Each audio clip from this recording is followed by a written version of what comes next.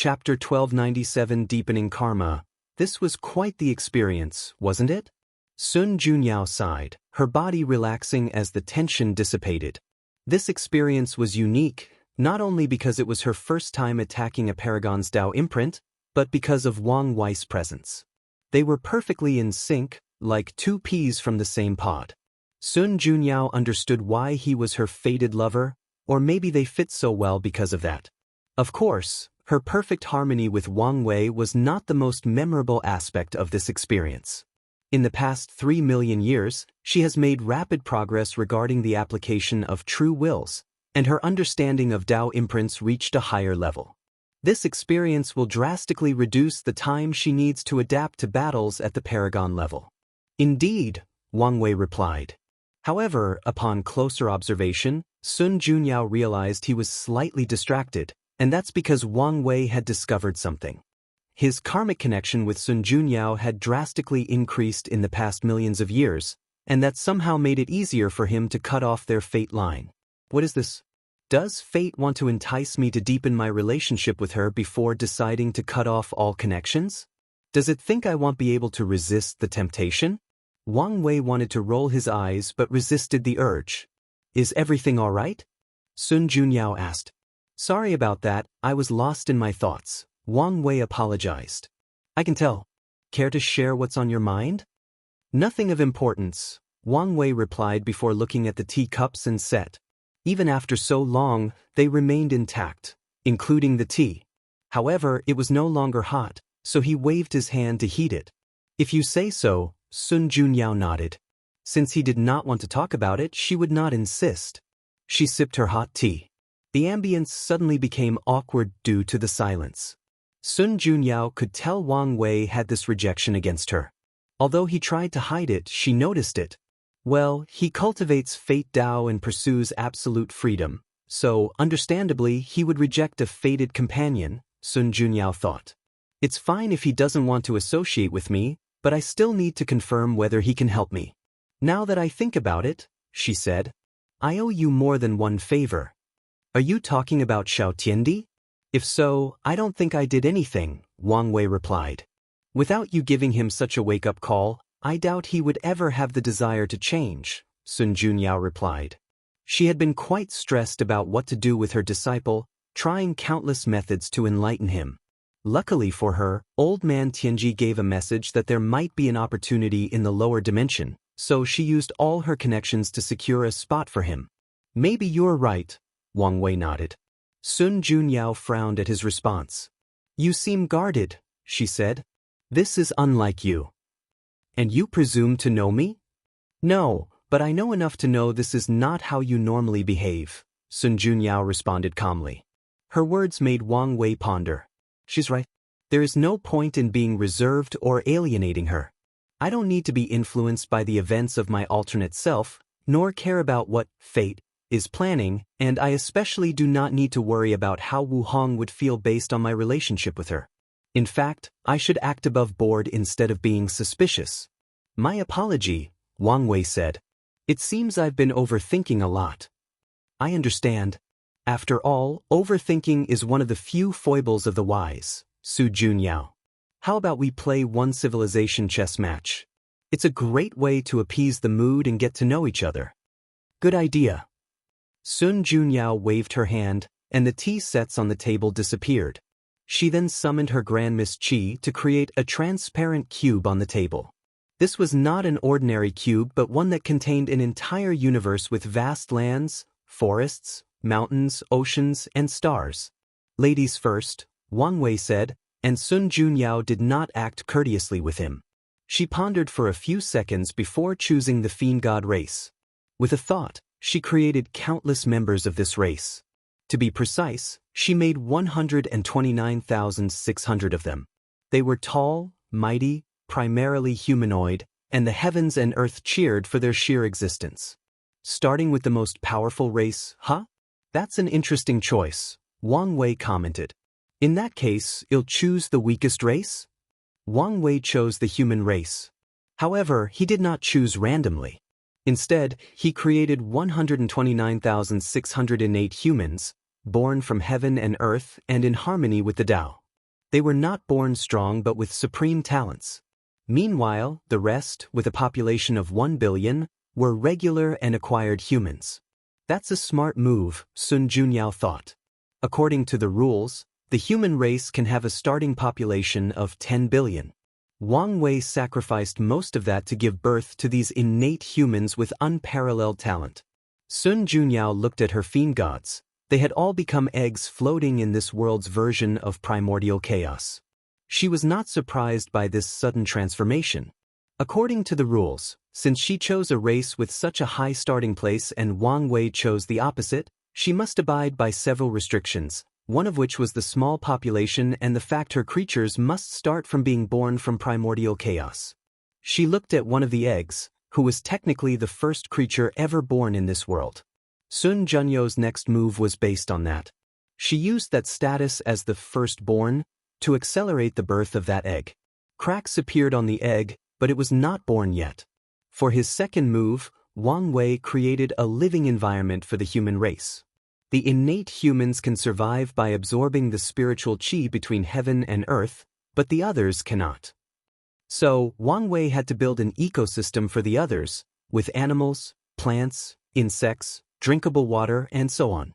Sun Junyao's move was the same, accelerating the birth of the first fiend god. Meanwhile, Wang Wei chose 2 innate humans and endowed them with unique talents. The first one, called Sheng, gained the ability of innate wisdom. By observing nature, he learned about things like making fire, hunting, making clothes, building houses, organization, and even herding. Sheng quickly divided the humans into tribes and elected leaders to better manage them. Then, he taught everybody what he had learned. The second person Wang Wei chose was named Fuzi, and he was granted a warrior's heart. Fuzi was fierce, always the first to rush to fight against beasts to protect his fellow humans. He soon became the best hunter in the entire human race. Despite his fierce ways, Fuzi was a meticulous person with a heart of gold. He lamented how weak his fellow acquired humans were and wondered whether there was a way for them to increase their strength. However, he could not think of a way. Sun Junyao looked at the human race, which had already established a primitive civilization. As she glanced at Fuzi, he predicted what Wang Wei's next move was and thus became a little worried. So, for her next move, she sacrificed some of his luck to ensure Pan, the first fiend god, would be born early. Such an act ruined Pan's origin and lessened his talent, but she would make it up to him later. Wang Wei already had a plan, so all he needed to do was execute it. So, one day, while hunting, Fuzi found 2 tigers fighting over a spiritual herb. As he observed them, he suddenly entered a trance in which his mind had absolute clarity. He saw every minute detail of the tiger's muscles, breathing, how they exert force, and even the fierceness of their spirit. Without realizing it, Fuzi started mimicking the tiger's breathing and movements. At first, he looked stupid, but with each passing second, he mimicked these movements before changing them to fit the human physique without losing the effect. Boom! A vast amount of spiritual qi rushed into his body. His aura increased dramatically, but Fuzi was unaware. He continued to punch and breathe with a specific rhythm. A terrifying heat emanated from his body, forming a red cloud. Boom! Fuzi punched forward, releasing a shockwave that destroyed a dozen trees in the forest. He looked at this devastation in shock. "I did this." He asked his fellow hunters, and they nodded. These hunters knew innate humans were stronger than them, but it was not so exaggerated. They sighed and looked at Fuzi with awe and envy.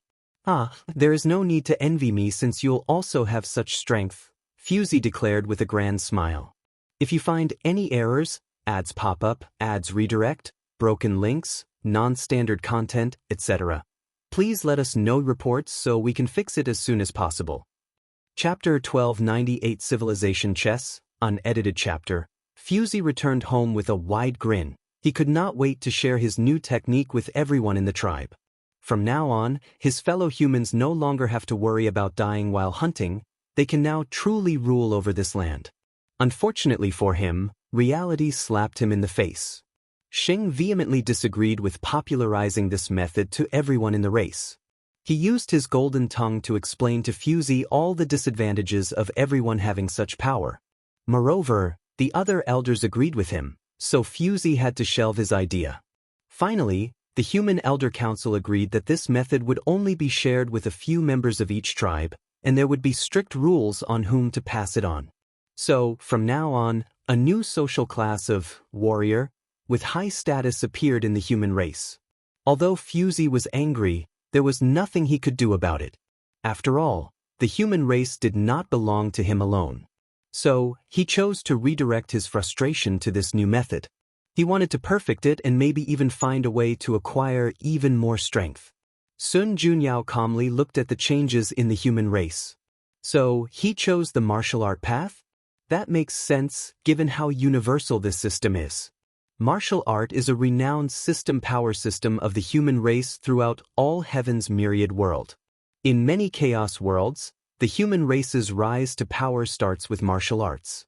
They imitate beasts and the powerful creatures around them to eliminate their innate weakness. Sun Junyao focused on her race. For her turn, she changed the world's flora, giving birth to countless spiritual ores and herbs with different effects. Amongst these new creations is the transformation lotus flower, whose purpose is to accelerate the birth of innate creatures. Wang Wei was not surprised by this move. This is the regular operation of civilization chess when people choose powerful races from the beginning. Sun Junyo's move was decent since she was preparing for the birth of her races instead of forcing them to be born early. He focused on his humans. The human race is currently the most powerful in the chaos universe, but why is that? Could it be because they are a race born with the highest understanding of all races? That's only a part of it. Another primary reason is the human spirit. Humans always believe they can conquer nature, so no matter the situation, humans will fight and rise to the occasion. They will sublimate themselves during moments of despair, allowing their races to overcome all kinds of catastrophes and obstacles. Wang Wei already has a path to guarantee the rise of the human race, so why would he not use it? In this chess world, one of the many animals he previously created suddenly became enlightened and gained wisdom. It absorbed the spiritual chi of heaven and earth to increase its strength rapidly. The creature, previously a regular tiger, was now a demon. The tiger called itself the demon race and started to gather other animals, awaken their wisdom, and conquer them. Suddenly, the human race had another competitor in this world. Using blood and war to train the human race? This approach is cruel but effective, Sun Junyao thought. For a brief moment, she considered sending Pan to the human race area to eliminate them. However, Sun Junyao knew this was an unwise move since, with Pan's current strength, it would take him more than 10,000 years to reach his destination. By then, who knows how powerful the human race will be.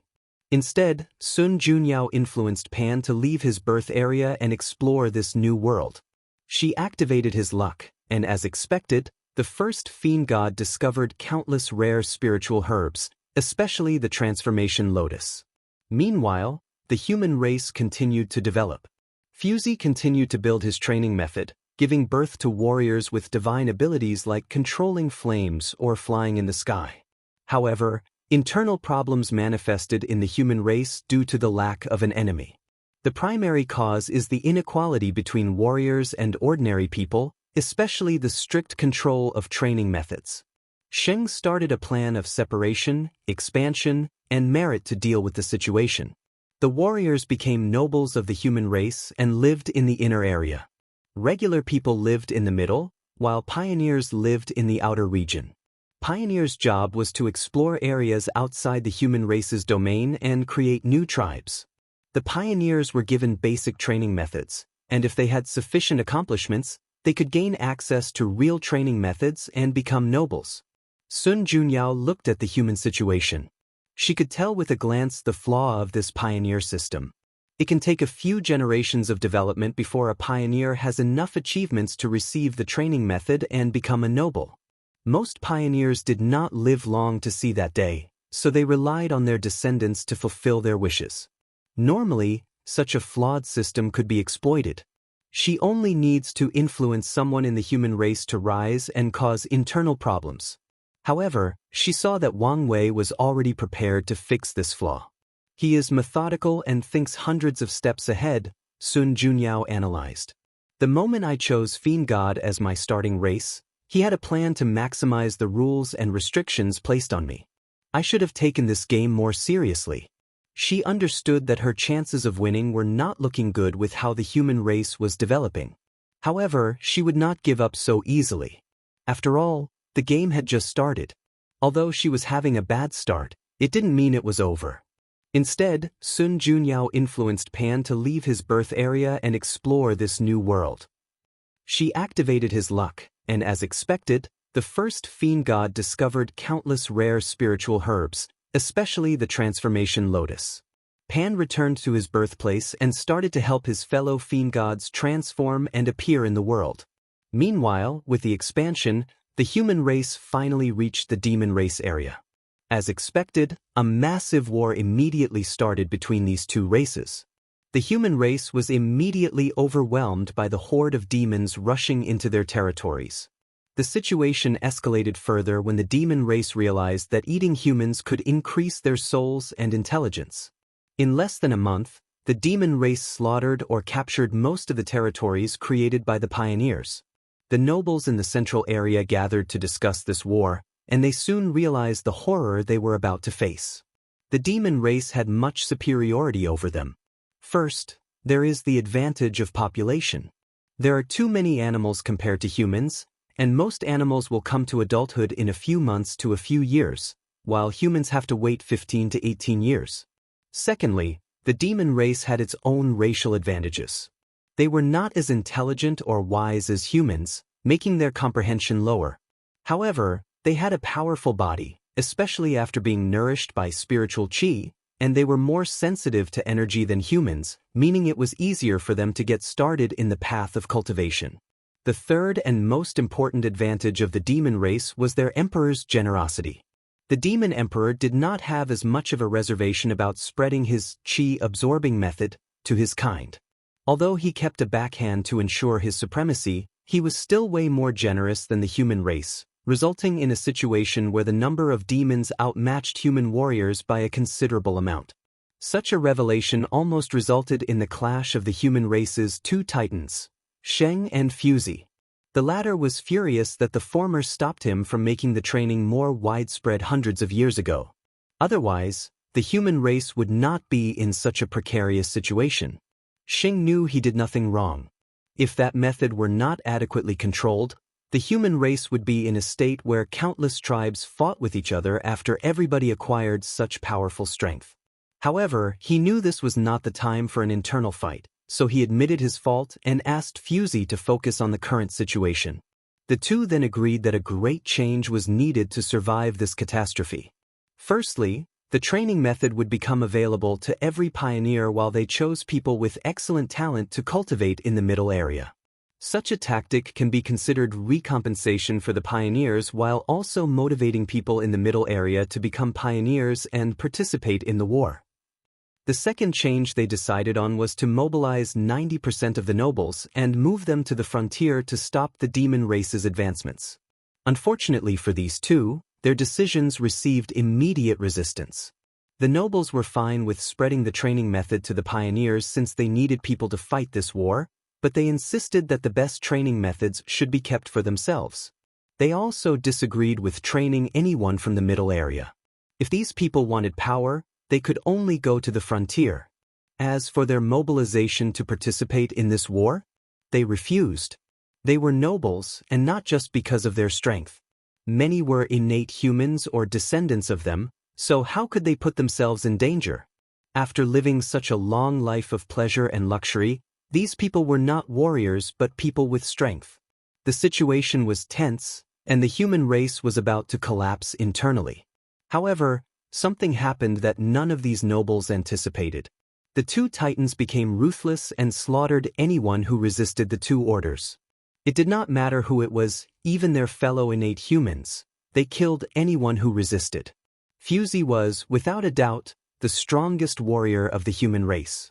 Meanwhile, Sheng was in the top 10 in terms of strength and held the most political power. With these two working together, the nobles had no choice but to obey and head for the frontier.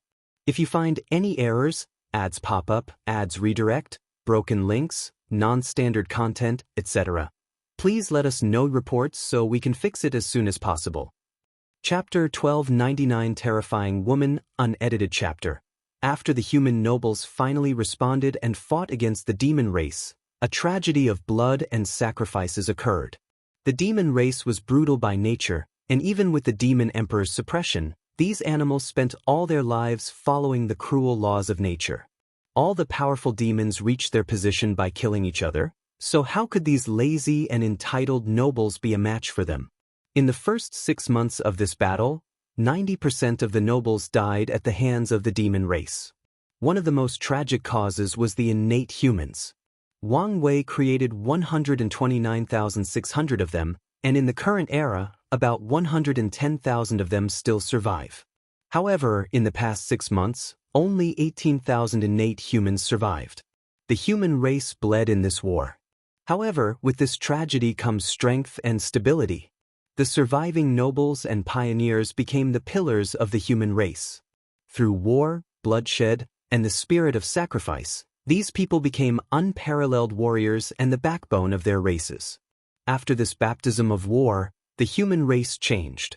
They knew they were not the highest predators they once believed to be and strived to do whatever was necessary to survive and establish themselves at the top of the pyramid. Wuxia, their most powerful warrior, truly matured after the 6th month. He always had a heart of gold, so seeing his fellow humans suffer so tragically affected him the most. He wanted to become powerful and end this war, but he soon discovered that one man could not win this war. He made a breakthrough in the 3rd month of this fight and slaughtered everywhere. However, the demon races sent 2 of their 10 demon kings, and they were equal to Wuxia in terms of realm and strength. At that point, the human race despaired, especially after knowing the demon race was even more powerful. Luckily, Wuxia proved worthy of the title, martial ancestor. After several months of fighting and learning, he killed one of the demon kings and severely injured the other. While the human race was sublimating through war, the fiend gods were leaving their cocoons one after another. Sun Junyao felt relieved that she finally had made the crucial first step in developing her race. For her turn, she created a secret realm before luring Pan and many of the clan's elders into it. The secret realm contained an inheritance, and after experiencing it, Pan finally made up for his lack of origin, and the other members sublimated their cultivation. However, this was not the primary goal of this move. A gray and dull table stood at the center of this secret realm, and after the fiend god reached it, they saw a vision of a race calling themselves the Chaos Demon Gods. They saw the rise and fall of this powerful race. At their pinnacle, the current fiend god paled compared to the Chaos Demon Gods. The fiend gods were born noble, and they knew it. However, their noble birth also paled compared to the Chaos Demon Gods. However, despite how mighty that clan was, they were still destroyed. Pan and the elders were scared after experiencing that vision. After returning home, they immediately create 3 fundamental precepts and taboos that all members of the clan must live by. There is always a sky beyond the sky. The taboo to think you're the best. We are born noble, but that does not mean you can rely on your status to live a comfortable life. Laziness and complacency are the second taboo. Never underestimate anyone. All races, no matter how weak, have the potential to reach the top of heaven and earth. Underestimating any race due to their birth is the third taboo. Pan and the elders felt the Chaos Demon God's fate was a warning from heaven of what would happen to their clan, so they used these precepts as the foundation of their rise and prosperity. From that on, there is no such thing as a fiend god that relies on its bloodline to grow slowly. From birth, everyone must experience a strict training regimen to ensure their full potential is developed. She knows about the Chaos Demon God? Wang Wei thought. From what Wang Wei deduced, knowledge about the existence of Chaos Demon Gods was purposely erased by someone, probably Grand Dao. The fact that there is any news information whatsoever is a testament to how powerful the Chaos Demon Gods were. However, only a few top paragons will know of their existence and cannot even share it with people of lower cultivation realms or strengths. How deep is this woman's spy intelligence? Wang Wei wondered. He was amazed. Compared to her, his fate shadow guard. He shook his head not to think about it. Maybe I can ask her for help gathering rare information. However, Wang Wei removed this idea from his thoughts. He and Sun Junyao were neither friends nor acquaintances, so why would she help him? However, Wang Wei considered becoming business partners to trade information and so on.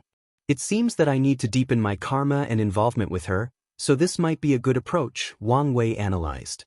Lady Sun, can I ask you a somewhat personal question? Sun Junyao was surprised that he took the initiative to speak to her.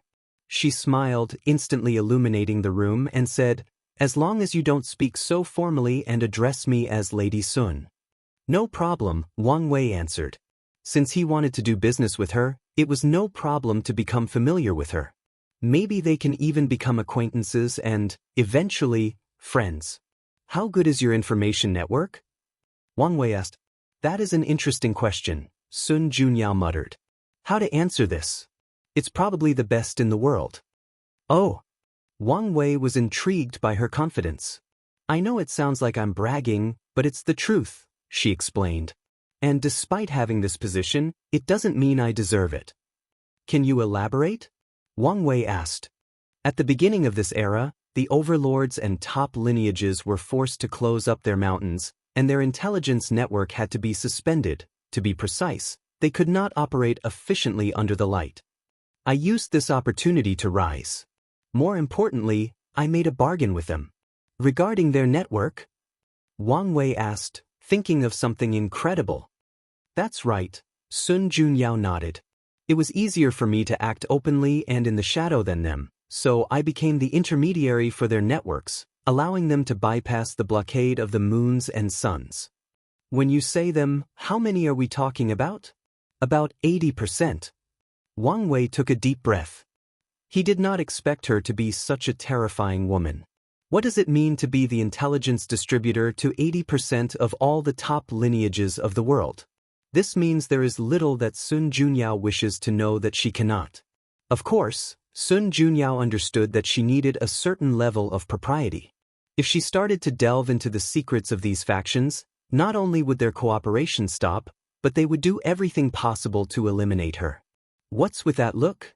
Sun Junyao asked. I'm reconsidering whether I made the right choice, Wang Wei replied seriously. I only need to sacrifice my dignity and body, and I will have the most beautiful woman in the world and such an intelligent network. No matter how you look at it, I'm not losing in this situation. Sun Junyao was shocked before covering her mouth to laugh. You're the first man I've met who openly admits he wishes to rely on me instead of providing the world to me. I'm just telling the truth. Sun Junyao shook her head. She knew a person like him had their pride and would never do such a thing. Little did she know that if her surname were Wu instead of Sun, Wang Wei would be shameless enough to sell his body for her spy network. So, why did you tell me such an important information? And so casually? Wang Wei asked. Because I felt like it, Sun Junyao replied casually, which was probably a half-truth. Plus, so what if I did? How many people would believe that such a weak woman like myself has such power? And even if they did, what can they do about it? You're only partially correct about that, Wang Wei replied. After what you did with Blood Dragon, most people will believe you're that capable. That's true, she nodded, smiling, thinking how she had successfully changed her reputation and how the world viewed her. She then focused on Wang Wei. The real question is, why did you ask me such a question? I was hoping we could cooperate, Wang Wei said. I value your information and am willing to pay a fair price for it. So, what do you think? If you find any errors, ads pop up, ads redirect, broken links, non-standard content, etc., please let us know reports so we can fix it as soon as possible. Chapter 1300 Help Yourself, Sell Information? That's not out of the realm of possibility, Sun Junyao uttered. She knew her situation. After killing Blood Dragon, she was now in a precarious situation as the moons would no longer tolerate her. The woman already envied her, and now was the perfect opportunity for them to enact their twisted vengeance. As for the man, they are even worse since they now have an excuse to catch and treat her as their plaything. Wang Wei had the destiny to eliminate these bastards, so whether he asked or not, Sun Junyao planned to work with him. She hadn't decided on the exact nature of the cooperation, but they could start with exchanging intelligence. So, what do you want in exchange? Wang Wei asked, feeling her hesitation.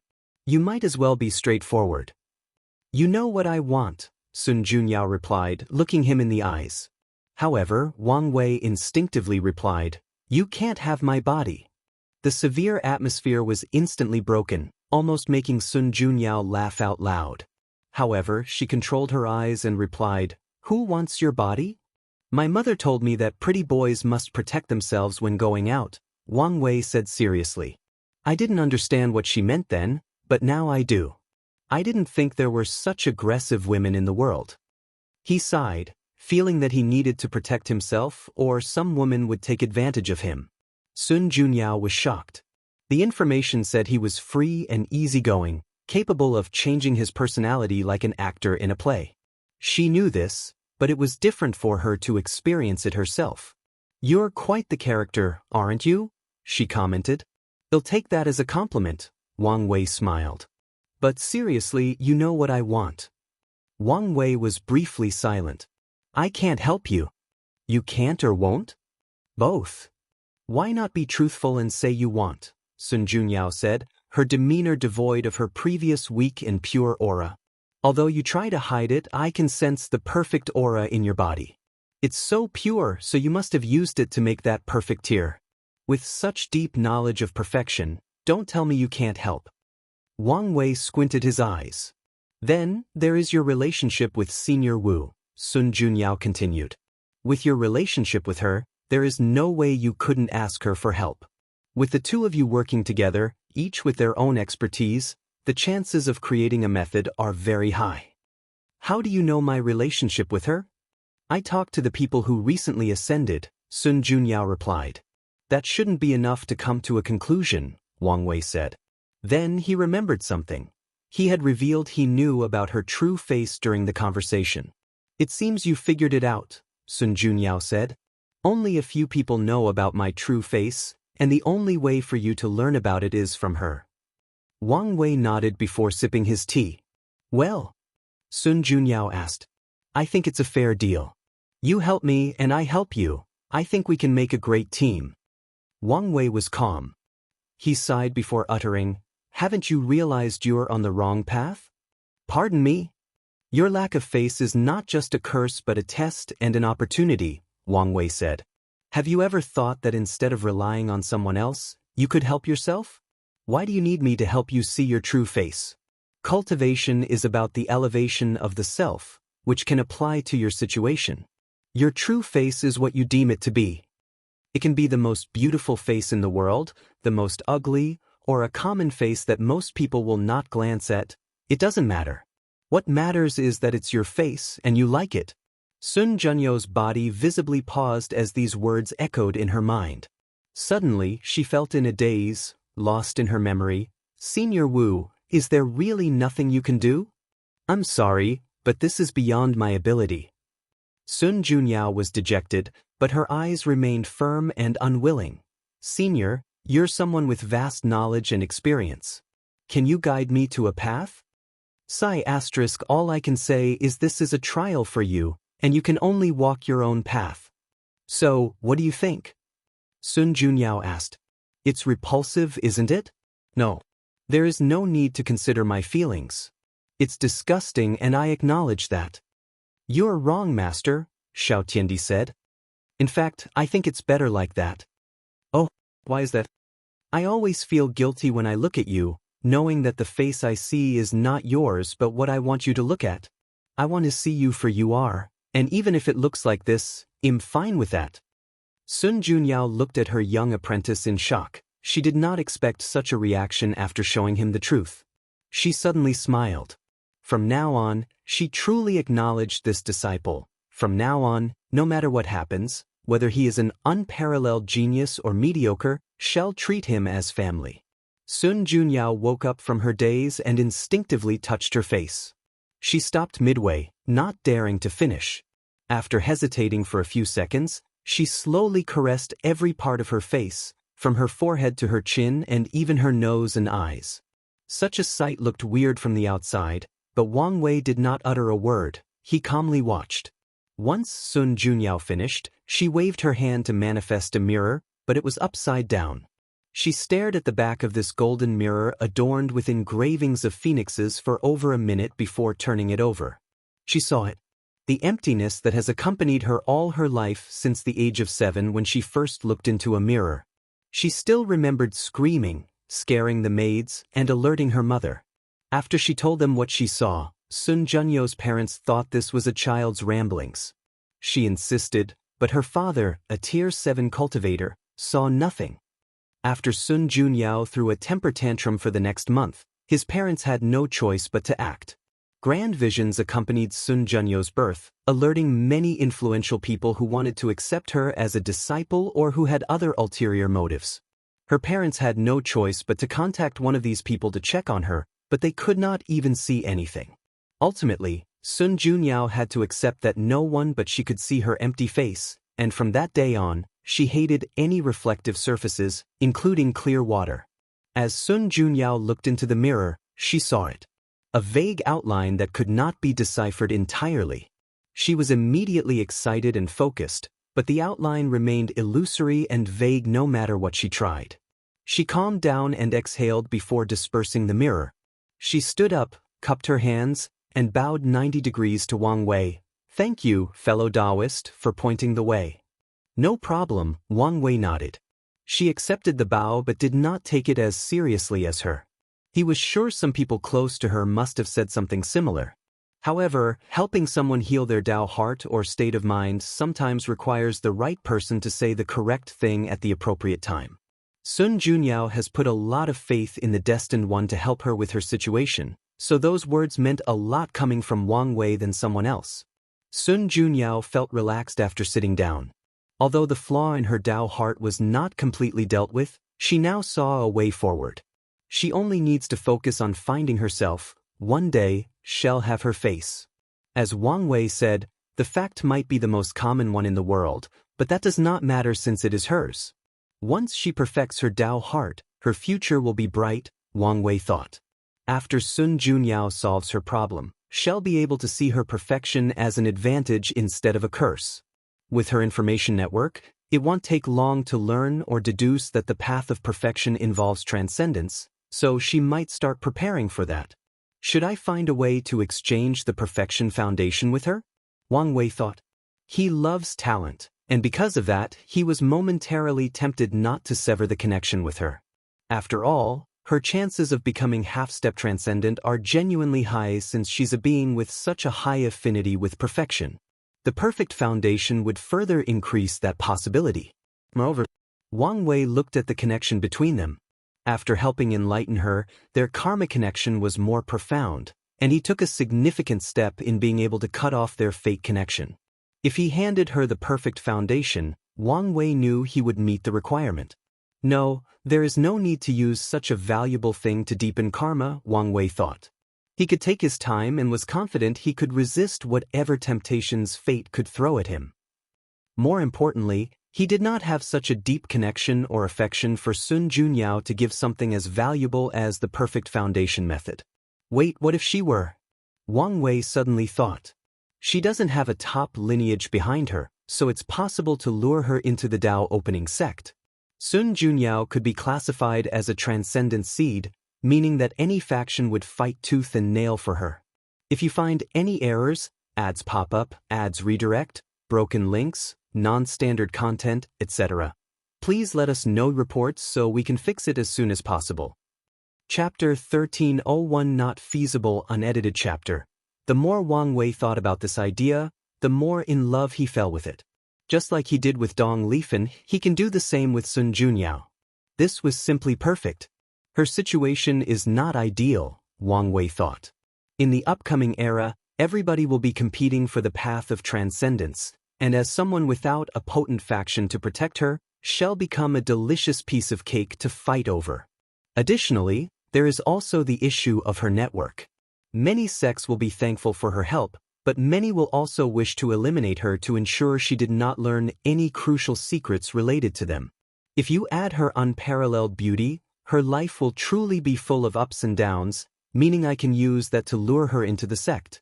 Sun Junyo's life will not be easy when this era ends without a powerful backer. She still has enough time to build a faction, but even if she does, it won't change much.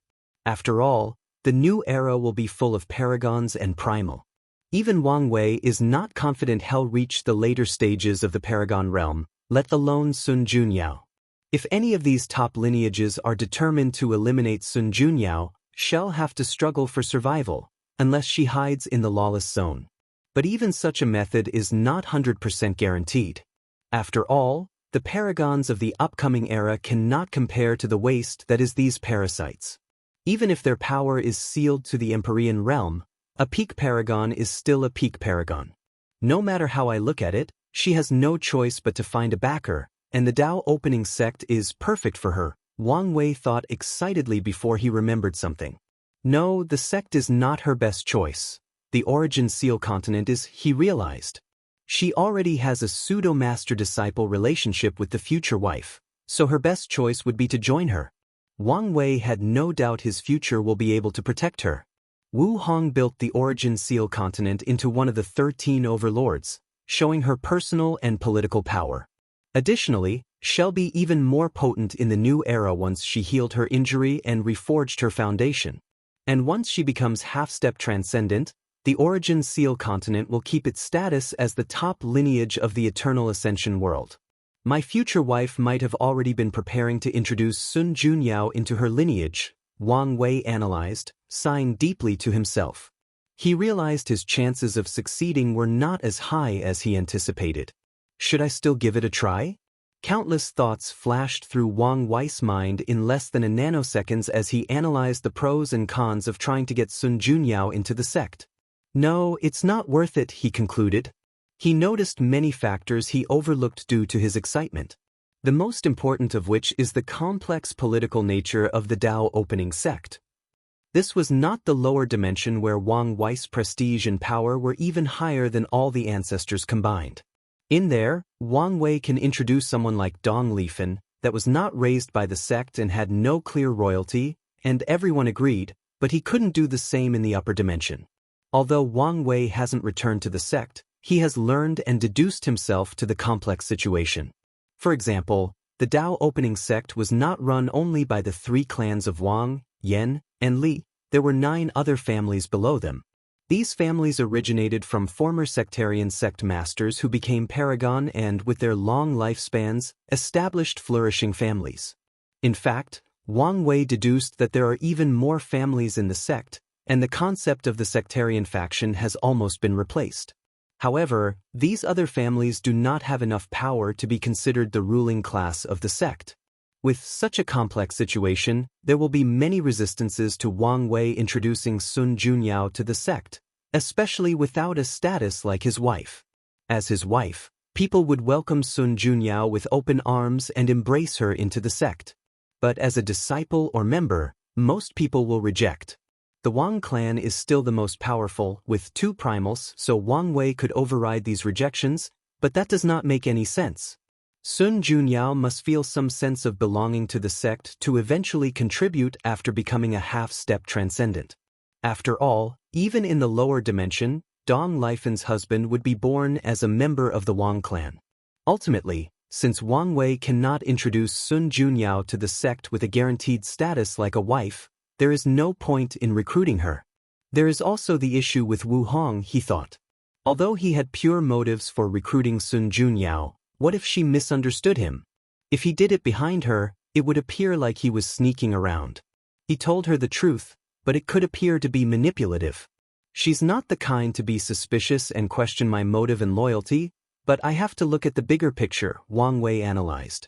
He had guessed some of the shenanigans his future self was doing, and he was sure one of the primary reasons many things would go smoothly for him was because he had Wu Hong also partaking in these acts. Things would be 1,000 times harder without her help. And since he knew this, his enemy also did. It's already too late to break off his relationship with Wu Hong, so these people must keep an eye on the past. My relationship with her is complex and not set in stone, meaning it's the perfect time for these people to separate us, Wang Wei thought. That also means the existence of Sun Junyao is another significant component in this situation. As another woman linked to me by fate, she can also play a role in determining the future. Wang Wei suddenly realized he needed to be more careful with how he dealt with Sun Junyao. Calm down, he told himself. He suddenly wanted to do whatever possible to remove the karmic link between them. However, he also understood acting rashly was the opposite of what must be done in this kind of situation. The best move I can make next is to tell Wu Hong everything that had happened here, including my speculation and fears about the future. Even better, I should use open and truthful communication at all times from now on when dealing with our relationship. Was Wang Wei overreacting? Possibly. However, this involved his future love life and maybe his path toward transcendence. The last thing he wanted was to mess this up. There is no problem with cooperating, Sun Junyao said, and Wang Wei focused on her. He was previously multitasking, planning, and analyzing all these things at unparalleled speed while still talking to her. During the entire process, his facial expressions, emotions, tone fluctuations, and everything else never changed. That's good to hear. But you should understand that I cannot provide you certain information, Sun Junyao added. There are some things I don't dare investigate even if I had the power. I understand, Wang Wei nodded. My purpose is primarily the parasites. I won't break the rules and touch these lineages unless it's absolutely imperative that I do so. That's good, Sun Junyao nodded. She successfully established such deep cooperation with these lineages and kept their relationship for so long because she knew how to control herself. Sun Junyao knew their taboos and never broke them. As for the price? Sun Junyao looked him in the eyes. You enlightened me, so I owe you karma. If you need help one day, you can ask, and I'll do everything in my power to help. But business is business, friendship is friendship, Wang Wei said. I understand and have no problem. That's good, she nodded. We can use the same standard I offered Jimin, and I'll give you a 20% discount. She condensed a talisman that served as a way to contact her directly and contained a detailed system of how she classified the value of certain information and their price. From 1 star to 9 stars, but even the lowest 1-star information is expensive, even with the discount, Wang Wei complained. However, I understand why it's so expensive. Sun Junyao chose the elite path of selling information, meaning people who buy information from her already have a decent spy network and only buy things they cannot find themselves. Why do I find this setting suddenly became weird? Wang Wei thought as he looked at this information. He knew Sun Junyao had an extensive network, but now she was more than that. She had become a broker of information, selling news to the elite. She reminded him of an anime character from Earth named Joker in the underground. This woman is more complex than I gave her credit for, Wang Wei concluded. If you find any errors, ads pop up, ads redirect, broken links, non-standard content, etc., please let us know report so we can fix it as soon as possible. Chapter 1302 Not Compatible. Aren't you worried about revealing your identity? Wang Wei asked. With such a detailed plan and classification of information, it's apparent that this was not the first time she had made such a deal. However, Wang Wei was sure she never revealed her identity when selling news to people like him. It's not as big of a deal as you think, Sun Junyao replied softly. A few individuals know her identity, including Empyrean Kong and Empyrean Jimin. Trust is crucial in her line of work, so when dealing with certain clients, she had to reveal her identity to establish trust. It's also a way to give these people her weakness and make them more willing to work with her. Of course, none of these people dared to offend even if they knew her weakness. Who dares to offend someone who can know what kind of underwear someone wore a few 100,000 years ago? There is also the soft power that Sun Junyao has. She can summon an army of cultivators to work for her with a few words and some fake tears. No one wants to offend someone with that kind of power. More importantly, more people should have figured it out by now. Sun Junyao has only dealt with elite or people with excellent networks. So, she knew what she did to the blood dragon would have helped these people figure out her identity by now. I'm guessing some people were not surprised by what you did, Wang Wei sighed. That's not completely accurate, she corrected him. They were not surprised that I could do it, but definitely shocked that I dare do it. That makes sense, Wang Wei nodded. While we're on the subject, did you get any reward from Heavenly Dao for killing that horny dragon? Hee, young Master Wang, Sun Junyao chucked as she put her hands before her mouth to hide her teeth. Such information is worth at least 5 stars. Do you still wish to know? Wang Wei's lips twitched. How come their calm, peaceful and natural conversation was suddenly corrupted by the unpleasant existence of money? He shook his head. Since he was not willing to pay, he chose to peek. Sun Junyao was surrounded by the power of perfection, which was excellent at anti-divination. However, Wang Wei used his own perfect aura to offset hers, allowing him to find some information. Paragon Slayer title, he said with slightly raised eyebrows. This was a rare title with harsh conditions, the first of which was that someone from the lower cultivation realm had to do it themselves.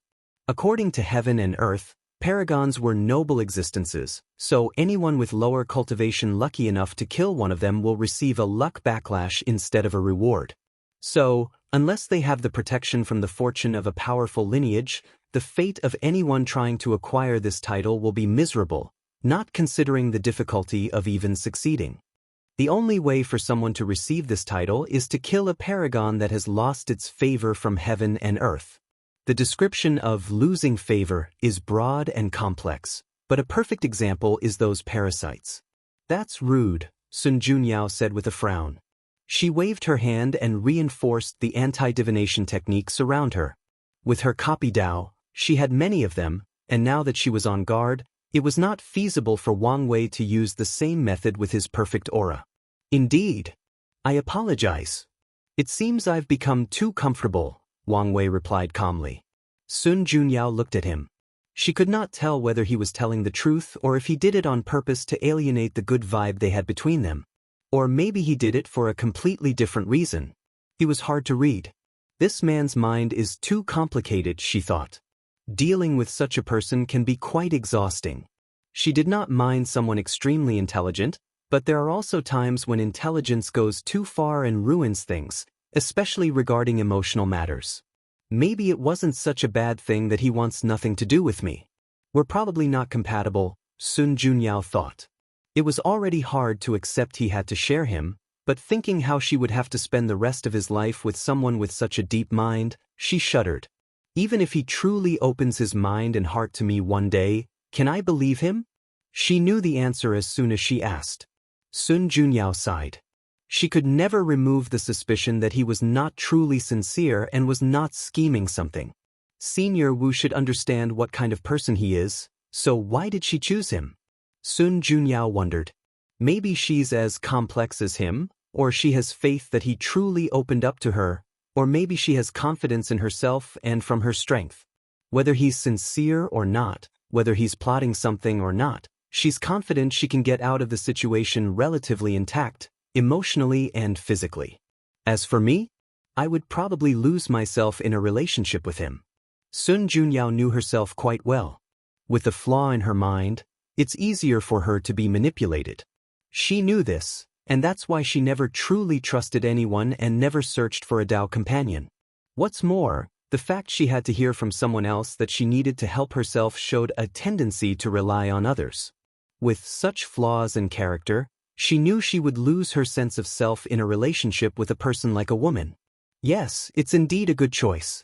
Sun Junyao decided to cut off the last thoughts she had about him. Although this was their first meeting and she never had any high romantic aspirations, she did consider him after learning about Wang Wei. After all, he was handsome, talented, and had a great background. What woman would not be tempted? However, during today's events, she felt their personality did not match, and their relationship might be ill-fated. Wang Wei muttered, looking at Sun Junyao. The benefits for the Paragon Slayer title include an increase in luck, an increase in the amount of time allowed to comprehend existence after entering the Paragon realm, and what Wang Wei valued the most, a aura, ability that boosted strength when dealing with an opponent of higher cultivation realm. After knowing this, he deduced some basic information on the best way to acquire this title, but he realized it was useless. Apparently, heaven and earth judged him by different standards. It's a remarkable feat for anyone to slay a paragon, but for someone like him, it's expected. So, if he wanted the title, he would need to kill 3 paragons while in the Empyrean realm. As Wang Wei was lamenting that it was unfair, he noticed a strange change from Sun Junyao, so he looked at her. Our karmic connection has weakened. What happened? Sadly, he could not deduce anything from the myriad of emotions in her eyes because he knew little about it. Wang Wei only met Sun Junyao recently, and in the past 3 million years working together, they did not utter a single word. Through how she operates her true will and other actions, he had a basic understanding of her, but as they conversed, he had to constantly update the character model he made for her. I feel an opportunity coming, Wang Wei thought. So, let's take a look. He used his heart-reading technique, a mind-reading technique he created by combining Buddhist mantra and Yen Liling's ability. He took a quick peek into Sun Junyo's mind and found her thoughts from the past 10 seconds. He was so fast and sneaky that she did not notice anything. So, she gave up on me because we're not compatible? That works in my favor, but why do I feel something is weird? Sun Junyo's change was sudden, too fast, and, more importantly, due to a random action he did. She was right about Wang Wei's mind being too complicated, but she also exaggerated the situation. Wang Wei's previous rude behavior was not done with malice or any calculations. As he said, he became too comfortable with her too easily, and with his curious nature, he violated her privacy and calculated her information. Something really feels off by how she so naturally realized we are not compatible, Wang Wei thought. Is something the matter? Sun Junyao asked. At this point, Wang Wei was staring, making her slightly uncomfortable. Excuse me for a moment, Wang Wei said before closing his eyes, focusing his mind to analyze everything. His intuition told him something else was at play. Did my future self act and remove the obstacle that was Sun Junyao? Or maybe Hong'er is the one who acted? Wang Wei suddenly thought. No, that's not it. Whenever they act, there are always some signs of slight anomaly. But this time, it was so subtle and fluid that it reminded me of how fate operates. If you find any errors, ads pop up, ads redirect, broken links, non-standard content, etc., please let us know reports so we can fix it as soon as possible. Chapter 1303 Intent and Tao Harmony. Maybe Sun Junyo's future self intervened, Wang Wei thought. This was not out of the realm of impossible. She was a transcendent seed, so at a minimum, she has a high chance of reaching the same level as Maitreya and Supreme Unity. These two should have transcended the shackles of the river of time, meaning they can influence the past. It's only a matter of how much they can influence before facing a backlash. Her future self might have decided that I was not worth the headaches and chose to end this ill-fated companionship, Wang Wei analyzed. However, I'm not satisfied with this answer. Wang Wei was not underestimating Sun Junyao or looking down on her. His intuition told him he had not found the crux of the issue. Wang Wei raised his eyebrow. He deduced countless possibilities, but none gave him an answer, and he was satisfied. My problem is that I don't know much about Sun Junyao. In that case, let's use her from the alternate timeline as a reference. He focused on his alternate timeline's memory. Although the part in the upper dimension was vague, he had enough information to go on. So, Wang Wei asked himself, what was his relationship with Sun Junyao like in that timeline? Why did she not find them incompatible but did in this timeline? Numerous images flashed in his mind. Although vague, they contained enough information for him to deduce and recreate a complete picture. His relationship with Sun Junyao started out of desperation. She had reached the peak of the Empyrean realm, but she did not dare become a paragon due to the flaw in her Tao heart. Additionally, despite Wu Hong's protection, Sun Junyao already sensed that many people were planning against her. So, when Wang Wei ascended, she clung to him as she thought he was the only way to save her problem and perfect her Tao heart. However, how could that version of Wang Wei care about any woman? All he cared about was revenge. However, Di Tian had taken a great deal of Wang Wei's luck and destiny after defeating him in the Heavenwell battle, so the latter's strength had reached a terrifying level by the time he ascended. Wang Wei, driven by revenge, no longer acted calmly, composed, or with his intelligence. He used the most stupid way of killing and plundering for resources to increase his strength quickly. If not for Sun Junyo's intelligence and Wu Hong's strength, the parasites or other people would have killed him long ago. He was also lucky that the foreign world started to invade not long after ascending, so these parasites had to head to the frontier to defend the world. During this time, Maitreya and Supreme Unity also started their battle. Wang Wei shook his head after seeing this. This version of me is genuinely useless. His current self would never crumble this easily, even if he experienced his family's annihilation. He knows how powerful and heaven-defying powerful cultivators are, so he would dedicate himself to reaching higher levels to revive them. As for revenge against Deepening, there were so many other ways, mainly from the sect. That version despised, even hated, the upper dimension sect for allowing his sect's destruction. However, Wang Wei understood they could not do anything. The sect's ancestors were in limbo, meaning they could not even send a projection to help. Additionally, Maitreya and Supreme Unity still looked harmonious during that time, meaning everyone believed they were the enemies. In such a situation, it would be impossible for the ancestor to act. Wang Wei believed that even if they had some potent method to interfere with limbo, the other people would stop them. The destruction of the lower dimensions Dao opening sect would severely impact the luck of the upper dimensions. With how severe the competition between the 13 overlords was, they would not waste such an opportunity. The D clan is only a top paragon lineage without a primal, Wang Wei thought.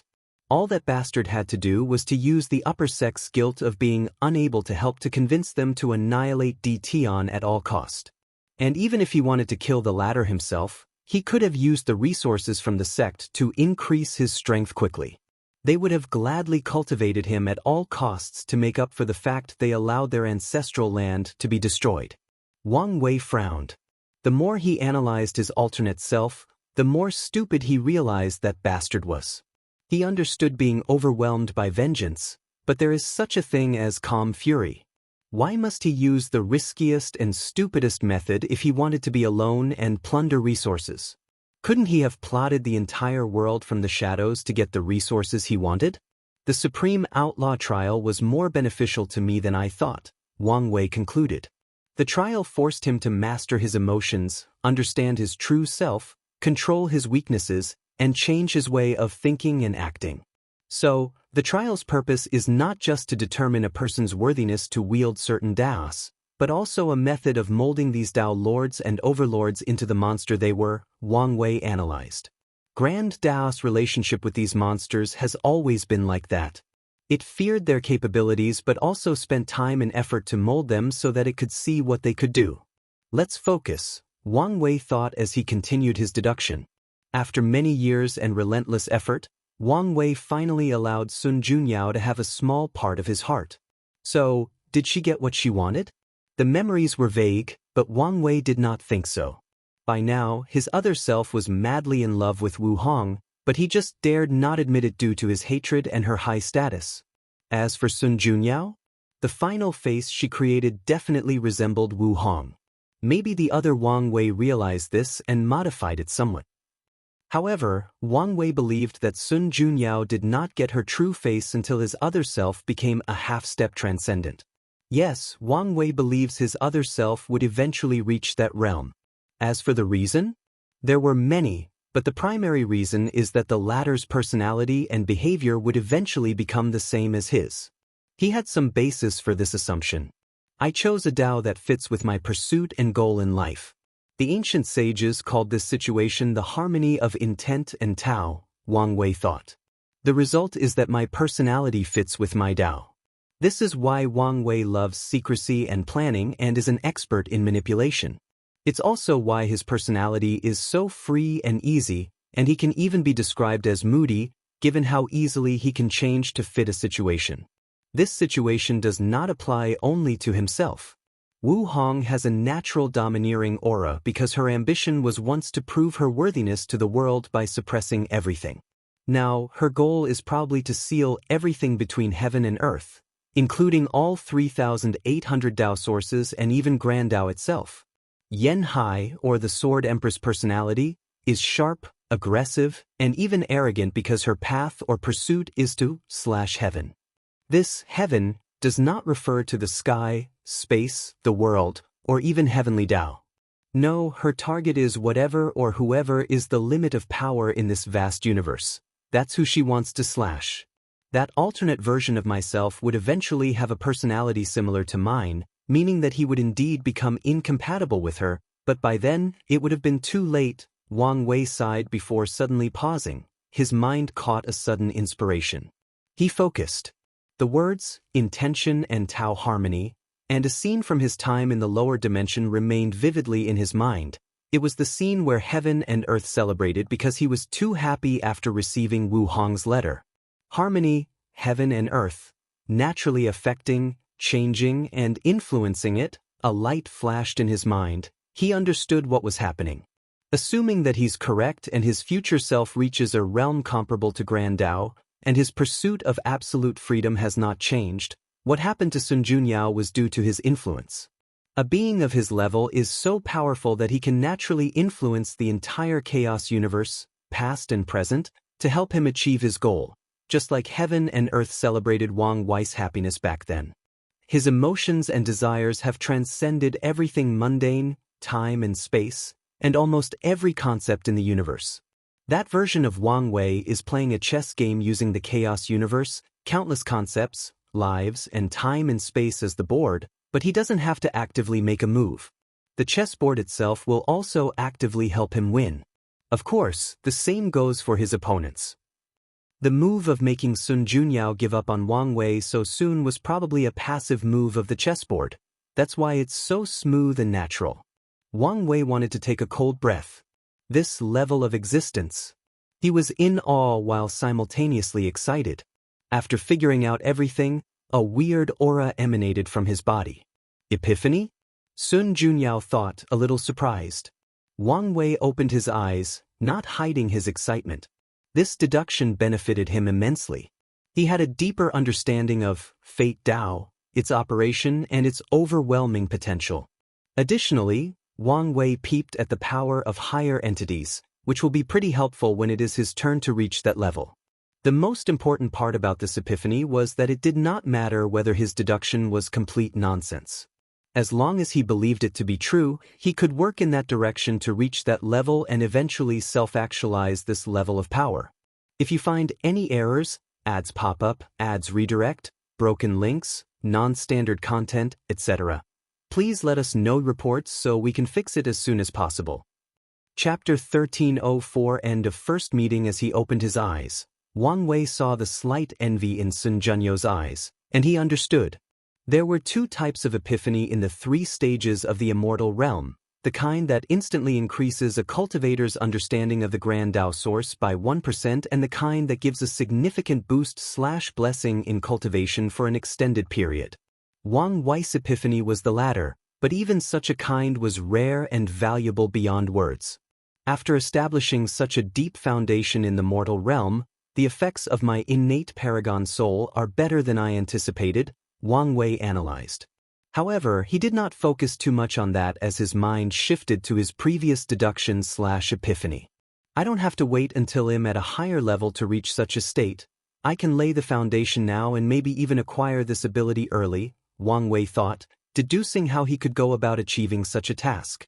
Above the Taishuang indifferent state of mind, Taoism has a higher level called harmony with the Tao, which allowed them to fuse their mind with heavenly Tao, entering a state of absolute calmness, absolutely stillness, and emptiness. In other words, a state without emotions, thoughts, troubles, or concerns. In this state, the blessing for understanding the Grand Tao source is comparable to some of the best physiques that lean toward comprehension. Many inspirations flashed in Wang Wei's mind. Buddhism sees the world as a sea of suffering and strives to transcend it. Maybe I can combine these two to get what I want.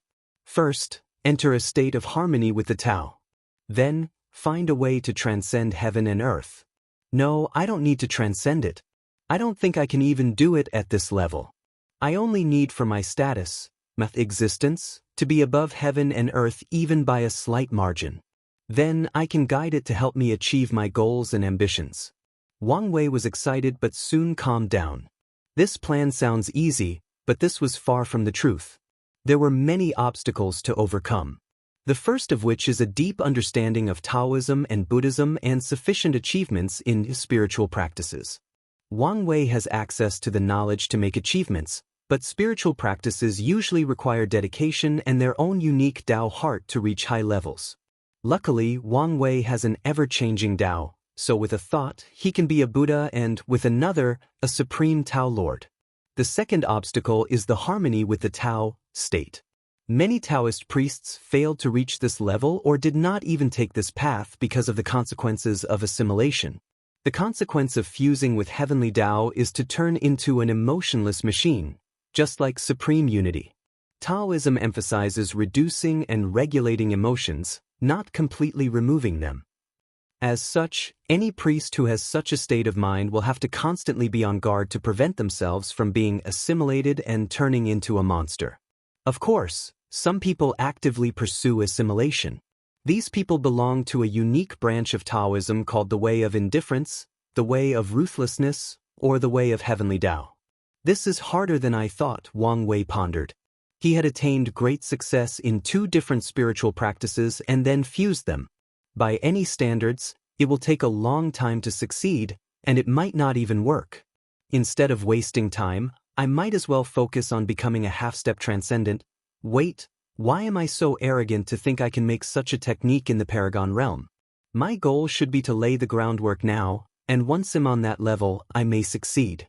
Wang Wei believed his future self was way more powerful than the 2 sons, and it's not because they used an incomplete method. According to his deduction, becoming a transcendent is such an enormous leap from the Paragon realm that the half-step exists. However, there should be a difference between the half-steps. Maitreya and Supreme Unity would be something like Tier 12.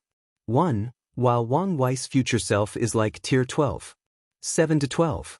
9, and Tier 13 is true transcendence. His technique should allow him to have some characteristics of 12. 7 people while in the realm of 12. 1. Wang Wei's lips twitched. He hoped he knew enough about the realm of half-step transcendence since he was not fond of this 12. 1 and so on system. Is something wrong? Sun Junyao asked again after noticing his weird reaction. No, Wang Wei replied. Where were we? Oh yes, negotiations. I have no problem with the price or your rules. Sun Junyao glanced at her before raising her eyebrow ever so slightly. That's good to hear. Is there anything else? One last thing. This is for you. This is purest power of fate, Wang Wei responded. What is this? A gift? She looked at him strangely. Oh, don't misunderstand. This belongs to you. I intercepted it from old man Tianji. Sun Junyao knew he was telling the truth as she sensed a direct connection to this power. After seeing this power, her mind deduced many things, and she understood a few puzzling matters, including why the reclusive old man Tianji was so willing to work with her. Well, thank you.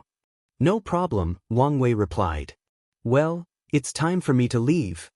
Now he's met Sun Junyao and knows how to break their connection. Wang Wei achieved everything he set out to do for this meeting. Things went even better than anticipated, with Sun Junyao completely giving up on their relationship. I should still be on guard since I doubt fate would accept this result without any resistance, but am satisfied for now, Wang Wei pondered. Fellow Taoist, why don't you stay a little longer? I'm happy to continue hosting. Wang Wei could tell she was just being polite, so he declined. That's a shame, Sun Junyao nodded before looking at the chessboard. Especially for the unfinished game. We could preserve it for our next meeting, Wang Wei suggested. Oh.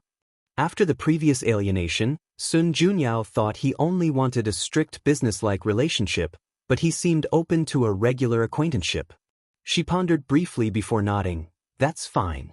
You can keep the board, but please, do not cheat. I would never, Wang Wei said, and with a wave of his hand, the time in that world froze, and he put the chessboard away. Sun Junyao did not believe these words.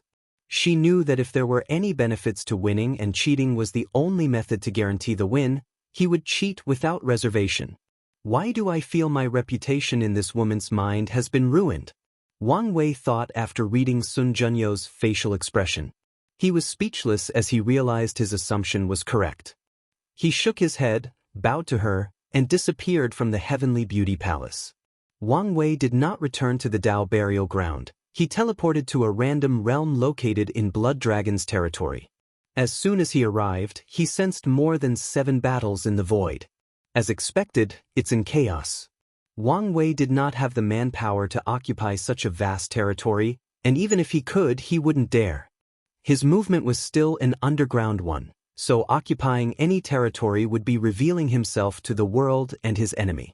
Other people or lineages did not dare take over these territories or adopt a wait-and-see tactic, leaving the parasites. However, these people did not dare leave the boundaries of their territories. Blood Dragon's death scared many of them, especially without the presence of their leaders. Their tactics also involved waiting and protecting their territory.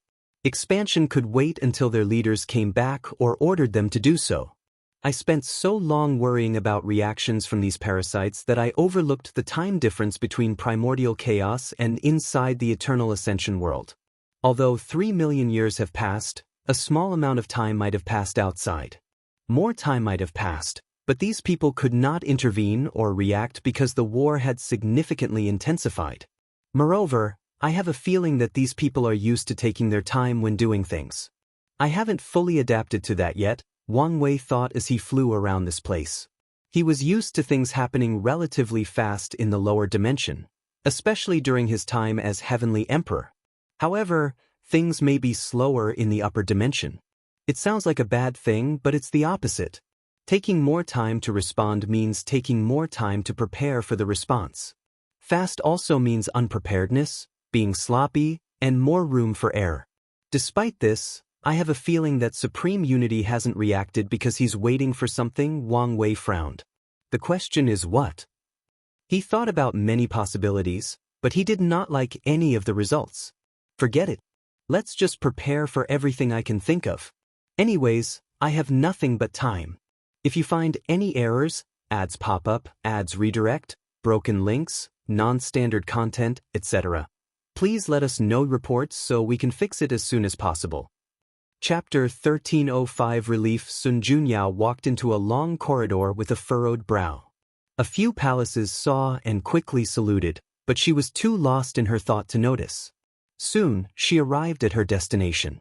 Master, Xianxia quickly said, "Are you all right?" Sun Junyao finally woke up and smiled gently. "What can happen to me?"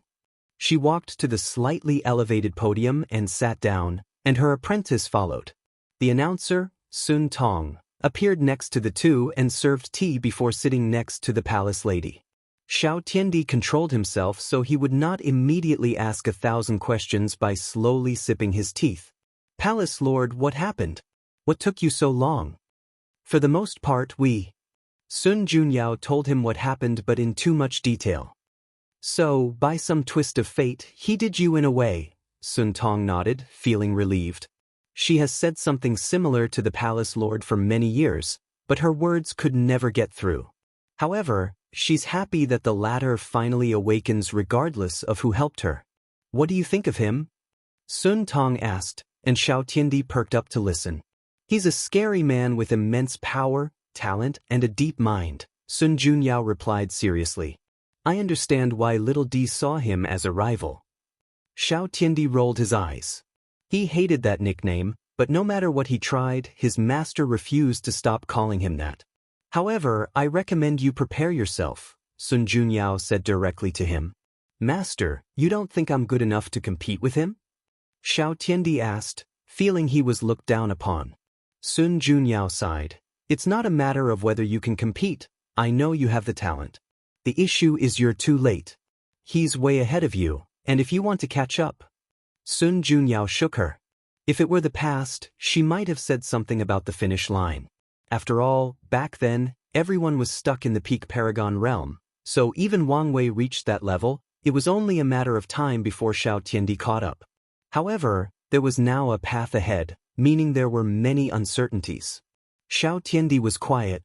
One cruel truth about geniuses is that once you're surpassed, there is a chance you'll never catch up. After all, Everybody is supremely talented, and everybody works hard. I won't give up. That's the spirit, but don't become obsessed with competing with him or let his existence become your heart demon, Sun Junyao reminded. I want. Sun Junyao nodded approval. She sipped her tea before asking Sun Tong, what has happened during my absence? That's it. What do you mean? Come one, Palace Lord, Sun Tong said with shining eyes. You said it yourself, he's handsome, talented, powerful, and has a great background. On top of everything else, you two were ordained by fate. You forgot to mention his wife, Sun Junyao said. Minor detail. How is that minor? You know what, I won't even entertain your thoughts, Sun Junyao said. He's indeed an excellent man, but we are not compatible. Ever since Wang Wei left, she's been thinking about her decision, and the more she thought about it, the more relieved she felt. She sensed that she had avoided a catastrophe by avoiding that man. Is that so? In that case, it's for the best, Sun Tong nodded. She wanted the palace lord to find someone to spend her life with, but it also had to be the right person. She didn't mind if the person had other wives as long as they treated the lady with great sincerity. However, if she felt they were incompatible, there was no sense in pursuing such a companionship. Xiao Tiandi, quietly listening to this conversation and drinking his tea, felt a sense of relief after hearing these words, and his body relaxed. He did not want his master to get with Wang Wei, and it was not because the latter was his peer or due to the immoral emotions he recently developed. He wanted nothing more for her to find happiness, and had gladly accept it as long as someone could give it to her. However, he had already figured out that his master was not compatible with Wang Wei. His master has a flaw in her mental state, which is something that someone like Wang Wei can easily take advantage of. However, this was not his main concern. His primary worry was that his master had trust issues. Sun Junyao lived her life amidst wolves who wanted nothing but her body and beauty. Living in such an environment already made her weary of the people around her, but the straw that broke the camel was when she discovered her parents had sold her to the highest bidder. After learning this truth, Sun Junyao became discouraged at the world and mistrusted anyone who came close to her. She ran away from home and never met with her parents again. When her mother died, she did not show off, participate in the funeral, or even send words of condolence. When her father came to see her, asking to help revive her mother, she coldly refused. Luckily, Sun Junyao had Sun Tong, the maid who raised her, accompanied and protected her. No matter what she did or said to drive Sun Tong away, she remained steadfast in her loyalty and desire to protect her young lady. It's that unwavering dedication that melted Sun Junyao's heart, allowing her to have faith and trust people again.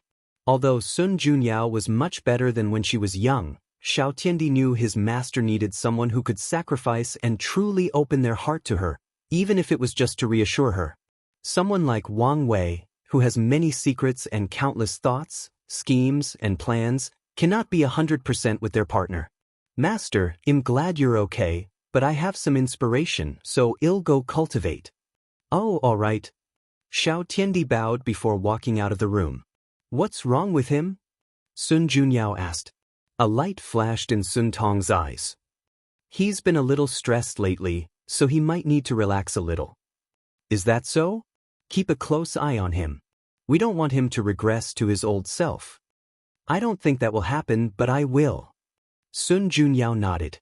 Anything noteworthy to report? 2 things, Sun Tong reported. The Dao opening sect responded that they agree with our proposition, but the summoning ceremony is more complex than they anticipated, so it may take a while before they finish their preparation. It's good news that they're willing to help us in the first place, Sun Junyao smiled. True, Sun Tong agreed. Regarding the second thing, it's about the world's changes since 3 million years ago. Xiao Tiandi stood in his cultivation room, looking at the sky in a daze, for hours without moving a muscle beside his face. What am I doing? How could I suddenly fall in love with my master? Oh, who am I kidding? I probably always loved her. He smiled wryly. Regardless of when it happens, it doesn't change the fact it's wrong. Due to the long and exaggerated lifespan, cultivators do not have so many rules and restrictions about their partners. So, unless they are from a religion like Buddhism, which altogether forbade relationships, Taoism, which takes master-disciple relationships seriously, and the literature way, which is strict on etiquette, most people will not care about a master marrying their disciple. On the contrary, this kind of union is rather common sense, as masters and disciples spend much time together and know each other intimately. This known fact is one of the contributing reasons, besides his talent, the parasite schemed against Xiao Tiandi to turn him into a waste. Of course, there are some hidden rules for these kinds of relationships, mainly that they are more acceptable if the people involved are in the immortal realms. Suppose one of the individuals involved is still immortal. In that case, there is a concern about lifespan and the power dynamic balance in their relationship, so many people will condemn these types of relationships. In fact, in cases like Xiao Tiandi, the people involved usually wait until they are in the same cultivation realm before revealing the information to the public. Should I just bottle up my emotions? It might be better that way. Master won't think less of me, and I won't tarnish her name and reputation, Xiao Tiandi thought, but his face contorted after feeling like this. If I continue like this, my state of mind might be affected. It's better to tell her the truth and face the consequences, good or bad, he analyzed. However, it's best I wait until she finds her true self and face. That way, she can understand that my love is sincere. After deciding, Xiao Tiandi felt a heavy weight lifted from his shoulders. He did not know what the future held, but he knew his heart was at peace. If you find any errors, ads pop up, ads redirect, broken links, non-standard content, etc., please let us know report so we can fix it as soon as possible. Chapter 1306. The current situation. Wang Wei suddenly craved food after not eating for so long, so he searched for a place to grab something. However, with the current chaos, most places were destroyed or closed. He searched for a few seconds before finding a small restaurant. "You're open." The waiter suddenly fell to the ground. The last thing he expected was someone to appear in his room suddenly.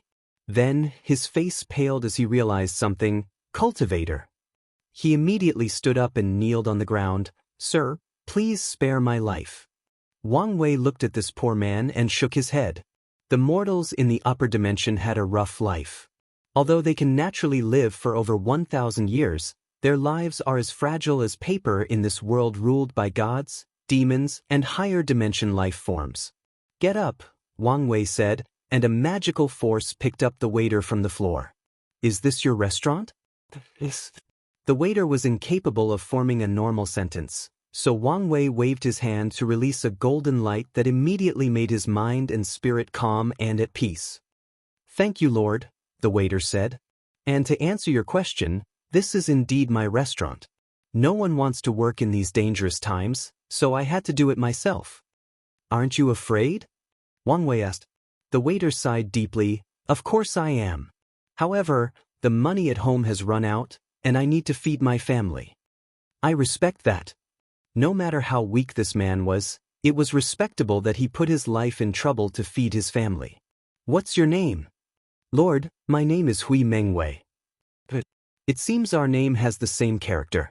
In some way this is a kind of fate," Wang Wei smiled. "Serve me your best dish, and if I'm happy, your fate will change from now on."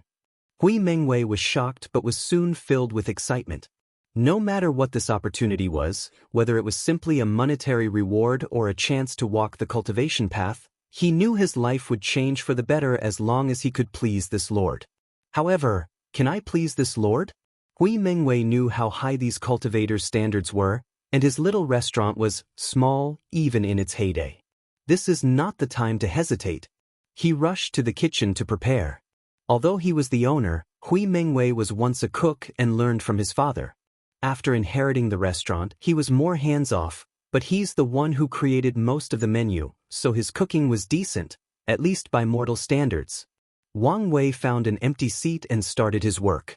A screen materialized before him, showing Wang Qi's frowning face less than 10 seconds later. "What's wrong with you?" "Sect Master, you can't do this." "What are you on about?" Wang Wei asked. "I've said it before, my loyalty lies with the madam. I will not accept or acknowledge anyone else." Wang Wei looked at him in puzzlement before remembering something. Bastard. Don't tarnish my name and reputation. Aren't you doing that by yourself? Wang Qi sneered. 3 million years, he roared. I don't think you've spent so much time with the madam. Bastard, I told you not to slander me, Wang Wei yelled back. I was helping her remove Blood Dragon's Tao imprint. Do you think I'm stupid? You spent so much time with such a beautiful woman that nothing happened between you two? Your words are either insulting my integrity or revealing what kind of person you are, Wang Wei sneered. So, which is it? Wang Qi was immediately embarrassed. You really didn't do anything? Wang Wei just looked at him with ferocious eyes. Then why did it take so long? Do you think anyone can remove the Tao imprint of a paragon? The process would have taken yuan epochs if not for my cleverness. Wang Qi paused as he remembered reading something similar in the records from the Fate Shadow Guard. He coughed in his fist before continuing, I'm sorry about that. I just wanted to protect. I've tolerated you enough, Wang Wei cut him off. Once I return, I'll check your cultivation, and if I'm not satisfied, I'll punish you myself. Wang Qi smiled wryly. I understand. He sighed. It doesn't matter. As long as I can protect the madam's rights and future happiness, it doesn't matter if I suffer a little. Sect Master, are you not returning immediately? I plan to eat something, check on you before returning, Wang Wei said, his eyes still fierce. However, after seeing your reaction, I think I should see her and report to prevent others from slandering my name. Wang Qi coughed again. Sect Master, that happened so long ago. Why are you still focused on that? You're a great man, so show your broad-mindedness and don't be so petty. Wang Wei was immediately baffled. It hasn't even been 10 seconds. Since when was this bastard so shameless? However, since you've changed your itinerary, I recommend you also add visiting Emperor Kong, Wang Qi said. You missed the previous meeting, and although I've explained, it might be best to explain directly. You have a point, Wang Wei nodded. I should probably bring a small gift. Wang Qi agreed with these words. Since they were in the wrong by canceling the first meeting, it's normal to show sincerity by apologizing with a gift. What happened during my absence? Wang Wei asked. Where to begin? Wang Qi said. The professionals came running to use less than 100,000 years in their conversation. After suffering a little, they all thought they were suffering from luck backlash from Blood Dragon's death. Some of the people who refused to sign the contract even contacted us. Of course, I made them sign a more restrictive contract. Wang Wei nodded. These alchemists should be happy I gave them more than 100,000 years as a vacation. The Puppet Demon's workshop is already in operation, Wang Qi continued. Everyone else is retreating and increasing their strength after acquiring so many resources. The Fate-Changing Hall is a similar situation. Your plan worked. Most of the resources from these loose cultivators' hands had to be returned to us since they only had the raw materials. However, there are some issues that you need to decide. What is it? Some loose cultivator professionals have taken some of our business by offering lower prices. I've been debating whether I should stop them or not. Wang Wei pondered. No need for that. There is a mixed bag among loose cultivators, so the quality of their professionals is less than ours, not to mention their low numbers. However, you can create false scenarios and spread rumors about these professionals cheating others and delivering faulty products. Wang Qi's eyes lit. One of the advantages of using the hall's own professionals is that they must guarantee their products and their reputations. However, suppose someone chooses the unofficial path and hires one of those loose cultivators. In that case, there are no guarantees, meaning it's easy to take their operation down by ruining their already shaky reputation. These people are not stupid, so there is a chance they might deduce we are behind these sudden rumors, Wang Wei continued. To ensure no problem, choose one of the professionals with a terrible personality and blame it on him. As expected of you, Sect Master, Wang Qi praised. He destroyed these people's secret business with one move and removed all suspicions from themselves. No amount of bootlicking can save you, Wang Wei sneered. Anything else? Internally, there is nothing else to report, Wang Qi explained. But a few noteworthy things happened outside. Firstly, the sect sent news that the trial would take longer than anticipated. If they take too long, I might not need it by the time they're ready, Wang Wei frowned. It probably won't take that long. At the very least, you can use it to deal with the Paragon Realm bottleneck, Wang Qi reassured. You may be right. Continue. The rebellion was not happy with us, probably envious of our wealth. However, they said nothing out loud but asked us to sell them information. Did you agree? Of course, after all, they are now our own. Oh. Red Mask has taken over most of the lower and middle-level officers. The rebellion is basically ours, except for a few groups. That's good to hear, Wang Wei's eyes shine. What's the situation with the upper echelons? We don't have enough people? Didn't Red Mask tell me she was confident she could take over the Blood Dragon's information network? And she did, but we only got 70% of them. That's excellent for such a short period, Wang Wei said. But 70% should be a lot of people. These parasites have an extensive network. Although not the best, they are probably one of the largest in the world. That's the problem. There are too many people, Wang Qi said. Red Mask has been scrambling to control these many people. Wang Wei understood the issue. Although she conquered these people, she cannot trust them yet. As such, she'll need the original members from the Fate Guards to supervise these new members, but Wang Wei's original foundation was way too small compared to the Blood Dragon, meaning Red Mask did not have enough people to supervise these people, let alone spare members to control the rebellion's upper echelons. I'll be in retreat once I've dealt with a few things here. I'll take this opportunity to create more Tier 10 and 11 creation life forms, Wang Wei replied. And if she's truly desperate, she can borrow some creations from Jia Ping and Dulgun. Is this all right? Wang Qi asked. The Fate Guard is one of the core assets of Wang Wei's political powers, so it may be a problem to have others involved. Like I said, it's a desperate move. Plus, Red Mask will know what to reveal or hide from these people, Wang Wei replied. He knew the risks, but this was one of the dangers of swallowing a behemoth like the Blood Dragon's network.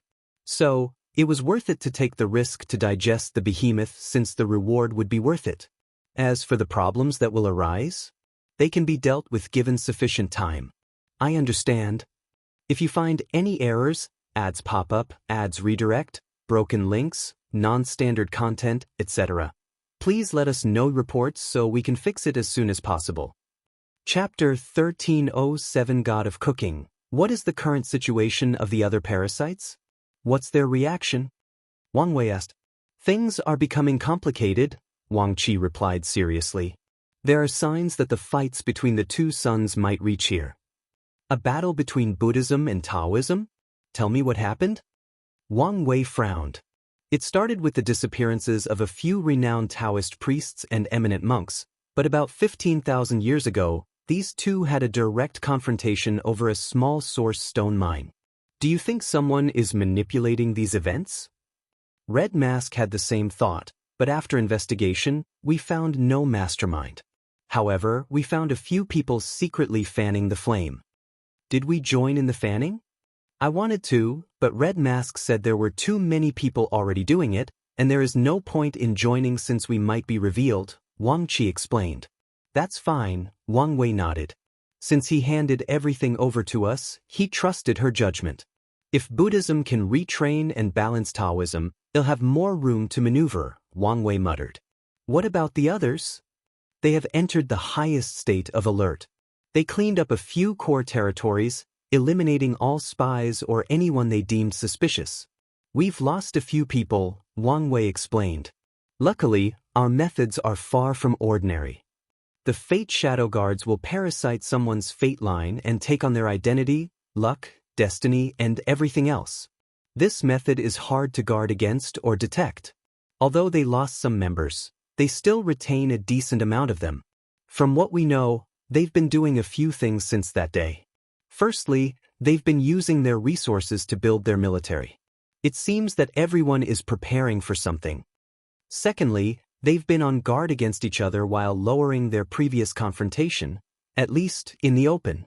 From what the guards reported, Wang Qi knew there had been a decrease in confrontation between the borders of these parasites' territory. The third thing is they have been hunting down Sun Junyao, Wang Qi continued. They have offered a substantial price for any information on her whereabouts and even more for her capture. Only capture? Wang Wei asked. Yes. Even the two women? That's right.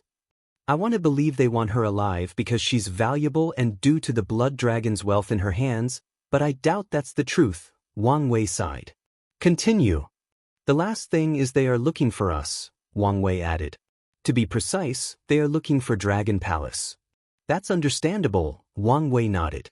The palace contained unimaginable wealth, so he reckoned many people were looking for it, even these top lineages.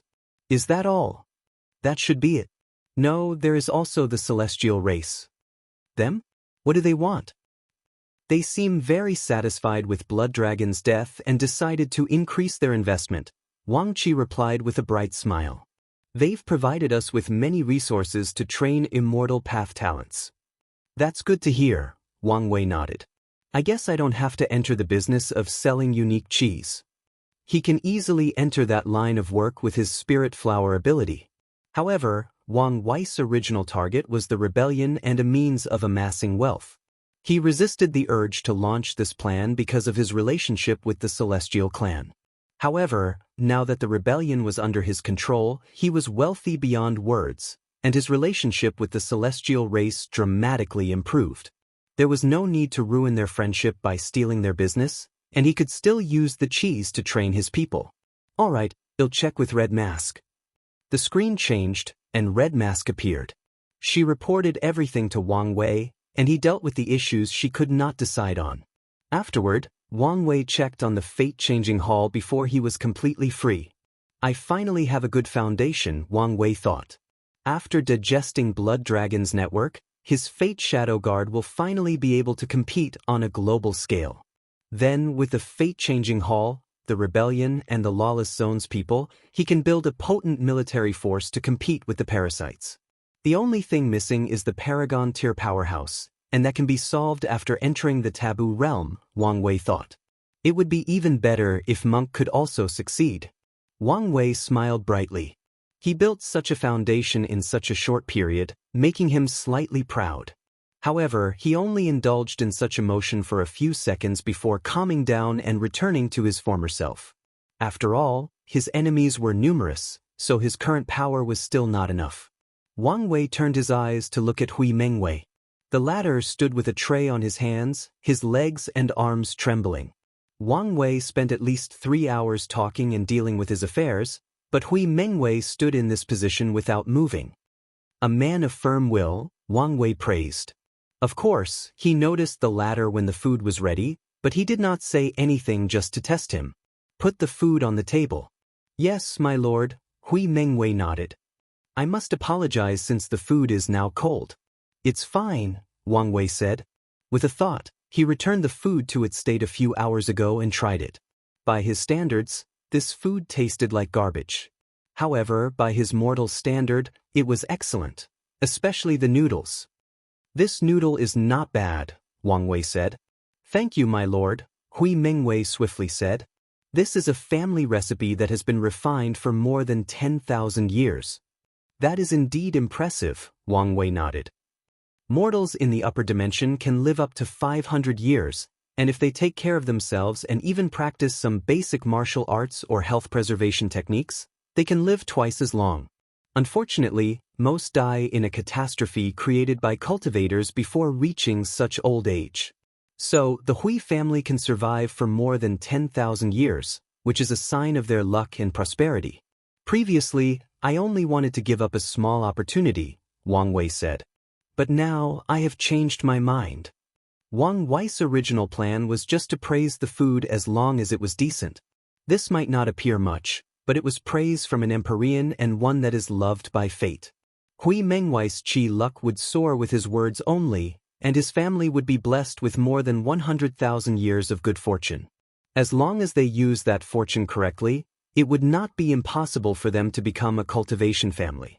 Wang Wei raised his hand to summon an Empyrean artifact. He activated his purpose manipulation technique to change the functions of the artifact. Should I give him a system? Maybe even memories from Earth? No, that will only cause trouble. In that case, let's rebuild these Earth cuisines in another way. He created a few worlds based on cooking inspired by Earth's cuisine and media, television, anime, and left them inside the artifact. Hui Mengwei can experience them and learn their techniques and dishes. He probably needs a pure cooking-based cultivation technique. Should I deduce one? No, it's best if I find and modify an existing one so he can attain the Dui realm. However, after searching his mind, he did not have such a technique, even amongst the ones the sect gave him. Damn it. If only those parasites didn't close the Myriad Record Temple. Wang Wei was annoyed. He wanted to ask his future wife but felt it would be inappropriate to call her now just for this. In that case, let's give him a basic soul-nourishing technique and tell him he can have the technique after meeting certain requirements. This should buy me enough time to find it. Wang Wei created an artifact spirit to better facilitate this deception. Since my purpose is to plant Dao fruits, it's better to go all out. Let's put cultivating a family into this artifact. If the entire Hui clan can dedicate themselves to cooking Dao, it'll reap even more benefits. Wang Wei was not doing all this for nothing. His future wife despised him for not having better cooking skills, so how could he accept that? However, Wang Wei knows he'll probably be busy for a while, meaning he won't have time to be studying the art of cooking. So, he decided to have someone else do it to reap the benefit. Hui Mengwei was lucky. The last part is the heaven will. Should I leave him one or allow him to compete fairly for one? Wang Wei pondered. A good cook must also be powerful to hunt certain materials. However, I also don't need to compete in these emperor battlefields. I can create a world similar to my father's swordsmanship world and have him fight in it. However, this time, the reward can be a heaven will. Wang Wei finished the artifact before looking at Hui Mengwei. If you find any errors, ads pop up, ads redirect, broken links, non-standard content, etc., please let us know reports so we can fix it as soon as possible. Chapter 1308 Cracked Line Unedited Chapter Wang Wei looked at the trembling Hui Mengwei and said, "Calm down. I wouldn't have waited so long if I wanted to do something to you." "Sir, I'm just too excited and can't control myself," Hui Mengwei swiftly answered. He knew a great opportunity was about to befall him, so he did not want his cowardness, or anything for that matter, to ruin it. "That's good," Wang Wei nodded, not caring whether he was telling the truth or not. "My wife once despised me because I cannot cook or because I don't have as fancy of a tongue as her. As a man who can hold both heaven and earth in his heart, how can I tolerate such a thing?" Hui Mengwei looked at him in shock. This is not where he thought this conversation would go. "I didn't expect even these gods would also tremble under their wife's wrath," Hui Mengwei thought before his body was once again overwhelmed by fear. All he could think about was whether his small body could survive the confrontation between these gods. Even if he survived, he might be wiped out for knowing too much. After all, this god might not want others to know his wife suppresses him. Hui Mengwei wanted to cry but dared not. He thought this was a chance to change his life, but he got himself in between the martial dispute between gods and would be wiped out as a consequence. Wang Wei noticed his sudden emotional fluctuation and checked. He was speechless. This man had a vivid imagination. Well, it's not a bad thing if he can use it for cooking, Wang Wei thought before continuing. He pointed the artifact in his hand, and it fused with Hui Mengwei's forehead. "Out of pride, I made a bet with her that one day, I would make her the best banquet in the world," Wang Wei continued. "I must keep my promise, but am also busy. The Tao of cooking is profound, and if I only study it half-heartedly, I don't know when I'll be able to fulfill the bet." Wang Wei had a half-smile on the corner of his mouth as he glanced at Hui Mengwei. "This is where you come in. I've granted you an artifact that will train you to be the best cook in the world. I want you to build a clan based on the Tao of cooking, creating the best and most unique recipes in the world, and I'll come to get them. Do you understand?" "Lord," Hui Mengwei said, immediately kneeling on the ground. "I will go through fire and thunder to complete your mission." "Good. I hope you remember your words," Wang Wei nodded, deciding not to restrain Hui Mengwei or his family in any way. This can be considered a test for him. If his family can continue their mission and serve Wang Wei faithfully after acquiring a significant amount of power, then it will be fine. If they let the power get to their heads and deny their mission, Wang Wei will just eliminate them and choose someone else. He waved his hand, teleporting Hui Mengwei home. The latter was confused about what had happened until he realized where he was. Truly the method of immortals, Hui Mengwei commented in envy. However, he soon regained his bearing as he understood he might have such power in the future. Hui Mengwei did not immediately leave this room but took this opportunity to communicate with the artifact in his mind. The conversation lasted for over an hour, and Hui Mengwei had a strange expression once he opened his eyes. Wang Wei laughed after seeing this. "Boy, how can you build a cooking clan with only one wife and 2 children? You should thank me." That's right. Hui Mengwei's first mission was to select more wives and concubines to increase the Hui clan's population. Wang Wei was correct when he said the latter should thank him since he left enough resources in the artifact to turn Hui Mengwei and his descendants into great talents. He even instructed the artifact spirit to embed law fragments associated with the Tao of cooking into Hui Mengwei's first 33 heirs, granting them acquired physiques. Wang Wei stopped observing, but he suddenly remembered something. "Didn't I promise that silly little girl to find her master? I remember Blood Dragon took him away, but I don't think he was part of the personals we killed or captured." Wang Wei frowned. "No need to think so much about it. Blood Dragon should have records of what he did with it. He'll find out when I read through all the information from his network. Before then, let's put her talent to use." He pointed to the void to create a master-student karmic relationship between the little girl and Hui Mengwei. "She's about to prove the world, so her safety would be somewhat guaranteed," Wang Wei muttered. He granted the silly little girl a heaven will but did not let her immediately use it since he wanted to increase her chances of becoming an eternal. Luckily, he discovered that although Chen Jilan was silly due to being sheltered by her master, her cultivation talent was extraordinary. It wouldn't take much for her to become an eternal emperor. Wang Wei's eyes focused in the distance to the 7 people fighting without restraint. "Suppress." His voice echoed between heaven and earth, shocking everyone in the realm. A terrifying pressure sent these people crashing into the ground from the sky. "From now on, this is my territory, and fighting is prohibited." This voice frightened mortals, and the other cultivators quickly admitted their fault. This was an excellent place for Hui Mengwei to lay a foundation, so Wang Wei eliminated the unstable factors for him. Wang Wei condensed some of his chaos flame and fused it with this territory as a deterrence. He then changed the secrets of heaven and earth. Anyone who tries to investigate the powerhouse that has taken over this place will only find the source to be this chaos flame that has gained sentience, and it has nothing to do with Wang Wei, the destined one.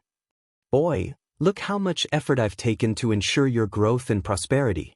Don't make me waste my efforts," Wang Wei thought before disappearing from this place. "Where should I go next?" he thought. He should have gone directly to see his future wife and explained. "But I feel doing this would make me look even more guilty, even though I didn't do anything." Wang Wei was entangled. He wanted to explain but didn't want to appear too desperate, as if he had done something wrong. He sighed. No matter what world, dating is never easy. He waved his hand to send 2 talismans, one for his future wife to tell her of his arrival and the other to Emperor Kong. Ultimately, Wang Wei chose to see Emperor Kong first before meeting her. After all, he didn't do anything wrong. I should also show some sincerity, but it can't be too obvious. Wang Wei's eyes changed and he saw his karmic lines. All these lines never touched his body due to the karma unbound body, leaving only one attached to him like an unmovable leech. Wang Wei materialized a sword and used his father's Absolute Cut Sutra to cut off this karmic line. The effect was 10% better. Father's technique is truly unique, especially regarding attack potency, Wang Wei commented as he looked at the cracked karmic line. Unfortunately, he could not completely sever the causal link, but it was good enough that it cracked. She should understand my sincerity. Wang Wei's destination was the Holy Academy realm, where Emperor Kong established the main branch of the Emperor Enlightening Academy. This entire realm was countless times larger than the lower dimension and was a grand city. This should be the outer area? Wang Wei thought as he walked through this vast city. There were no mortals in this place, only cultivators. The concentration of energy in this area is excellent, considering it's the weakest part of this city. However, there seems to be something else in the air. Wang Wei sensed his environment as he walked. Eliminating resentment, restless thoughts, calming the soul, and an understanding boost for cultivators below Tier 10. This should be a righteous chi array. Emperor Kong's foundation is more profound than I anticipated. It's one thing to use this kind of array for a few selected areas for talented students, but something else to use it on such a large scale for everyone to use. From what Wang Wei knows, the outer area is for guests and people waiting for the academy to recruit members. Yet, such an environment is already top-notch, so he could wait to see the inner and central areas. While Wang Wei was observing everything, someone flew with incredible speed and landed before. He was surprised since there were flying restrictions even in this outer area, but he understood as soon as he saw who it was. If you find any errors, ads pop up, ads redirect, broken links, non-standard content, etc., please let us know reports so we can fix it as soon as possible. Chapter 1309. The Academy. Wang Wei looked at the young man before him dressed in a blue literary robe, giving a free and easy atmosphere as if he were an ambitious scholar who wanted to measure the world with his feet. He compared it with the sage-like elderly man in his memory. Headmaster Bai Han? No, I should call you young Master Bai Han, Wang Wei said calmly. Bai Han looked at him, a complex feeling flashing in his mind. At one time, this person was his junior and someone he saw as a threat. But now, the latter became his father's peer. Bai Han exhaled softly to compose himself. He cupped his hands and bowed. Emperor Wang, it's an honor to see you. My father, the dean, sent me to welcome you. Wang Wei looked at him and sighed. Time is truly a fascinating subject if you look at it through the lens of the human experience. Young Dean Bai, I'm glad I'm no longer your heart demon. Bai Han smiled wryly. I was young back then, so don't take what happens to heart. His father spent much effort to enlighten him, allowing him to realize Qi of calamity influenced him in the lower dimension and that Wang Wei had become his heart demon. I'm not that narrow-minded, Wang Wei replied. Come one, lead the way. No problem. Bai Han flew into the distance, and Wang Wei followed. The outer area was vast, and even while flying countless times faster than light, it took them more than 30 minutes to reach their destination. Wang Wei realized Bai Han wanted to give him a tour instead of directly sending him to their destination, so he enjoyed the sight. There were many people. More importantly, he saw 10,000 different races. Teaching myriad races without distinction? It seems your father is truly walking the path of a sage, Wang Wei commented. Most sects are racially based, including the Dao opening sect. Although they recruit other races, the human race is the main, while only a few highly talented foreign talents will be recruited. The Academy has always met to teach all sentient beings, but in the lower dimension, we had to focus on the human race due to the political climate, Bai Han said. However, here, we have much room for development. There is also the fact you can't offend the demon race by excluding them, Wang Wei added. This academy was the only one opening because Emperor Kong made a deal with the parasites, but he only opened it for humans. The Blood Dragon and Five Feather would have slapped him into oblivion. There is that too, Bai Han nodded. When is your academy's next recruitment? We recruit people every 50,000 yuan epoch, and the next time is still about 2,000 epochs away. That's not a long interval. Resources are strictly controlled and not infinite, so most factions will not recruit people easily. Some factions will only recruit people every million yuan epochs. Of course, they have recruitment halls that will search for talents in the meantime, but no mass recruitments will occur. We promise to train a few elites for the moons, so we must recruit more consistently than others, Bai Han explained. Wang Wei nodded. They soon reached their destination. Wang Wei saw another part of the city in the distance, but he knew this was just a mirage.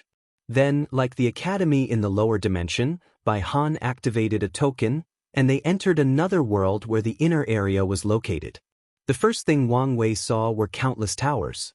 They were everywhere in this enormous city, and there were many of them, at least 10,000. He also noticed that each tower contained a unique aura or charm. What are those? Wang Wei asked. The different schools, Bai Han explained. The academy's philosophy is to teach based on a person's talent or ability, so the dean divided the teaching into different schools. There is the School of Alchemy and School of Array that teaches profession. The School of Heart focuses on training the Tao heart. The School of Willpower teaches people with high willpower but low talent. The School of Enlightenment teaches people with high understanding but terrible physical qualities. The School of Combat for people with fighting talent, and so on. This method is excellent for teaching middle to lower talents, but it's not enough to teach top geniuses, Wang Wei commented. Any unparalleled emperor will have their expertise, but they must also excel at many other things, especially regarding Tao heart, willpower, soul, etc. They cannot have any flaws. That's what the central area is for, Bai Han explained. If someone shows talent in many categories, they will be observed and tested for a period before entering the academy's core for training. I see, Wang Wei nodded as he continued flying. He observed everything including the towers. Is that a devil cultivator? That's right, Bai Han nodded calmly. You guys even accept these people? Wait, why does he feel so weird? I can sense his resentment, but he has no negative karma. He's from the school of righteous devil. Righteous devil? I see. You feed the devil cultivators the flesh, blood, and souls of creation lives instead of regular people. That way, their bodies are still full of resentment, but heavenly Tao does not acknowledge the karma of killing these creation lives. Your father is indeed a genius. As much as we would like to claim the idea for such a thing, but it wasn't his, Bai Han explained. His father told him he had this idea after annihilating a weak Empyrean lineage. Their ancestor was a devil Empyrean, but he did not want his descendants to suffer the same hardship as him. Simultaneously, the man was proud of his supreme magic technique and used this method to help them. Your father wants to teach all sentient beings. Doesn't creation lives count? The existence of this school seems to contradict that. We will teach anyone who comes, but how to teach is something else, Bai Han explained. Truth be told, the school of righteous devil exists only to give hope to the desperate. The people with extremely low talent, willpower, and understanding do not meet the requirements of the other schools. However, even so, their school is the most infamous, has the most risks, and has the highest restrictions. Only people with terrible talent who wish to embark on the cultivation path no matter what will enter. Bai Han shook his head. The people of that school are easily influenced by the resentment around them, turning them into madmen or allowing their killing nature to take over and commit true sins. As such, the people in that school are closely monitored, and their teachers have strict requirements for training their state of mind and Tao heart. Leaving hope for the desperate? Indeed a sentiment for a broad-minded sage, Wang Wei praised. The Tao opening sect only cultivates elites, so there is no way for them to have such a branch in their midst. However, the nature of the academy is different, so it made sense that Emperor Kong would do this. Have there been any great emperors born in that school? There have been a few, and one legendary one that also became an Empyrean, Bai Han said with some pride. From the records, he knew many people disagreed with his father's decision to establish that school until a few unparalleled figures appeared, especially Empyrean Nine-Death. Oh, a legend? That's right, Bai Han nodded. The other devils used their determination to break the limit of their talents, and then, with the Academy's resources, slowly caught up to their peers and even proved the Tao. 5 of the 7 became Eternals, and the remaining 2 were Pseudo-Eternios. However, these people eventually changed their path. They can no longer be counted as devil cultivators. Some of them even completely denied their origin. Bai Han shook his head. The only exception is Empyrean Nine-Death. He continued the demonic path. After purifying his soul and increasing his comprehension, he completed the Nine-Death Nine-Life Sutra, which absorbed flesh, blood, and soul to condense the supreme demon body, which has absolute control over the soul, resentments, negative emotions, negative karma, blood, death, and life. He never changed his path or denied his origin. Now, he's one of the best teachers in the academy and the second best fighter after my father. It sounds like he does deserve the title of a legend, Wang Wei praised. He could tell what talent someone must have to be allocated to the school of righteous devil. It's also because of these low talents that these people have incredible achievements once they succeed in life. Few would deny that, Bai Han nodded. Many people still want to close that school to this day, but with Empyrean 9 death present, no one dares. That school might be the weakest among the academies and receive the least resources, but no one can shut it down because of its existence. It's already a miracle that Bai Han became an Empyrean in such a short period, so how did he train another? Wang Wei pondered. He was not surprised the academy had Empyreans, but he figured they were people Emperor Kong recruited.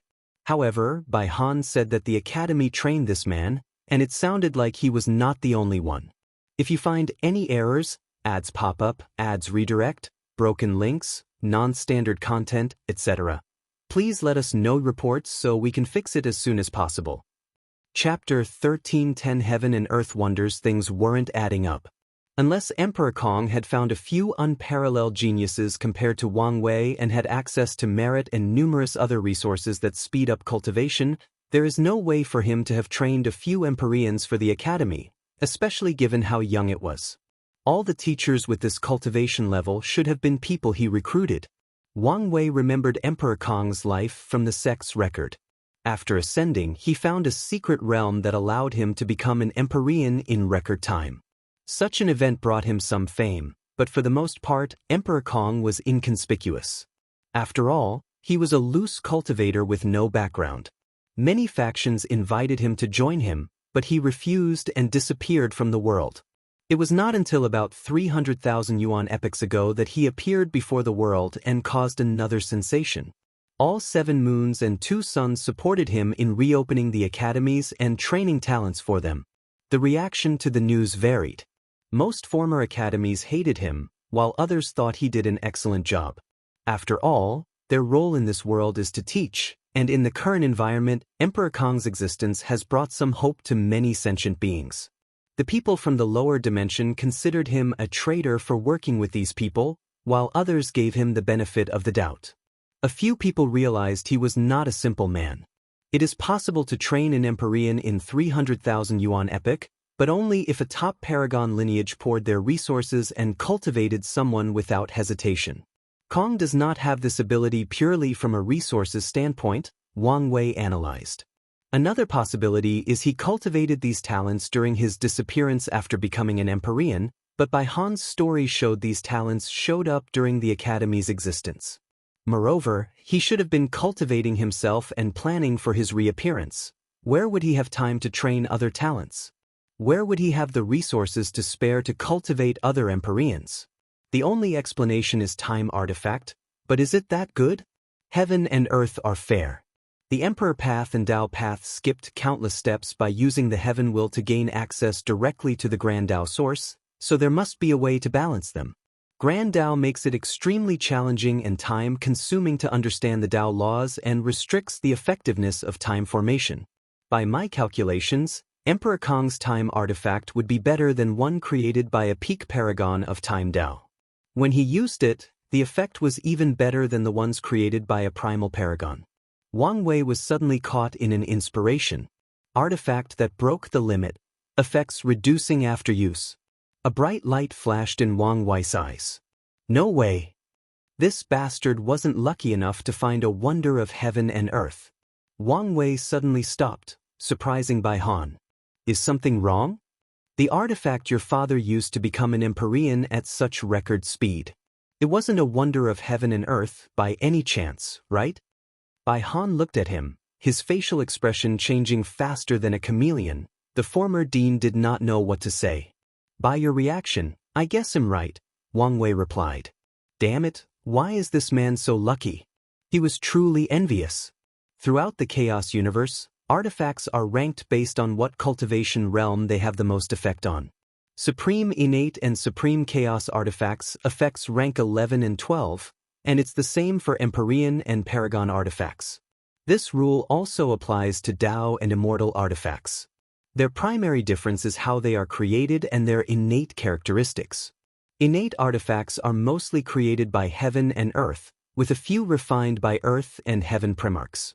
Meanwhile, Emperor Dao artifacts are mostly created by Empyreans and Paragons, with a few born from the Grand Dao source itself. The former is less potent than the latter. However, they compensate for it by putting less strain on the user's mind and soul.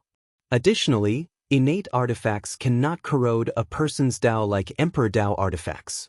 Although Empyrean, Paragons, Earth, and Heavenly Primarch can create many fabulous things with their powers, their abilities paled in comparison to the wonders of heaven and earth. For anything to have the title of wonder, it must meet one requirement: break Grand Dao's inherent rules or limitations. An example would be Emperor Kong's artifact /Secret Realm. It broke the restrictions on how much time acceleration is allowed in the universe, allowing him to become an Empyrean in record time. Another example would be the Yin-Yang land that appeared during the Golden Age. According to historical records, many factions fought for that wonder, including the overlords, and it even appeared that a worldwide war was about to happen.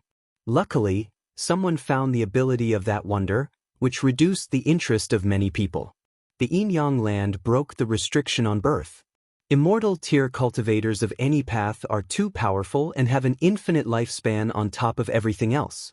As such, Grand Dao placed restrictions on their fertility to prevent them from giving birth to too many Dao children and causing too much chaos between heaven and earth. However, no matter what cultivation someone is, as long as they enter the Yin-Yang land, they can give birth to offspring. Wang Wei sighed while controlling his greed. Wonders are attractive, but they also have limitations, and sadly, those limitations are on the number of uses.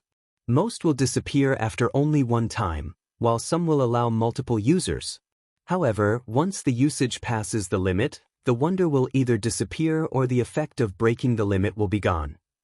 What's left is still on par with peak artifacts created by the most potent Paragons and Heavenly Primarch. However, it's not the same as the former wonder. A lot of things make sense now, Wang Wei thought. But I wonder how he kept that thing for himself? Although Emperor Kong's artifact had lost its status as a wonder of heaven and earth, it was still precious, meaning these greedy moons would have never left it to him. Do you want to continue? Bai Han asked calmly. He had figured out that he had panicked for no reason. Their academy never hid the Empyreans they cultivated, and there were many wise people in the world, so couldn't they have figured out their secrets? Yet, his father was able to keep that treasure. Although Bai Han did not know how he did it, the fact he never tried to hide it is proof of his father's confidence. As such, it did not matter whether he accidentally revealed the news to Wang Wei. The truth is, it was only a matter of time before he discovered this truth, just like everyone else. In fact, he was just catching up.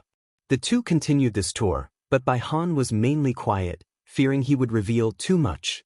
Although he woke up from the previous shock, this incident reminded him of the time Wang Wei played with him in the lower dimension, causing him to lose his position as headmaster. Although he knew he had lost so miserably because of the Qi of Calamity, Bai Han also understood that he would not fare any better even without it. He learned from Su Shi what Wang Wei had done in the lower dimension and understood how scary it is to confront such a monster. Bai Han flew slightly faster than before, so the two soon arrived at their destination, a beautiful white palace with a unique Dao rhyme associated with scholars of the literary way. With a glance, Wang Wei could tell this was not an actual palace but a physical manifestation of the world it contained. Once they were before the palace, a formation was activated to scan their bodies. Then, a spatial fluctuation enveloped them, transporting them inside. Wang Wei looked at the vast world before him, taking a glance at everything. "Welcome to the central area," Bai Han said. Wang Wei raised his hand to manipulate something in the air to condense a golden light. "Righteous Qi?" "No, it's not as simple as that. You used an array to transform the Dao Qi between heaven and earth into the purest form of righteous Qi, boosting its effect on cultivation by at least 200%. It's my father's work. He's very proud of it," Bai Han replied after several considerations. "He should, especially if this formation can be used with the same effect using third Grand Dao sources," Wang Wei nodded. Third Grande sources are used by Paragons, meaning every single one contains the best quality of Dao Qi. If this formation could still provide a 200% boost or even a 10% boost, it would still be extremely impressive and valuable. That, I don't know about, Bai Han said, telling the truth.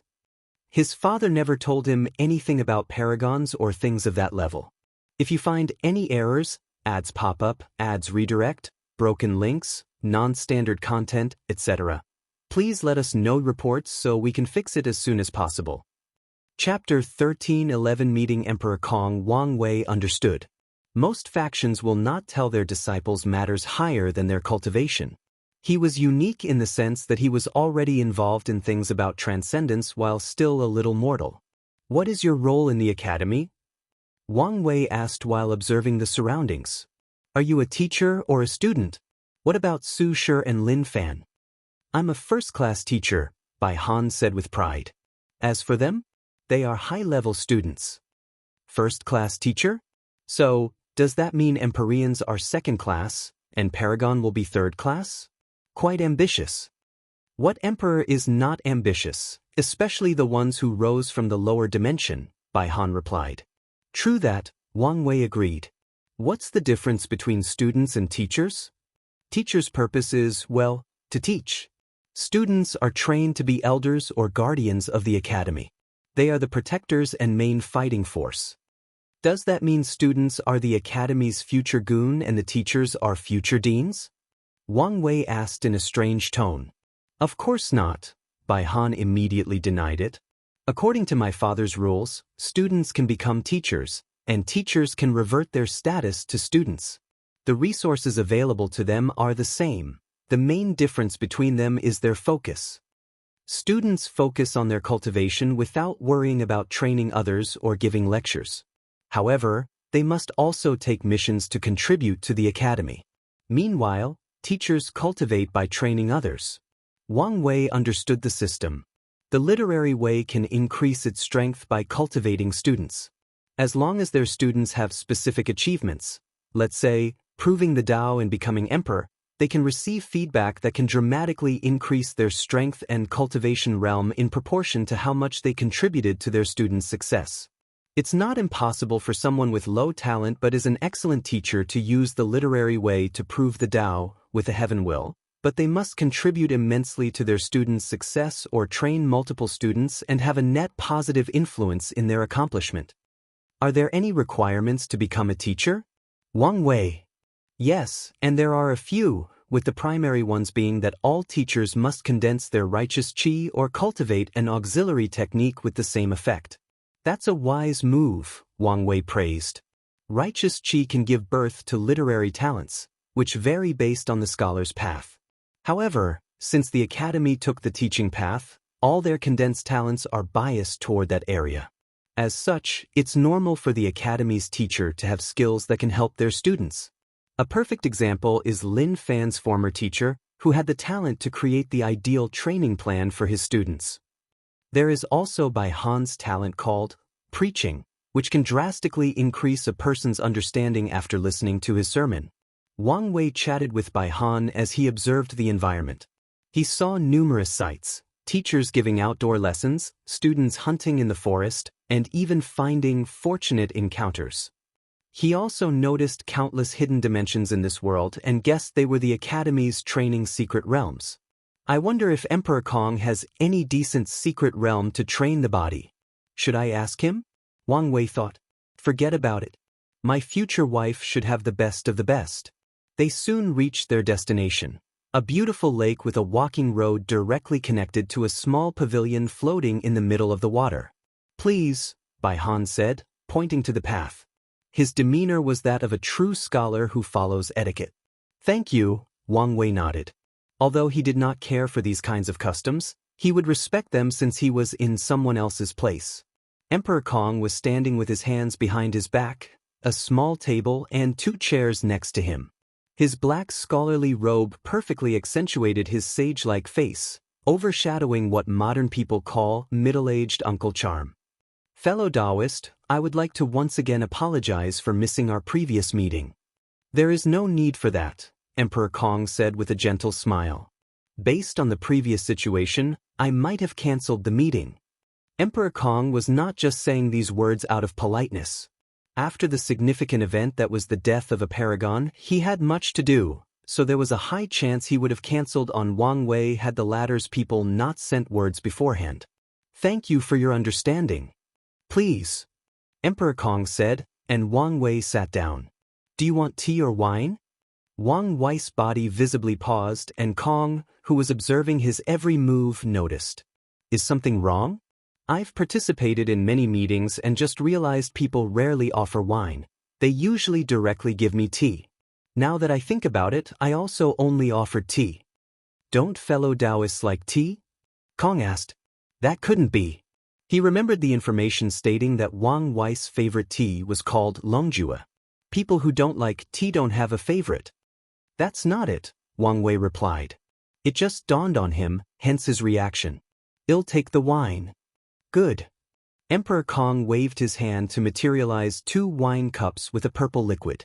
"This is called the Immortal Dreaming Wine. Have a taste." Wang Wei raised his wine and took a whiff. His eyes lit up as even the smell was intoxicating. He sipped it before closing his eyes. His mind immediately entered a trance where he saw a beautiful woman dancing. Many transparent red silk sheets were around, preventing him from seeing her face or body, but even her silhouette was enchanting beyond words.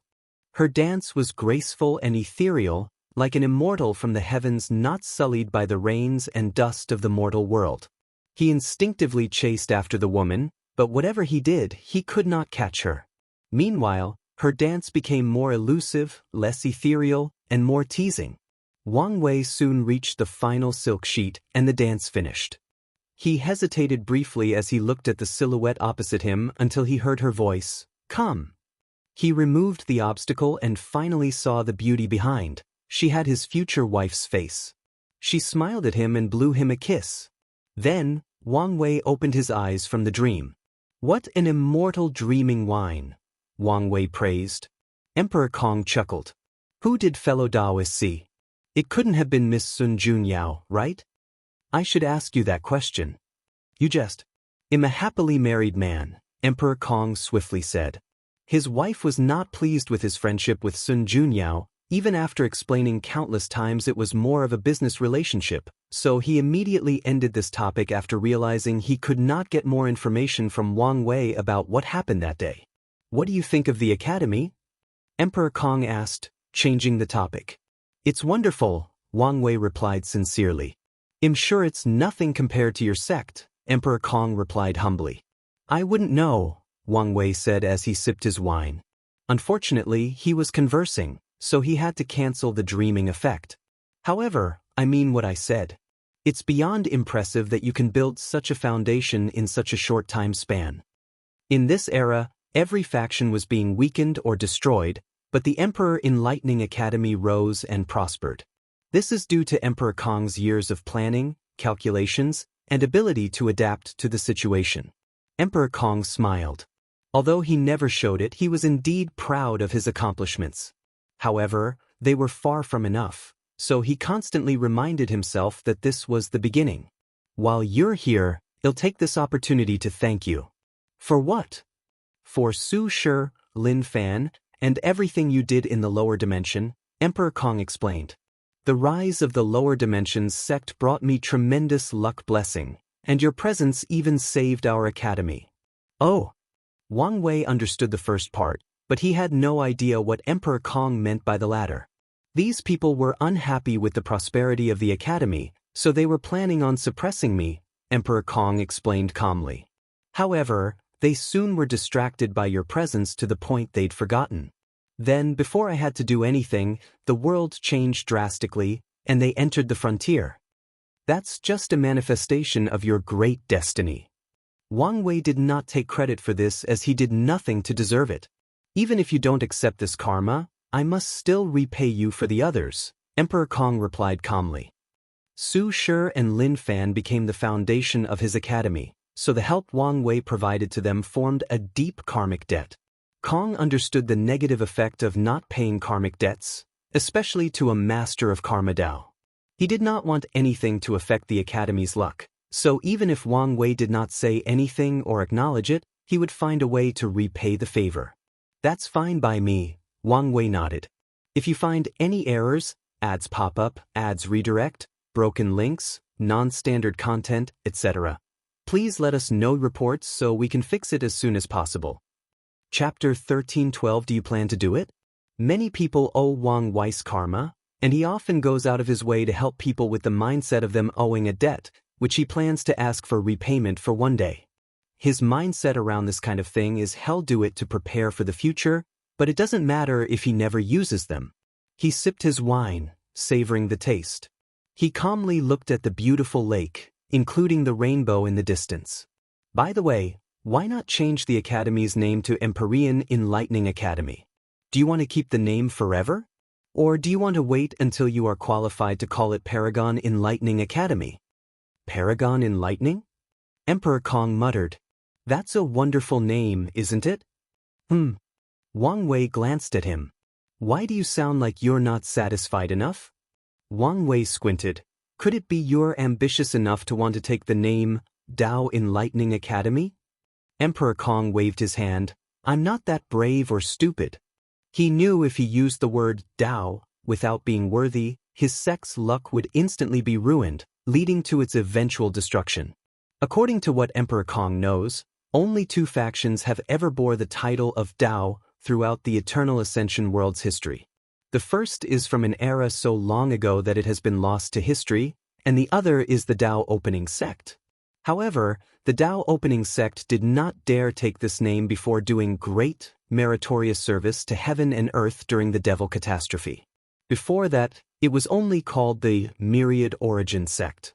Despite the Dao Opening Sect being acknowledged by Heavenly Dao, many people felt they did not deserve such a grand title. It was not a problem in the lower dimension, but their virtue could not support that name even after what they did during the war. It wasn't until after the ultimate taboo that people truly acknowledged that title.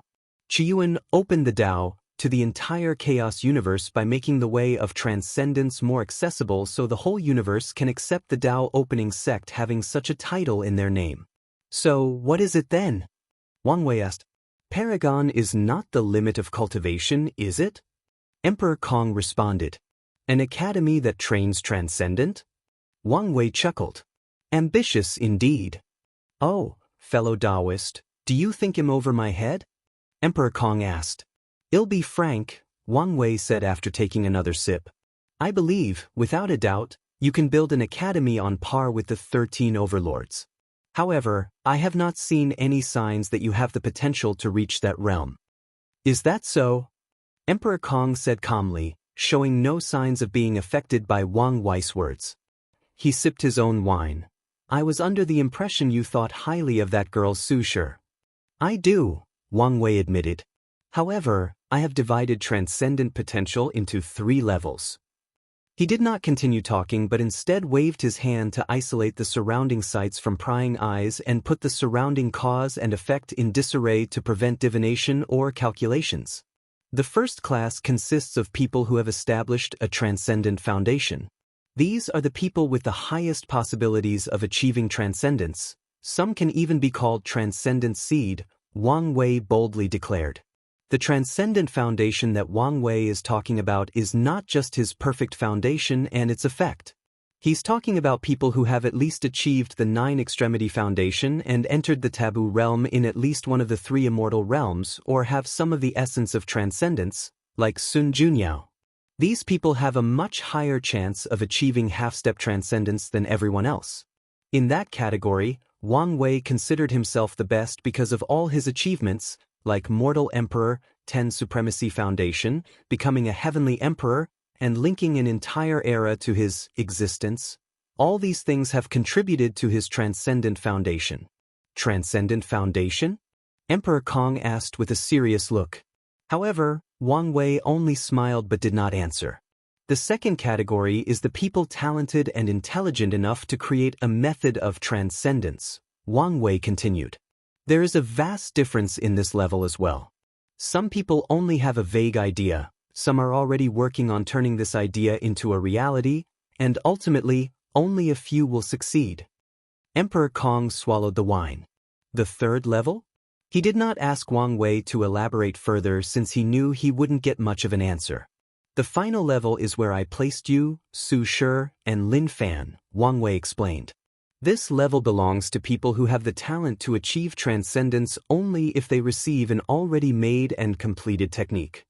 Wang Wei can already predict how brutal the path of transcendence will be. Countless geniuses who used to be the shining stars of the chaos universe will realize their incompetence and insignificance before that barrier called transcendence.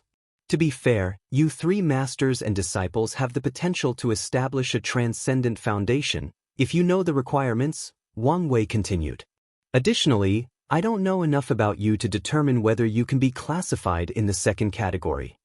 Emperor Kong calmly refilled his cup. Although he looked calm on the surface, his mind was experiencing great turmoil. Was Wang Wei lying? This was Emperor Kong's thought after hearing these words. He had his reasons for thinking such a thing. Firstly, this is something that Wang Wei would do, lie to further his goal. And what would those goals be? It's evident to Emperor Kong based on how he dangled information about transcendence over him like a hunter using a carrot to lure a rabbit from their hiding hole. However, certain things made him doubt his judgment. As soon as Wang Wei uttered the words, Transcendent Foundation, the first thing he thought of was Sun Junyao. Perfection has always been a taboo in the world, and most people who pursue this path usually end up miserable. But what was it a taboo? Emperor Kong was wise enough to link Grand Dao's ban on perfection to its connection to the transcendent path. So, he immediately thought that Sun Junyao might belong to a unique individual in Wang Wei's first category. Numerous thoughts flashed in Emperor Kong's mind. He analyzed all the information he knew about transcendence and re-evaluated them based on Wang Wei's words. Sadly, he realized he knew too little.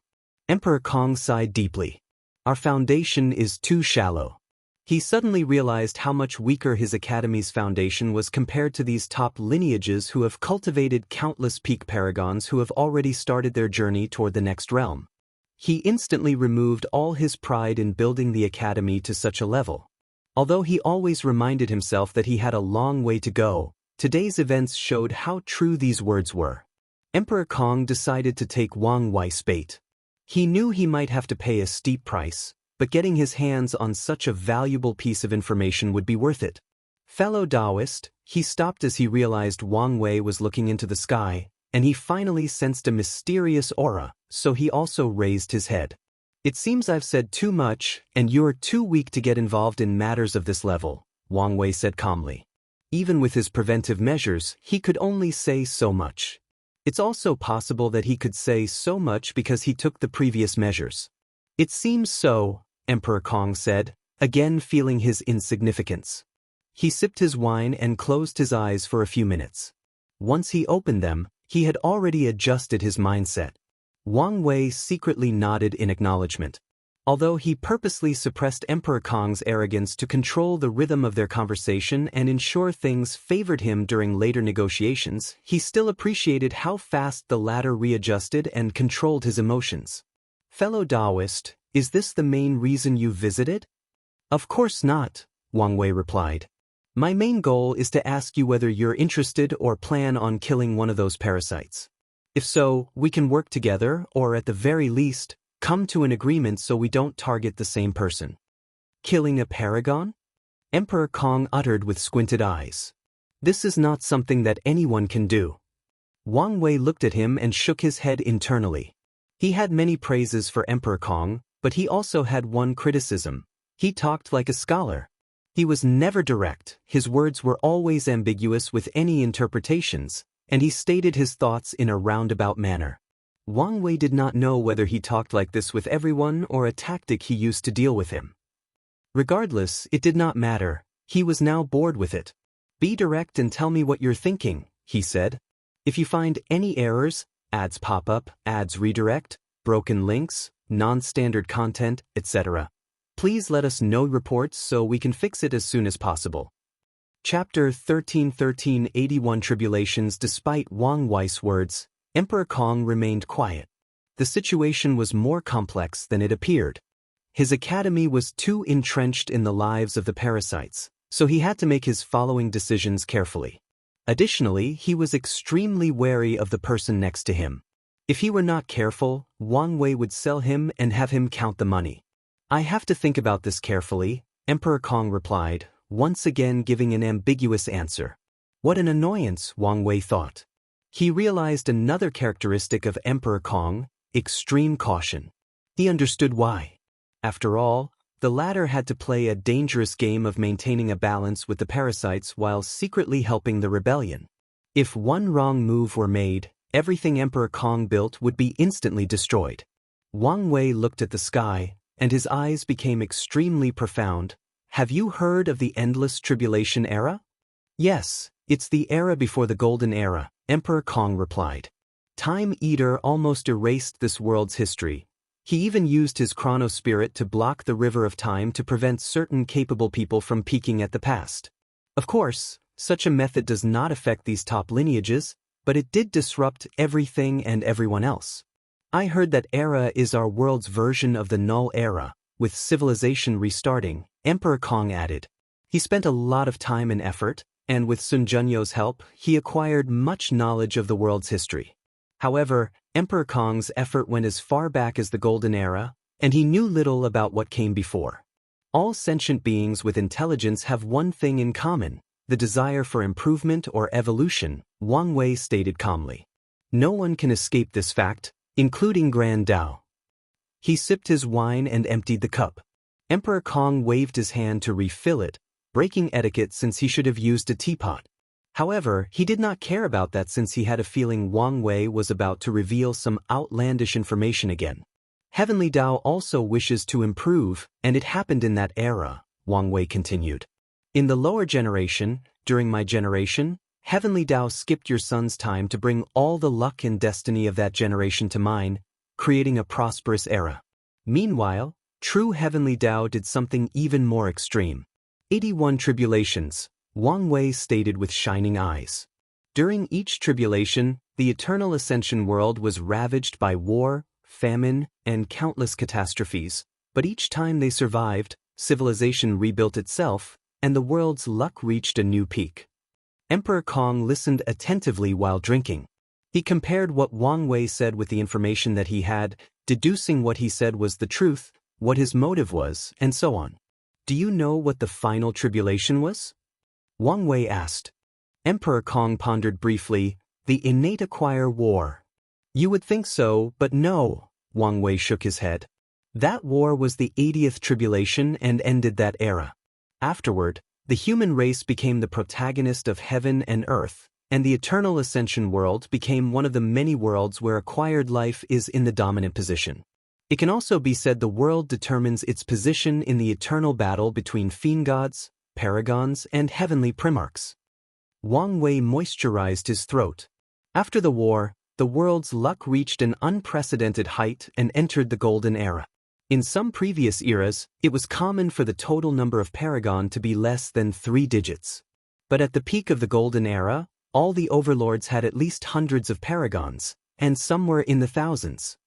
Wang Wei sighed. He had to give credit to Heavenly Dao. It took the risk of using this tribulation method to drastically improve the eternal ascension world's overall strength and power. However, how risky were those 81 tribulations? If any of them went wrong, the world's cultivation civilization would be destroyed and have to restart. The eternal ascension world might have spent countless eras trying to recuperate from the devastation. During the golden era, many extraordinary talents rose up, Wang Wei continued.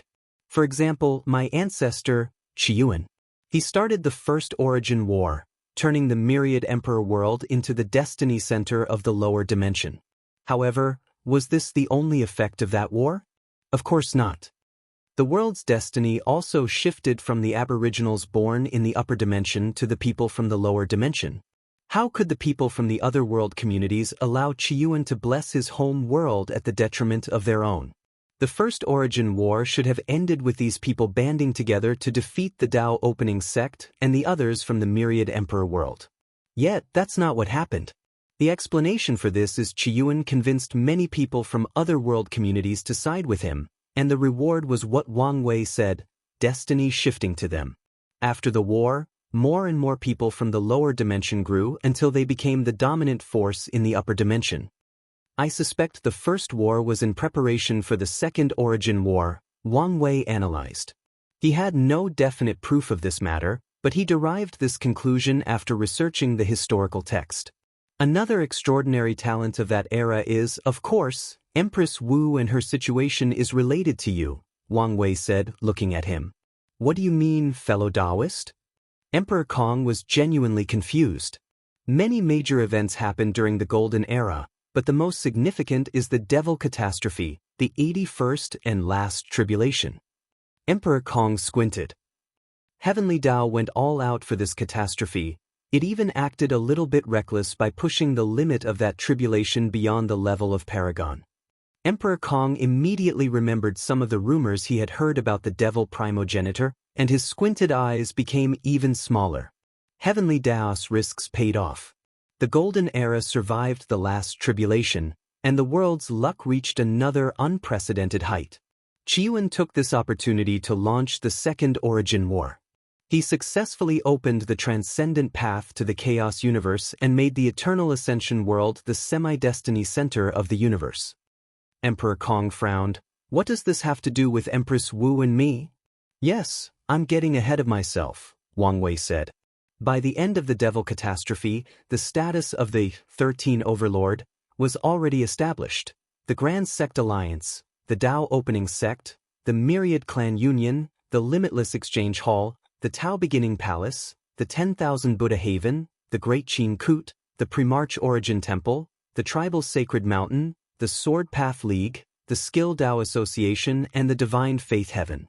What am I missing? The Origin Seal Continent, Emperor Kong replied calmly. As the saying goes, 9 is the extreme, 12 is completion, and 13 is transcendent, Wang Wei continued. Everyone knew there was one last spot for the top lineage, and as I'm sure you've already guessed, such destiny fell on Empress Wu. With unparalleled talent, she built the Origin Seal Continent and became the last overlord. Wang Wei sighed. She's a wonderful woman, isn't she? She's probably the strongest of all the primals in that era in terms of direct combat. However, her lineage is slightly better than that of Limitless Exchange Hall in terms of the number of primal strength.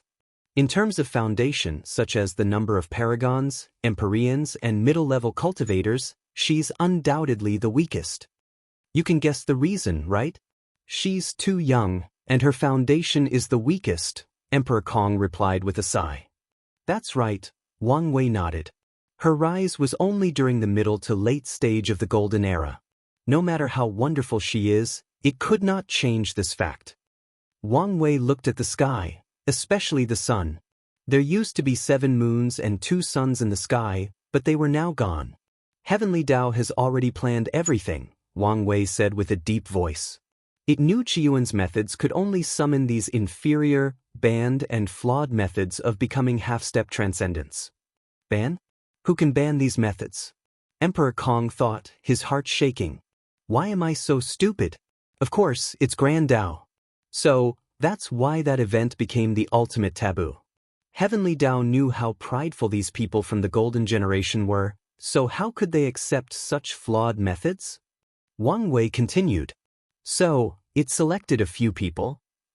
Emperor Kong's expression became serious, and looked at the bright sun. These people were supposed to be guardians and pathfinders.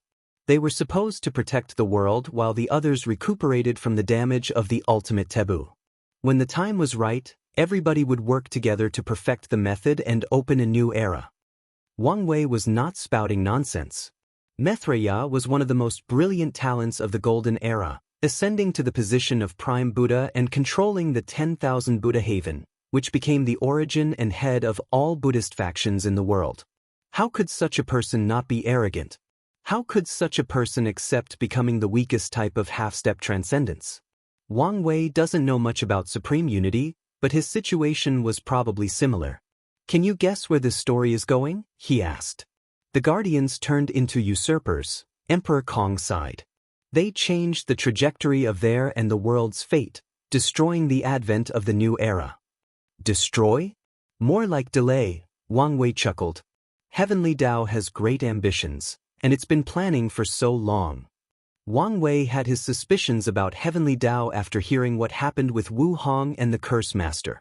If my theory is correct, it's been planning for a few Transcendent factions, he continued. Maybe not 13, but definitely more than 3. He looked at Emperor Kong. And am willing to bet the last spot went to you. Although Emperor Kong had some guesses about where this conversation was going, his body still trembled after hearing these words. He tried his best to control his emotions, but it was not so easy this time, so he had to sip his drink and use the alcohol's effect to calm down. If you find any errors, ads pop up, ads redirect, broken links, non-standard content, etc., please let us know reports so we can fix it as soon as possible. Chapter 13-14 Do I Have a Choice?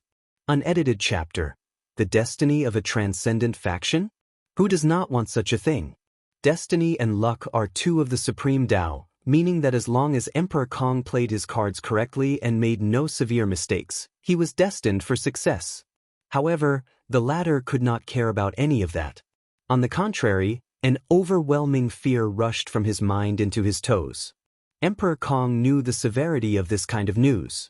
As long as another word of this conversation gets out, his academy will be annihilated the next day. There is no basis for Wang Wei's words besides his analysis. Of course, with enough effort, these top lineages can deduce whether he's telling the truth or spewing nonsense. However, it did not matter whether he was telling the truth. Some people would instead eliminate a potential threat to take the risk of being wrong. That's why Emperor Kong was sure his academy would not survive if anyone learned of this conversation. A deep killing intent flashed deep in his mind, but it dissipated with the same speed. Emperor Kong already knew he was not Wang Wei's match because his intuition immediately warned him of danger after thinking of silencing the latter. Additionally, he has already investigated and knew that Wang Wei had a method to battle a Paragon's projection. The Academy currently had no Paragon arrays since he did not dare install one. That also meant he could not use any assistance to kill Wang Wei. Emperor Kong had a few hidden Paragon artifacts and Supreme Chaos artifacts, but those probably won't do much, and they will also reveal his foundation to the parasites, thus accelerating the dissolution of their already thin partnership. And even if I could kill him, would I dare? Emperor Kong thought, lowering his shoulders as he slumped on his chair. Wang Wei was the darling of the Dao opening sect, so he knew the latter would not hesitate to eradicate him for killing a disciple with so much potential. Emperor Kong sipped his wine, feeling a little more defeated. This conversation has been a constant blow to his pride and arrogance. Fellow Taoist, it's not wise to say these things without any evidence to back them up, Emperor Kong said calmly, already regaining control of his emotions and mind. Are you saying I'm speaking nonsense? Wang Wei chuckled. Well, maybe you're correct. But there are signs to follow. Wang Wei groaned softly as he enjoyed the wine's taste.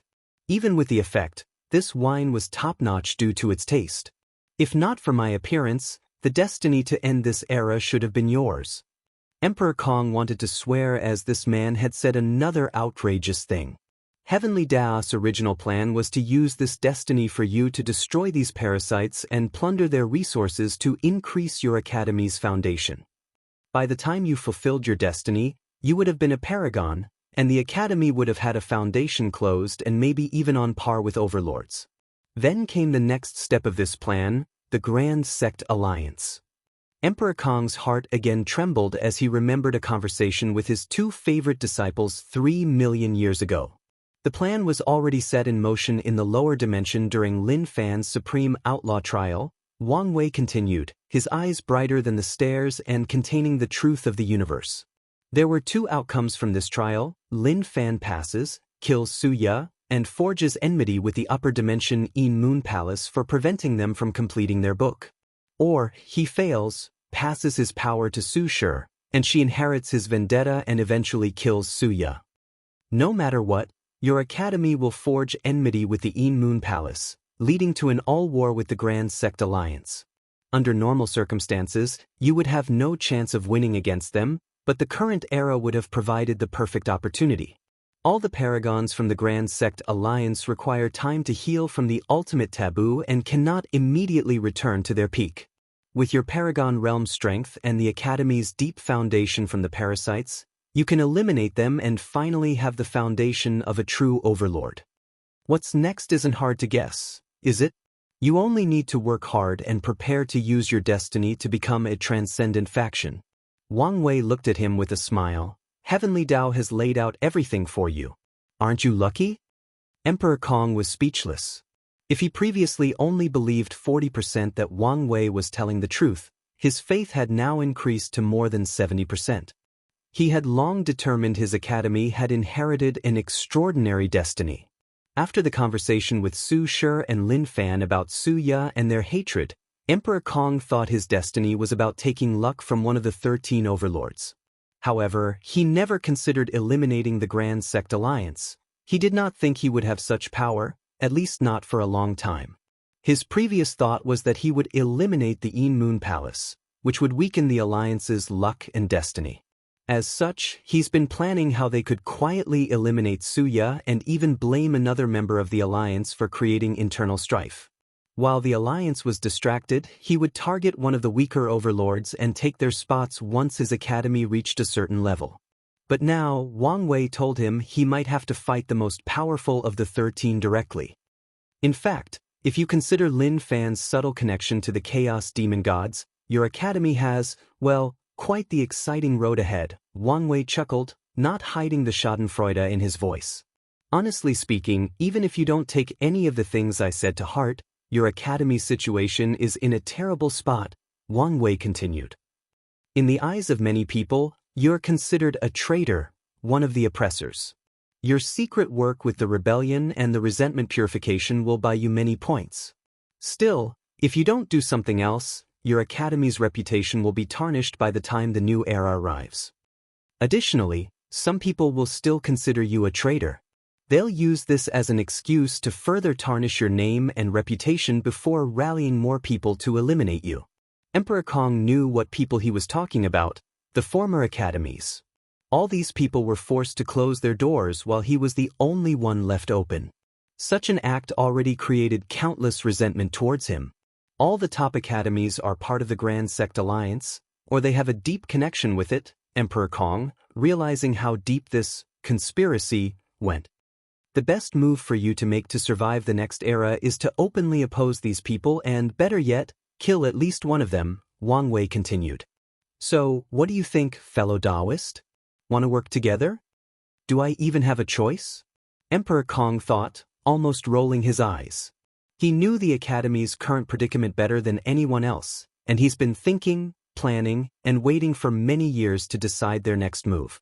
He knew he would have to draw a line between the parasites one day, but Emperor Kong wanted to delay for as long as possible. After all, the moons were still the world's rulers, meaning the world's resources and luck still tilted toward them. He can receive more benefits the longer he preserves their relationship. Unfortunately, Sun Junyo's actions further muddied the water. Emperor Kong knew that these moons would no longer trust him after what happened, but he still wanted to find a way to prolong their relationship for a while longer. However, with Wang Wei's arrival, he may not have a choice but to act early. Fellow Taoist, you've spent so much time trying to convince me, Emperor Kong said as he glanced at Wang Wei. Aren't you worried that I still will refuse? I'm not, Wang Wei replied calmly. His action was what strategists called an open conspiracy, meaning even if you know it's a plot, you must still do it. A king must be able to bear the weight of the crown. This saying applies to the Academy's current situation. Without sufficient foundation, the destiny of a transcendent foundation is a burden to Emperor Kong instead of a blessing. The latter no longer has the destiny to end this era, so he won't walk the path of killing these parasites and plundering their resources. Wang Wei's words forced Emperor Kong to work together with him or compete against him to see who could kill the most moons as fast as possible. If you refuse, then I won't have any guilt in treating you as a pawn. I can use you to distract these moons to increase the success of my plans, Wang Wei said calmly. Emperor Kong glanced at him from the corner of his eyes. Su Shi warned him of how scary this man was, and he took her words seriously. But nothing prepared him for when he indeed faced that monster. If you find any errors, ads pop up, ads redirect, broken links, non-standard content, etc. Please let us know reports so we can fix it as soon as possible. Chapter 13-15 Partnership. Emperor Kong sighed. Fellow Taoist, what do you have in mind? Emperor Kong relented. Although he did not want to be entangled with this man, he knew he did not have much choice. Wang Wei smiled. I don't know much about these people yet to formulate a plan, and a head-on battle is the worst plan possible. After analyzing Blood Dragon's death, Wang Wei realized how difficult it was to kill a paragon in a direct confrontation. The arrogant dragon would have survived if Sun Junyao had not been strategic and calculated for many variables, including longevity resources and Blood Dragon's Dao imprint location. His strength would have been drastically weakened, and he might have lost his position as one of the moons, but he would have survived. Wang Wei knew that it would be useless even if he could kill one of these people after entering the taboo realm. Instead, he needed to follow a similar path as Sun Junyao and slowly plan their death. So, what's the plan of this alliance? Emperor Kong asked, almost rolling his eyes. You're a scholar, why are you so impatient? Wang Wei replied. I have predicted a few things on how these people will react to Blood Dragon's death and came up with a plan that is guaranteed to give us an advantage no matter what. However, this plan can only work once, and I need your help. He summoned a blueprint and showed it to Emperor Kong. So, that's why you wanted to work with me, Emperor Kong uttered after seeing the 4 pillars in the blueprint. That's right, so, what do you think? The formation can be improved, Emperor Kong commented before modifying the blueprint. It seems one of your sub-Dao is Dao of Array, and your achievement is superb, Wang Wei commented.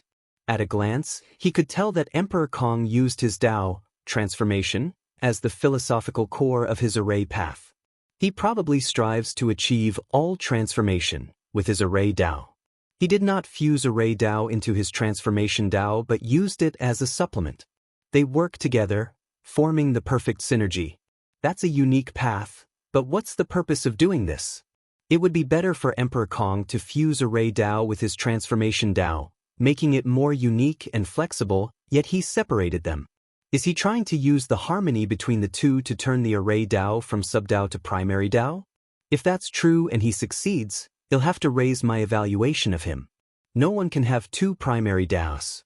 Even Chaos Dao cultivators who comprehended many Daos will have 1 primary Dao, Chaos. However, if Emperor Kong's approach worked, he'd benefit immensely, including acquiring 2 Dao positions after becoming a peak paragon. Although Wang Wei doesn't know the actual value of these positions, he knew they would probably be crucial in the Transcendent realm. Emperor Kong did not answer his words and continued with the blueprint. Once he finished, the success of their plan rose by 20%.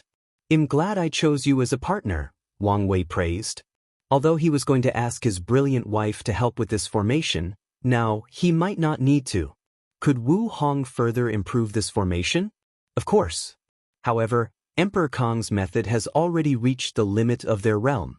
Wu Hong's improvement would mean they would need a paragon to set up, and it cannot be just any paragon, but someone with sufficient understanding of Array Dao. Wang Wei and probably no one in the current era met this standard.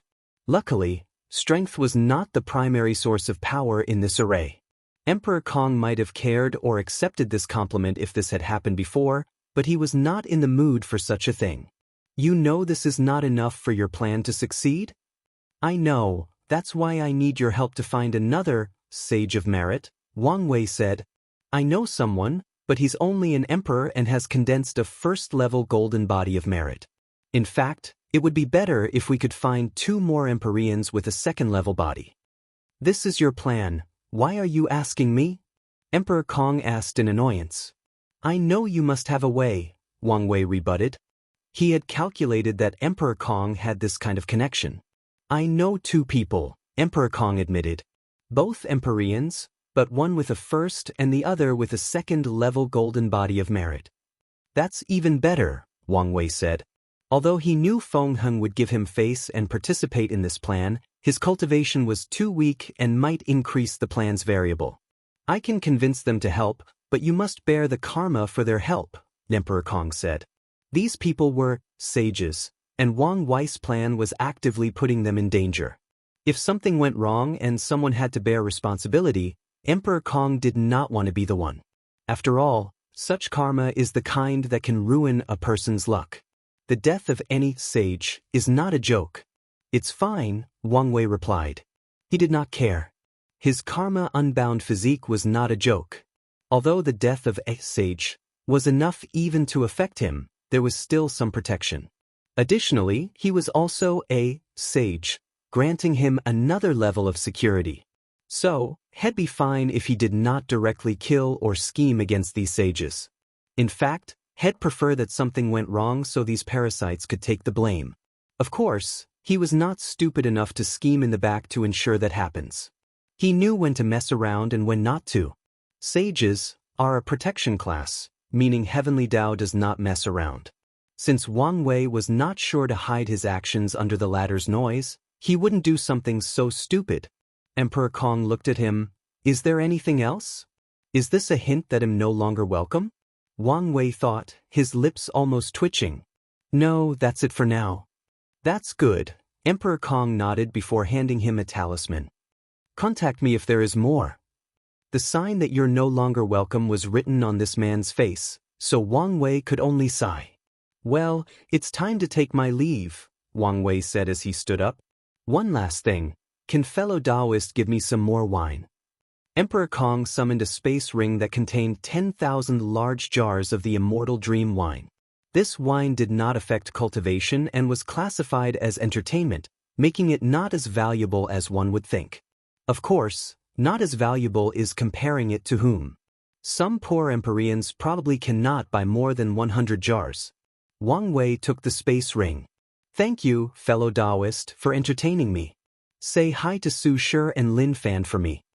Emperor Kong watched him and disappeared, and he used his divine sense to ensure he had left before returning to his palace. He sat alone in a dark room, a somber atmosphere enveloping his body. When was the last time I felt so powerless and ignorant? It was probably that time. Emperor Kong suddenly found himself lost in his memories. Who are you? Asked a young boy about 12 years old, looking at the elderly man before him, dressed in a black robe with a sage-like atmosphere and holding a ruler. The boy was using all the strength in his weak and thin body to prevent himself from falling on the floor or running away screaming. I will be your teacher from now on, said the elderly man. You can call me Master Shang. Are you a ghost? The young Kongmeng said, his face pale. Do you want to use my yang energy? I'm not a ghost, I'm the spirit of a saint artifact, Master Shang explained. Kongmeng finally calmed down after realizing he was not going to die. Saint artifact? Are you talking about the saints I've read about? Are they so magical? No, I'm talking about cultivators. Oh. Master Shang looked at this body. Anyone who heard about cultivation would be excited, but what's with this boy's response? What do you say? Boy Kong Li, do you want to be my apprentice? Kong Li became silent. Sir, the books say that a master chooses a student just as much as a student chooses a teacher. Master Shang smiled. He appreciated the young boy's demeanor. Those words are true, so if you have any concerns, you can ask me. Why me? Kong Li did not think there was anything special about him. I've watched you in the past few years, Master Shang said. You have no money to learn how to read, so you secretly listen to Scholar Wang's lessons by climbing through the back walls.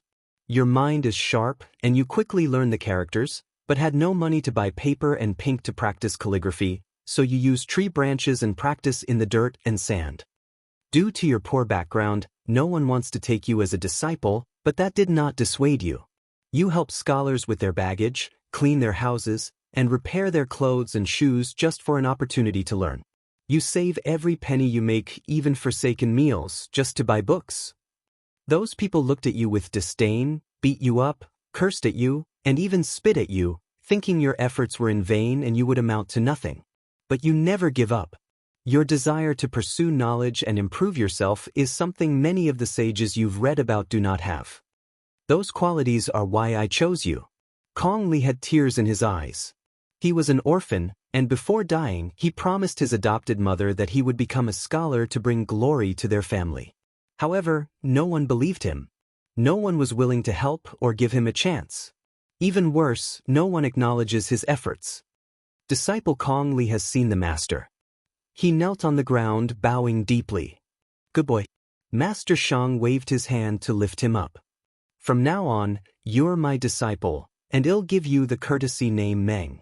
I'll choose an auspicious day to properly worship heaven and earth so you can officially enter my school. If you find any errors, ads pop up, ads redirect, broken links, non-standard content, etc., please let us know reports so we can fix it as soon as possible. Chapter 13:16 Wake up. The young Kong Meng bowed to an altar representing heaven and earth before bowing to his teacher, Master Shang. He did serve the latter tea, concluding the master-disciple relationship. Master Shang nodded in satisfaction, while Kong Meng had a wide grin. So, Master, what are you going to teach me? Master Shang did not mean the latter's slightly impetuous actions. On the contrary, he had always admired the boy's desire to pursue knowledge. I must ensure he's not led astray by the cultivation world and starts to pursue power instead of knowledge, Master Shang reminded himself. Let's start with a brief history of our school, Master Shang uttered. My master was a young scholar named Xianxia. He was an upright and righteous man, loved by the people and the king. Unfortunately, officialdom is cruel. No one could not tolerate my master's rigid views and conduct. So, countless ministers worked together to frame him. Kong Meng had a look of indignation. How could these people do such a thing to a righteous scholar? Is the world so cruel?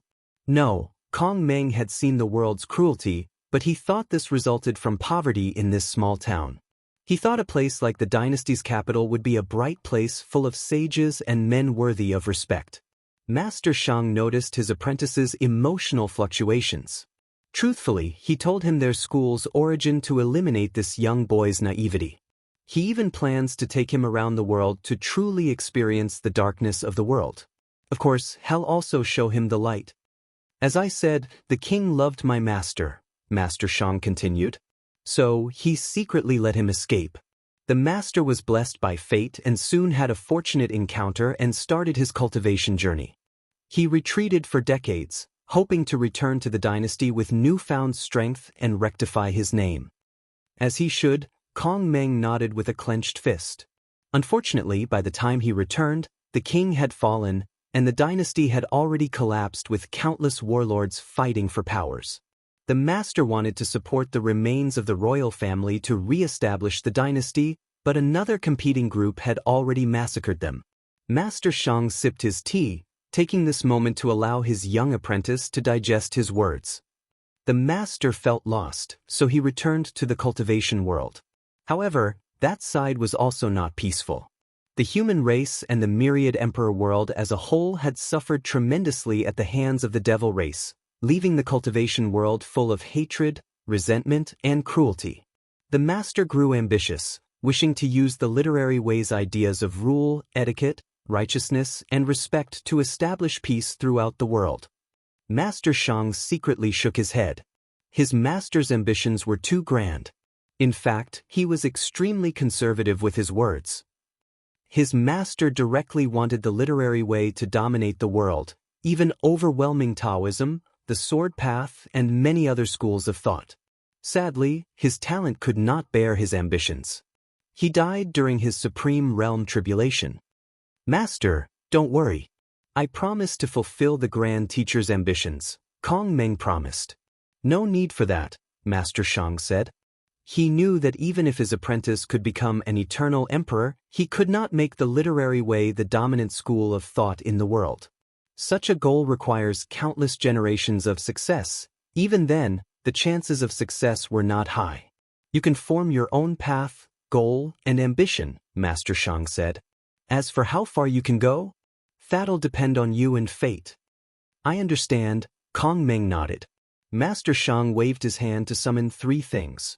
2 books and a bamboo book bag. These 2 techniques will be the foundation of your cultivation journey, Master Shang said. The first is called measuring the world with your feet. It's a body-refining technique that can draw earth energy from the ground and temper your body. You only need to walk. The more you walk, the more energy you can gather, and the more powerful your body will become. Sadly, it's incomplete, but maybe you can finish it. I'll try my best, Kong Meng nodded. The second one is related to this bamboo bag, Master Xiang continued. This technique is called the weight of knowledge. It's a unique technique of our literary school that combines cultivation with weapon refining. Master Xiang pointed at the book bag. The technique will allow you to fuse condensed righteous qi and fuse it with your origin qi. Additionally, it will also convert the power of knowledge into a tangible force to nourish the book bag. The more you know, the more powerful of a weapon the bag will become, and one day, you may use it as a proving Dao artifact or a luck-condensing artifact. Master Xiang saw the confusion in his young disciple's eyes, realizing the latter knew nothing about the cultivation world. First, remember these techniques, and we'll start training tomorrow. The next day, Master Xiang and Kong Meng started their journey. Kong Meng had the book bag on his back, reading a book while walking. He was also breathing in a strange manner as he walked, and if someone of decent cultivation observed him, they would have discovered his breathing was following a certain rhythm of the earth, allowing him to draw energy from it. Master, is there something you don't understand? It's hard for me to be walking, reading, breathing, and visualizing, Kong Meng said with a wry smile. He did not want to complain since this was a rare opportunity, but such a daunting task was too much for him. Master Xiang was slightly embarrassed. This was his first disciple, so he was not good at this kind of thing. Let's do this. While we're on the road, you focus on tempering your body. At night, when we rest, you can read, and before going to bed, you can visualize the sages. It would be best for you to condense your righteous qi as soon as possible. I can then teach you a method of dividing your mind. I'll try my best. Emperor Kong woke up from his memories and sighed. In his life, he has felt powerless 4 times. The first time was when he first met his wife and accidentally injured her. He tried to apologize, but she was not having it, making him feel powerless. The second time was after entering the Saint Realm. He became arrogant and tried to use righteous qi to purify the blood earth. His action resulted in an accident that almost eradicated Master Xiang. He took action and nourished the latter's spirit with his law, even cracking his Dao tree in the process. Many historians say that Emperor Kong was not talented enough, so he needed Heavenly Dao's help to give him the final push to become an eternal. But that was not the complete truth. The truth is that Emperor Kong's foundation was injured after he cracked his Dao tree to prevent Master Xiang from dying. Although he later did everything he could to fix it, his foundation was always imperfect and thus needed the extra boost. He only completely fixed the problem after experiencing Dao re-establishment. The third time I felt this powerless was when Bai Han started hating me due to miscommunication, and the fourth time was today, Emperor Kong thought. He suddenly felt outraged. Boom! His right hand crushed the table next to him, creating a small black hole in the process. His aura was grand and agitating, making the room tremble under his pressure. Master. Emperor Kong finally noticed his 2 new favorite disciples were in the room. He sighed, I'm sorry you had to see me like this. What exactly happened with your conversation with Wang Wei to have you so riled up? Lin Fan asked. Nothing to be concerned about. Don't worry about it, Emperor Kong replied. Lin Fan could tell something was wrong but also detected that it may not be wise to talk about this now. Meanwhile, Su Shi frowned. She had seen this kind of look countless times before.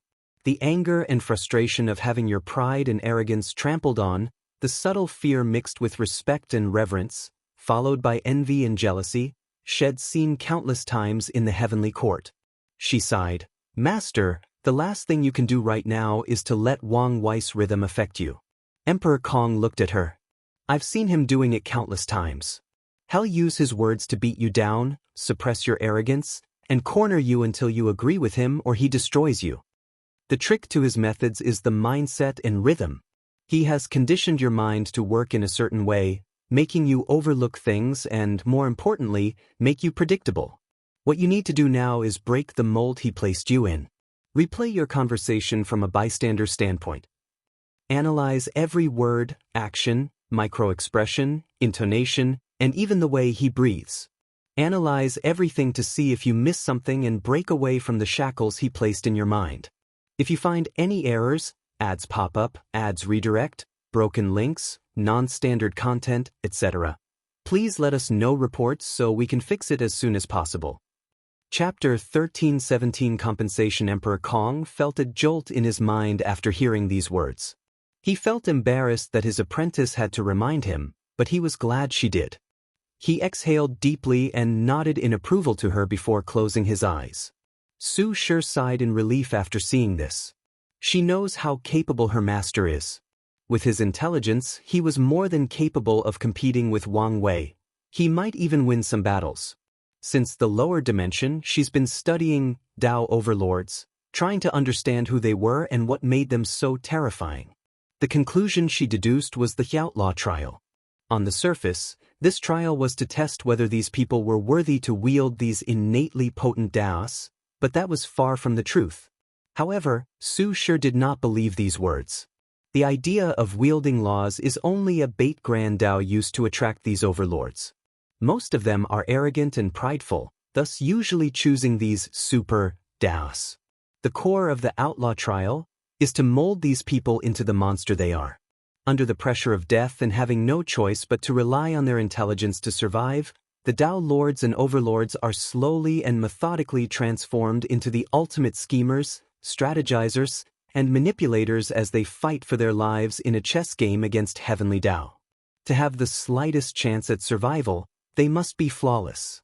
They must learn to think countless steps ahead, break the shackles in their minds, become capable of thinking outside the box, attain mastery over controlling their emotions, know their weaknesses, physically and mentally, and learn how to prevent others from taking advantage of their flaws. According to Su Shi, many Tao lords or Tao overlord seeds exist in the world. These people have the potential to pass the trial and might even have been on the list of people that Grand Tao planned to lure and train.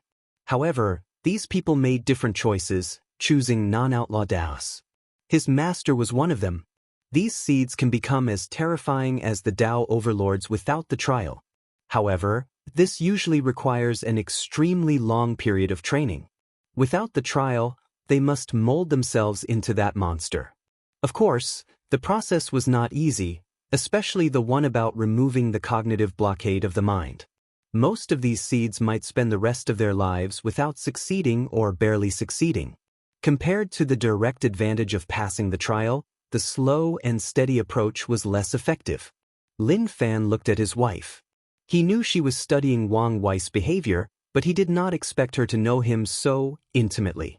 He gave her a look that said, "Why do you know so much about another man?" Su Shi rolled his eyes, so Lin Fan changed tactics. He used his facial expression to indicate to her that he was emotionally hurt and that she should heal his bruising heart. Unfortunately, he only received a pinch and a warning not to play around. However, Lin Fan could not be defeated so easily. He must make a big deal out of this. Was he jealous? Absolutely not. He knew what kind of person his wife was, so he trusted her. However, this was a rare opportunity for him to get some action, so he would not waste it. However, he also understood this was indeed not the best time and place, so he gave his wife one of those looks that only couples understood. He did not hide his intention. Su Shi replied with a look that said they would talk later, and Lin Fan chuckled internally. Since she did not give him a direct no, he had already won half of the battle. His future looked bright. Emperor Kong remained still for 3 days, and when he opened his eyes, they released an intense light brighter than a sunstorm. He had figured out what he had missed, what Wang Wei was planning. It all comes down to his greedy nature, Emperor Kong thought. According to him, Heavenly Tao should have chosen him as the son of Era to eliminate these parasites, which would also serve as a way to enhance the foundation and background of the academy. However, since Wang Wei was now the destined one, Emperor Kong's path was cut off. Without the resources from these parasites, it would be suicide for him to fight against the Grand Sect Alliance. So, this cannot be allowed unless Heavenly Tao plans to abandon him and not choose him as one of the Transcendent factions. Would Heavenly Tao abandon him? The answer is no, Emperor Kong thought. Assuming what Wang Wei said is true, I was chosen because Heavenly Tao wants one academy to be one of the factions with a Transcendent foundation. So why choose me, the upstart, over the others? It's because I haven't been corrupted. There are many academies throughout the world, but the most powerful ones have already joined the Grand Sect Alliance. Meanwhile, the rest have formed different levels of alliances to support themselves. However, such behaviors are not why Heavenly Tao has a problem with them. The key to the issue is these people have lost their essence. Their academies now have countless restrictions on whom to teach, primarily racial limitations. And when it comes to regular and loose cultivators, these academies will invite them but will not teach them wholeheartedly. Instead, they'll focus most of their resources on nobles, people with high backgrounds, exceptional bloodlines, etc. The purpose of the academy was to increase access to high-level training and resources for cultivators, thus lowering the influence of these sects and clans. So, there is no way for Heavenly Tao to choose these people after they've lost their essence. If Heavenly Tao wants to continue its plan, it must compensate me for losing the resources from killing the parasites, Emperor Kong analyzed. And that's what Wang Wei is after. He wants a share of that compensation. Emperor Kong frowned. Maybe this is not a bad thing. Heavenly Tao is not a charity. If it will compensate me without having to do anything, I'll owe it an immense karmic debt. It would be different if Emperor Kong was the chosen one and had to work for the resources by eliminating these parasites, which would also be considered an act of service for Heavenly Tao. Maybe I can draw Wang Wei in to share the karmic debt, Emperor Kong thought before immediately canceling this idea. Based on how easily he accepted the karmic debt involving the two sages, he must have an excellent way to block karma. If I try to use him, I might lose resources while still owing a major debt. An intense light flashed in Emperor Kong's eyes. In that case, let's just owe the debt. Anyway, this is my home, and paying the debt is also a way to strengthen the world. People do not want to owe Heavenly Tao karma because the latter might dangle it over their heads, never asking for repayment. However, Emperor Kong was not worried about being able to repay it. After analyzing Wang Wei's words, he realized the Eternal Ascension World's Heavenly Tao was highly ambitious. It probably wishes to acquire the title of Strongest Chaos World. With such ambitions, there will be plenty of opportunities to repay the debt. Additionally, other worlds will not stand by and watch as this world becomes increasingly more powerful, especially after seeing how capable it was during the Second Origin War. Emperor Kong looked in the distance and uttered, "A bright mirror can reflect anything, even the secrecy and hiddenness of fate." An intense righteous chi gathered above the academy to form an invisible mirror that shone its light on every corner of this enormous city. The mirror's light had a direct target, people's fate line. It observed and kept a watch on everything. A few people noticed this change, were shocked, and ready to defend themselves. However, after noticing the Dean's breath, they stopped themselves. After taking over Blood Dragon's territory, Wang Wei's Fate Shadow Guard should have expanded. This method should make it harder for them to infiltrate the academy, Emperor Kong thought. He then finally focused on his disciples. "Shire, thank you very much." Her words not only changed his mindset on how to deal with Wang Wei but also how to deal with other powerful opponents with high-level intellects. "Master, I'm only doing my job as a disciple." Emperor Kong smiled. "That's why you're my favorite." "Master," Lin Fan complained. "He used to be the favorite." "It's not like you didn't know this." Emperor Kong waved his hand before glancing at his son. "Why are you jittery?" Bai Han, complaining in his mind that he was the son and should be the favorite, woke up after hearing his father's words. Madame Shun came again. This time, she said she won't leave until you decide. Emperor Kong groaned softly. He had just dealt with one headache, but another arrived at his door. If you find any errors, ads pop up, ads redirect, broken links, non-standard content, etc., please let us know reports so we can fix it as soon as possible. Chapter 1318 Always a Step Ahead. Madame Shun is from the Sunshine Pavilion. She's the mistress, controlling all its power. However, despite its poetic name, the pavilion is, in fact, a chain of brothels that target cultivators, including emperors and empyreans. All the pavilion's women and men cultivate Yin-Yang Dao or a source technique about dual cultivation. Cultivators can visit when they need some help with their cultivation. If they pay for the lowest Tier 1 service, they can dual cultivate with a partner of their choice, but only through holding hands. Such service is crucial to cultivators below rank 10 as they can use it to break through bottlenecks, but it can only provide some cultivation bonus to great emperors and other paths. Tier 2 services involve physical intercourse, and the effects are even better. It's possible to increase a person's cultivation by a few % if they have just become great emperors. Tier 3 services involved women with their primordial yin and yang intact, making the process even more potent. That's not to mention other benefits like tempering the body and soul. Tier 4 and 5 services involved people with special physiques, with the difference being that Tier 5 girls also have their primordial yin and yang preserved. In the cultivation world, there is something called a cauldron physique, a unique physique with excellent dual cultivation properties. Devil cultivators love this type of physique as it is the best way to strengthen their foundation, and other cultivators love it because it's the best way to break through bottlenecks.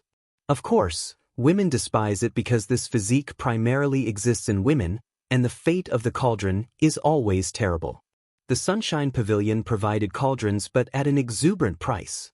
All their prices are beyond expensive, but Tier 4 reaches another stratosphere, and that's because the price also involves numeration to ensure the owner of the cauldron physique can recuperate. Well, at least, that's their explanation of why the price is so expensive, but people know better. Cauldrons have terrible fates because others forcefully plunder their primordial yin, injuring their bodies and souls and even destroying their cultivation foundation. However, the Sunshine Pavilion used a harmonious yin-yang dual cultivation technique, meaning the cauldron physiques benefit the owner instead of harming them. So, everyone with some knowledge knows their so-called price is bullshit. Unfortunately, many people rush to utilize their services despite knowing this. Most people's talent cannot take them far after becoming immortal, so after being stuck in one place for millions of yuan epochs, many people will pay the price of an increase of 1% in their cultivation. Even people with talent and resources will suffer from bottlenecks, and sometimes, using the Sunshine Pavilion services might be cheaper than the alternative methods of their factions. Emperor Kong has dealt with the Sunshine Pavilion, not because he used their services but because they are also one of the largest spy networks in the world. When men are in their most relaxed state, they can easily open their mouths and spill information. Meanwhile, the women who use the pavilion services are often secretive about it due to societal pressure, making it easier to get information about them. Lastly, the pavilion has a system in which they can offer discounts if someone provides them with valuable information. With all their branches scattered worldwide, the Sunshine Pavilion is among the best in the information business, so Emperor Kong has dealt with them. However, his problem with Madame Shun is not her business or some kind of contradiction that happened between them. She wanted to open a yin-yang school in the academy. Her request immediately sent the academy into chaos. Some elders agreed as they know that yin-yang Dao is one of the supreme paths of cultivation no matter which form it is practiced. Meanwhile, others vehemently denied this request, believing such a method of practicing yin-yang Dao contradicts many of the core ideologies about the literary way. They've been arguing for more than 50 million years since Madame Shun made that request, and the only way to end this debate is for the dean to decide. Emperor Kong has no problem opening the yin-yang school. Since his path is to enlighten all sentient beings, he would not exclude anyone. His hesitation is because of the true owner of the Sunshine Pavilion. I don't want to deal with that crazy woman, Emperor Kong sighed, feeling a headache coming. Wang Wei was a problem, but he was still a reasonable person, but that woman was not. She could attack the academy without any reason. It would be a nightmare if she had an actual reason.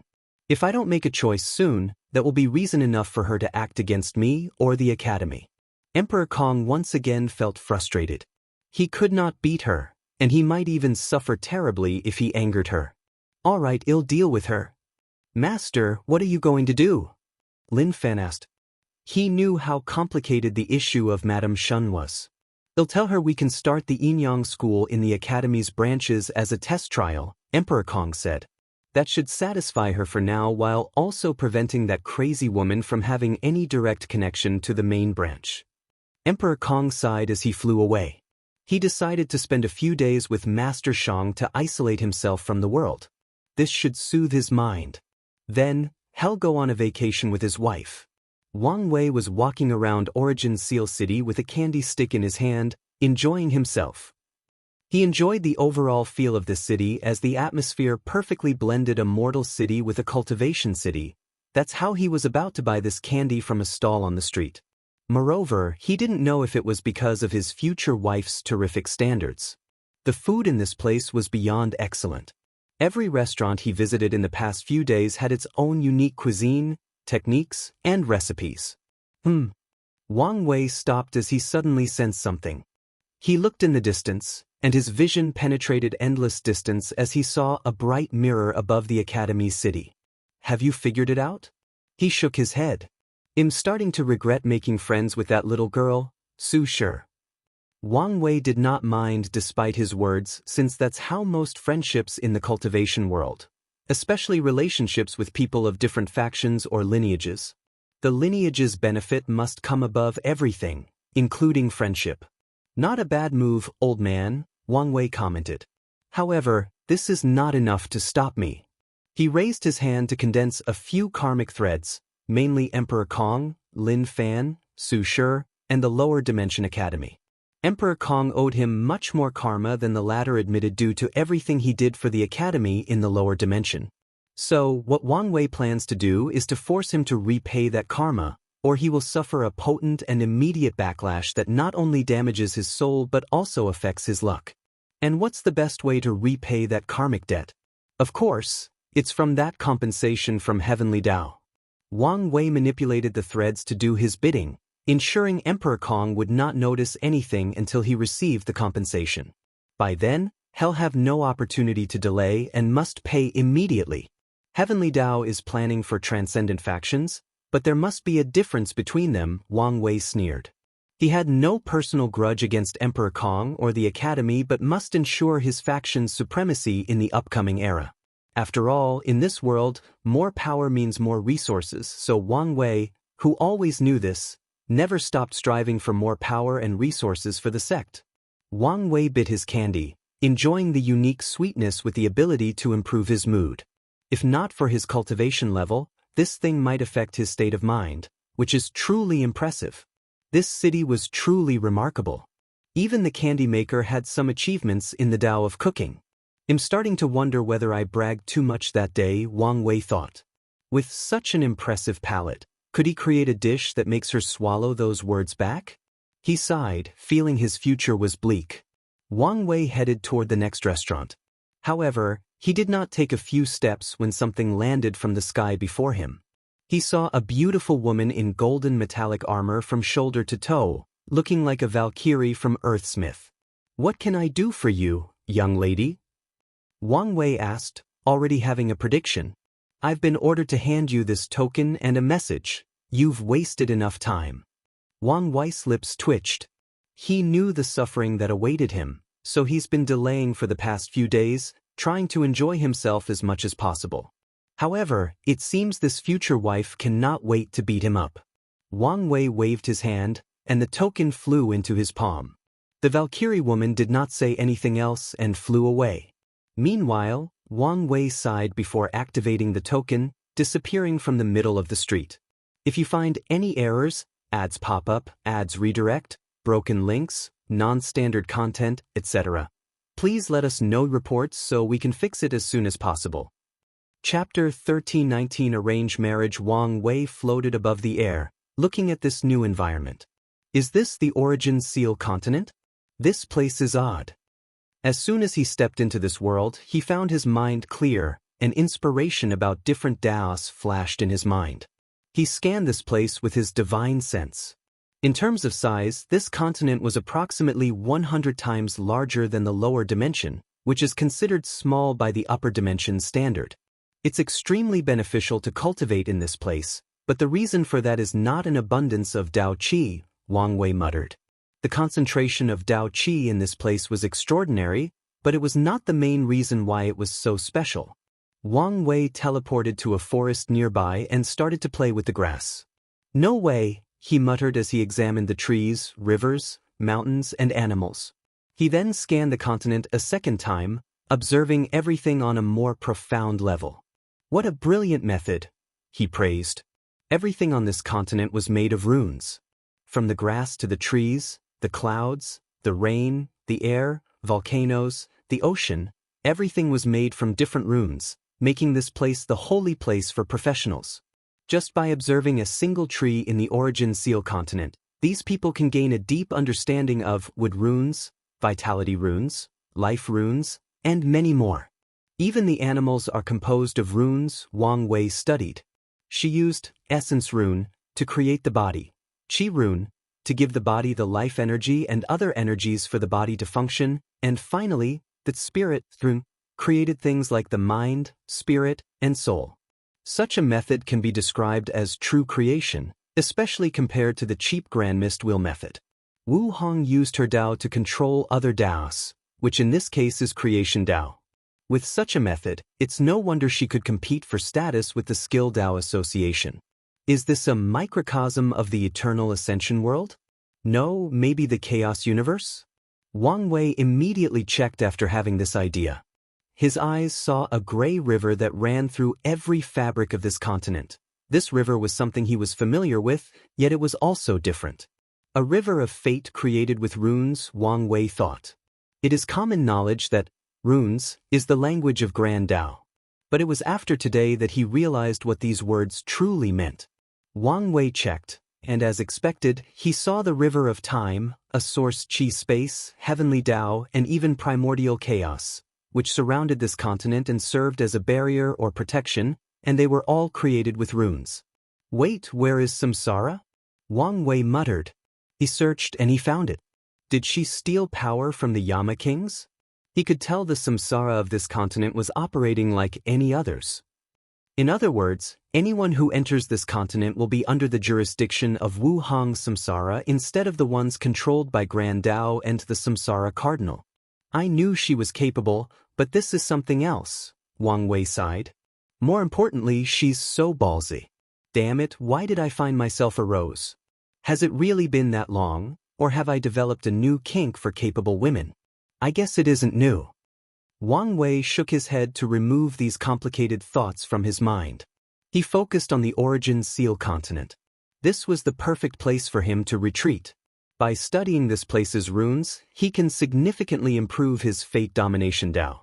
As he was thinking about how best to utilize this new resource, the token he received from the Valkyrie vibrated, sending him a message of where to go next. Wang Wei sighed before flying up, breaking through the barrier around this continent and entering the artificially created primordial chaos. Through the token, he soon found a magnificent palace that shocked Wang Wei to his core. The White Palace was so beautiful and grand that he only thought of one thing. How rich is this woman? He had recognized many of the materials used to build this thing, but many of them were things he did not recognize, probably from other chaos worlds. The palace itself is probably a paragon artifact, and the formation engraved on them gives me the goosebump, Wang Wei thought. He felt a deep sense of danger as he glanced at that palace. He also realized why these parasites never messed with this place. That artifact alone is probably enough to send all of them into limbo. The token served as an entrance pass, so Wang Wei soon found himself before a door. He rearranged his clothes, checked his hair, and straightened his posture before walking. Future wife, have you missed me? The room immediately entered a state of awkwardness. Wu Hong, who was somberly looking through the window, glanced at him for a few seconds before continuing her stargazing. Wang Wei's lips twitched. I didn't do anything, right? I even boldly but subtly showed her the state of my karmic line to prove my loyalty. He secretly sighed. Even dating back on Earth was not this hard. He walked next to her and also stargaze. The sight before him was indeed beautiful as it showed the birth of a universe with all its stars, planets, galaxies, and many cosmic wonders. Then, the universe dies before restarting. The entire process takes place in just a few minutes.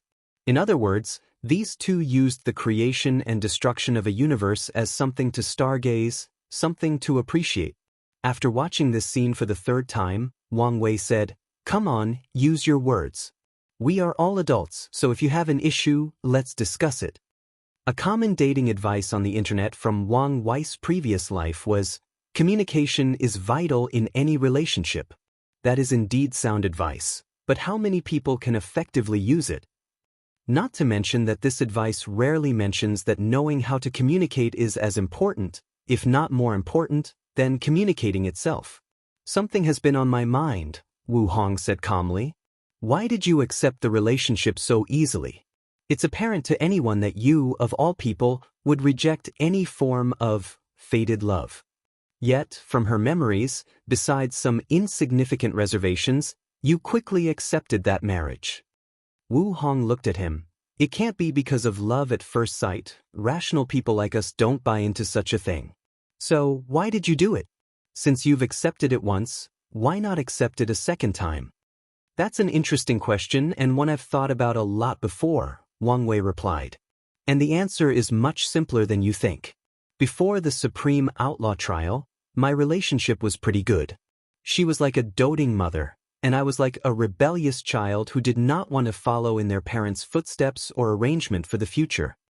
What a strange analogy, Wu Hong said with a frown. I know, but it's the best way to explain it, Wang Wei continued. Continue. After the trial, well, my mind was more open, and I was even more rebellious. Then, things went sour after learning about my status as a fate seed. Before those events, I saw our situation as an arranged marriage. My loving and doting mother, Fate, chose a wonderful woman for me, and after meeting her and seeing how beautiful, compassionate, capable, and compatible we were, I accepted it.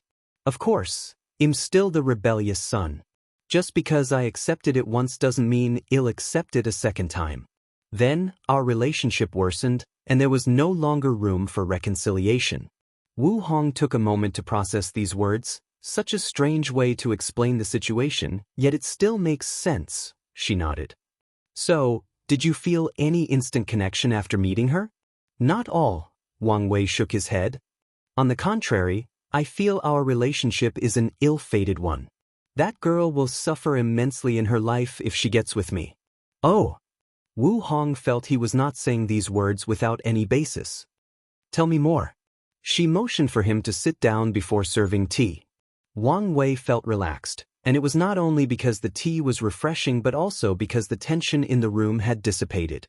So, he told his future wife everything that happened during his meeting with Sun Junyao, including his conjectures about his transcendent ability to influence the chessboard. He also told her about his conversation with Emperor Kong, mainly his conjecture about transcendent factions, and that the academy was chosen for one of the spots. What do you think? About what specifically? Wang asked. He had said many things, and some she needed time to digest. Let's start with recruiting Sun Junyao, Wang Wei answered. If you find any errors, ads pop up, ads redirect, broken links, non-standard content, etc. Please let us know report so we can fix it as soon as possible. Chapter 1320 Chess Player and Chess Pieces Unedited Chapter. I had similar thoughts before, Wu Hong admitted. However, she had trouble trusting people, and because those two had their eyes on her, I never brought it up before. But, as you said, I'm considered half her master, so it should not be an issue for her to join me, if she wants to. Although Sun Junyao had the potential to enter the next realm, Wu Hong would not force her or use emotional manipulation to trick her into her faction. She disdains doing such a thing. However, she will indeed extend an invitation. A promise of the perfect foundation method should increase your chances, Wang Wei nodded. However, do you think the path of perfection is truly the best for her? What's with the sudden change? The last time they talked, they agreed that the path of perfection was, well, perfect for Sun Junyao. I've been thinking about this since our conversation, Wang Wei said. People often believe that perfection is a taboo because it is the quickest and easiest way to transcend, and it's also a way to tap into grand Tao's power. But what if things were not so simple? It's one thing to achieve a perfect body, or perfect Tao, but you should understand what it means to have a perfect mind. Cold, indifferent, calculating, and more importantly, no emotions, Wu Hong replied. Yes, in the path of perfection, human emotions are a liability, So people on this path will either eliminate it or suppress it to the lowest level possible, Wang Wei nodded. However, these people are also the most ruthless. They will do anything to achieve their goals and have no bottom line. Wang Wei considered himself a ruthless person, and his path of absolute freedom required him to have no moral restrictions. However, there are certain things he would never do, for example, forcing himself on someone else. He just needs to know he has the power to do it without any mortal guilt without doing it. These people don't care about friends, families, and loved ones. Everything can be abandoned for their pursuit of the Tao. It's fine if something like Grand Tao or Heavenly Tao, who is the consciousness that controls the rules of reality, but if cultivators had a similar mindset, they will turn heaven and earth upside down, maybe even destroy it to achieve their goals. Wu Hong finished, and her eyes lit up. That's why it's a taboo. Grand Tao wants people to achieve transcendence, but he doesn't want them to do it in an extreme manner that may endanger the chaos universe. Exactly. Wu Hong sighed. I understand Grand Tao's point of view, but the path of transcendence is already difficult to traverse. On top of everything else, rules limit how we operate.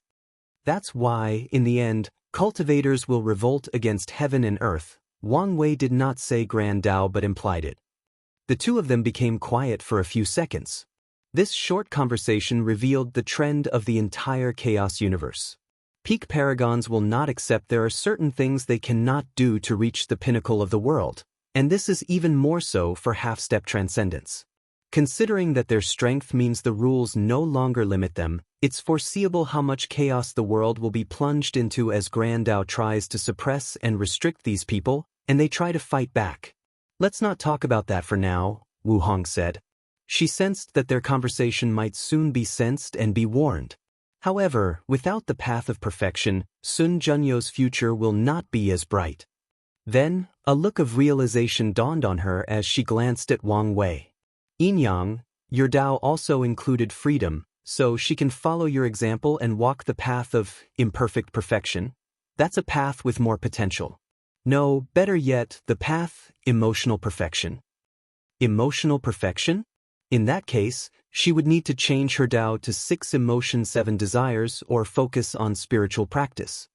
That's not a problem, Wu Hong answered.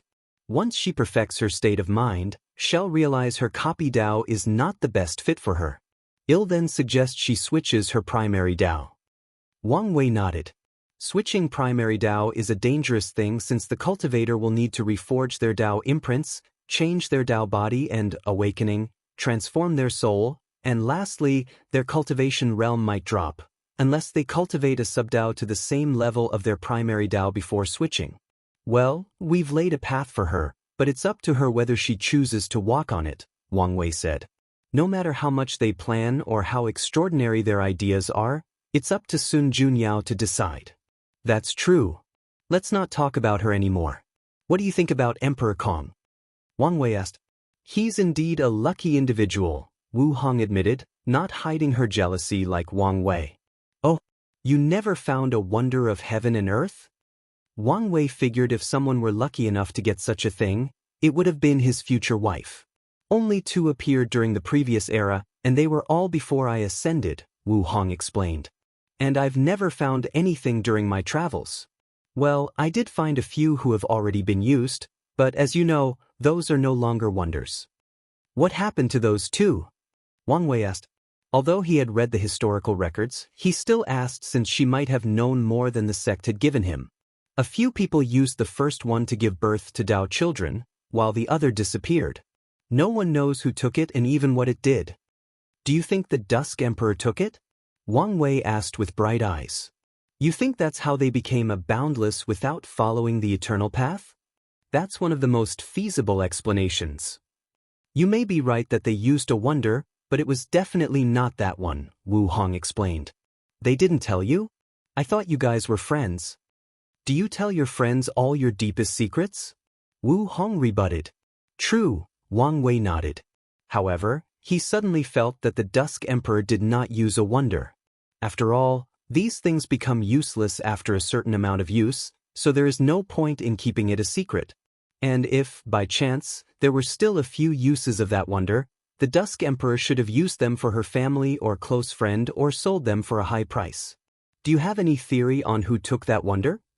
Wang Wei returned the topic to the Golden Era's wonders. Most people now believe the primogenitor devil is the one who took it, Wu Hong calmly explained. Is this how he acquired that artifact? No, that can't be right. He told me it was a secret trial he discovered in primordial chaos. That wonder was probably related to the soul, Wu Hong explained. From what Yen Hai told me, the devil primogenitor was besieged by more than a dozen primals and hundreds of peak paragons, but he survived and even won countless victories. Damn, is the difference between the two realms so vast? With just a broken treasure, the devil primogenitor remained undefeated in the face of all these unparalleled genesis. Wait, his soul? Oh, I understand. Yes, his soul should have collapsed after using that artifact more than 5 times, but he fought in over a dozen battles. That wonder must have broken the limits on his soul and probably allowed him to acquire some characteristic of half-step transcendent. Wang Wei sipped his tea. When I talked with the devil primogenitor, he revealed he was a pawn in Grand Dao's plan to lure Qiyuan into starting the Second Origin War and push the Chaos Universe into the Age of Transcendence. Although Qiyuan went rogue and created the ultimate taboo instead, the overall goal was achieved. Now, I'm even more confident that Emperor Kong has the destiny of a transcendent faction. I'm also convinced that wonders might be one of Grand Dao's greatest tools on the chessboard. Whenever one appears, there must be a grand plan at play. According to your theory, Heavenly Dao wanted the world to prosper, so it's understandable why it would release the Yin-Yang land to give birth to more talented cultivators, ensuring the prosperity of the Golden Era, Wu Hong nodded.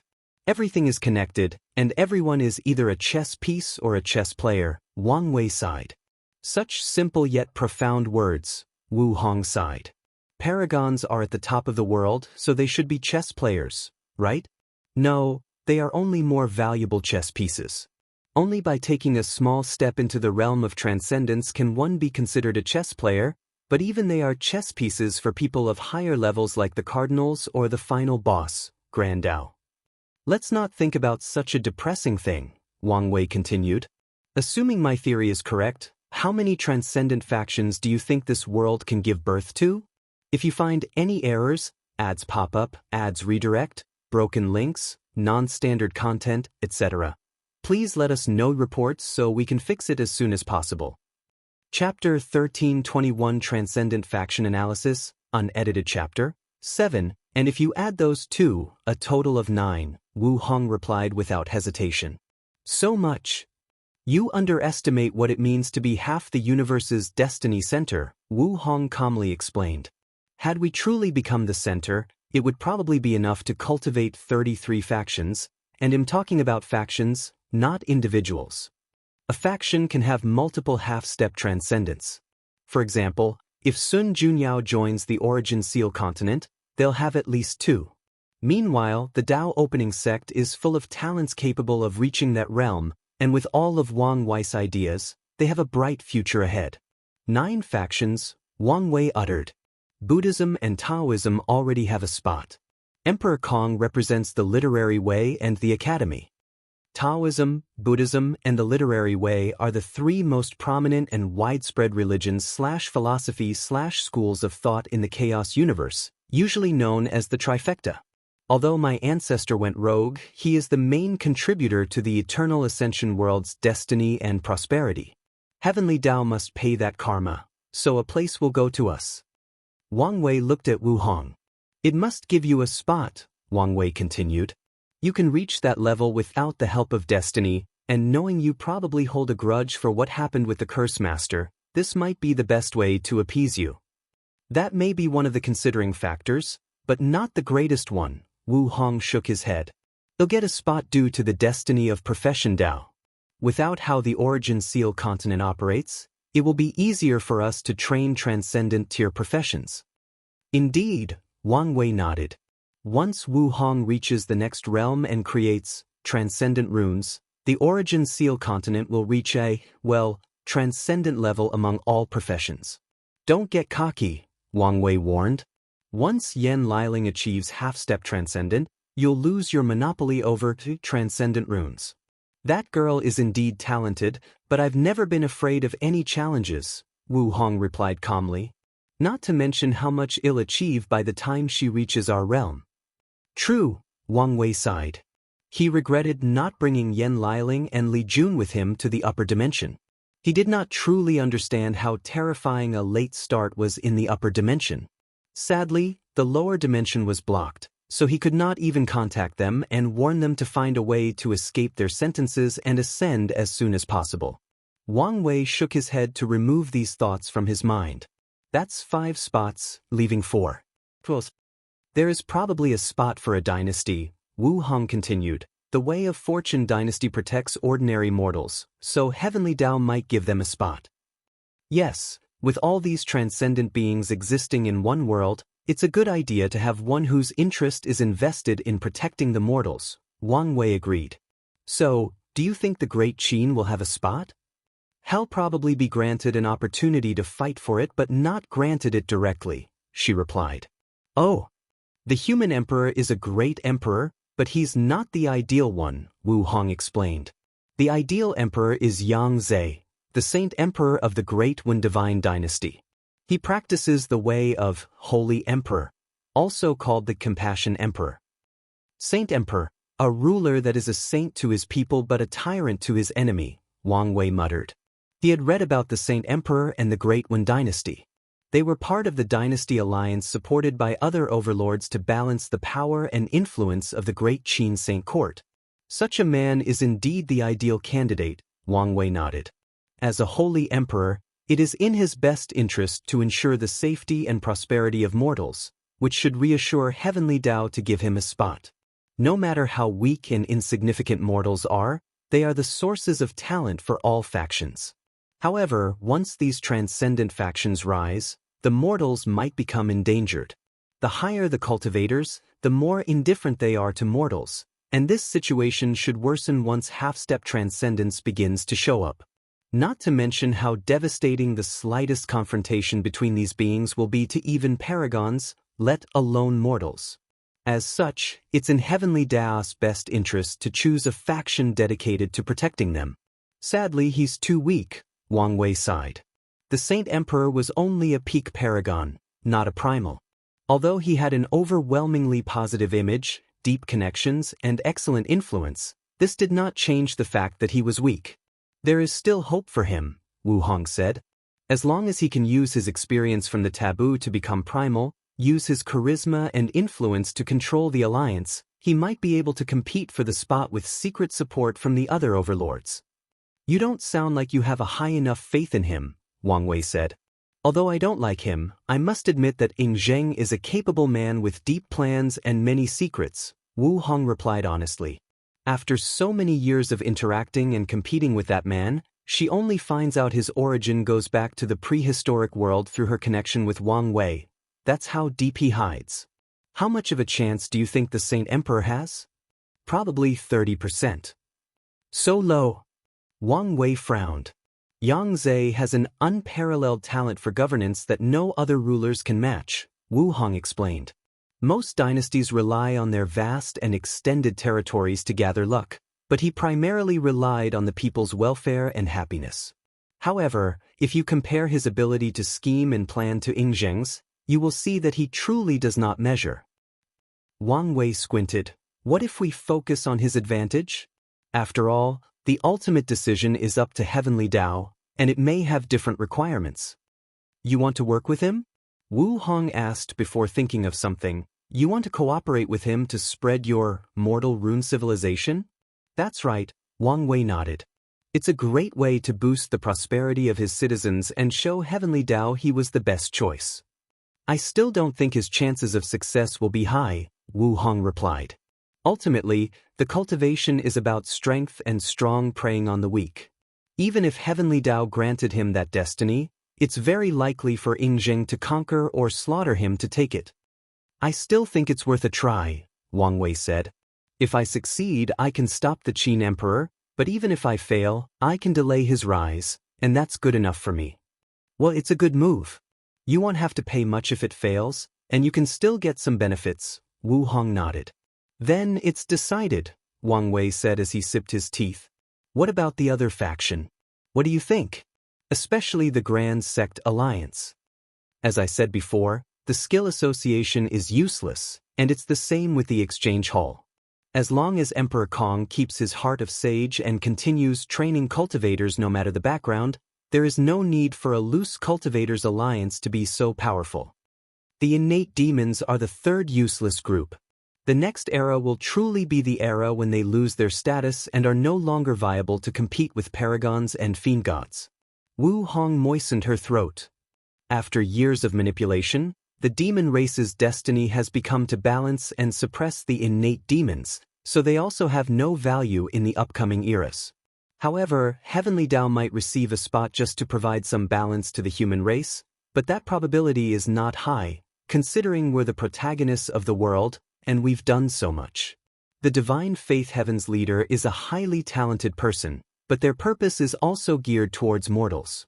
However, dynasties are healthier for cultivating mortals than faith, so they are also eliminated. No, they might be given a chance to compete with Ying Zheng and the dynasties for that position. That only leaves the Sword Path League, the Myriad Clan Union, and the Grand Sect Alliance, Wang Wei commented. The sword cultivators have ruined their own destiny by suppressing the ultimate sword path to ensure the supremacy of the extreme sword path, Wu Hong commented. So, I'm not too sure about their fate. I guess it doesn't help that the most powerful one among them is not even from their league, Wang Wei chuckled. True, Wu Hong nodded before continuing.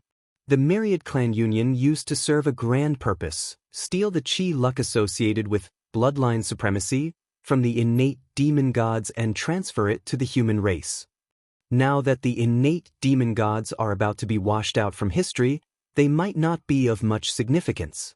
Wu Hong looked him in the eyes. It also doesn't help them that one of their core leaders is one of your Wang clan. If they become a transcendent faction, then the potential of your clan will be too much. Heavenly Tao is all about balance. It will take that into account.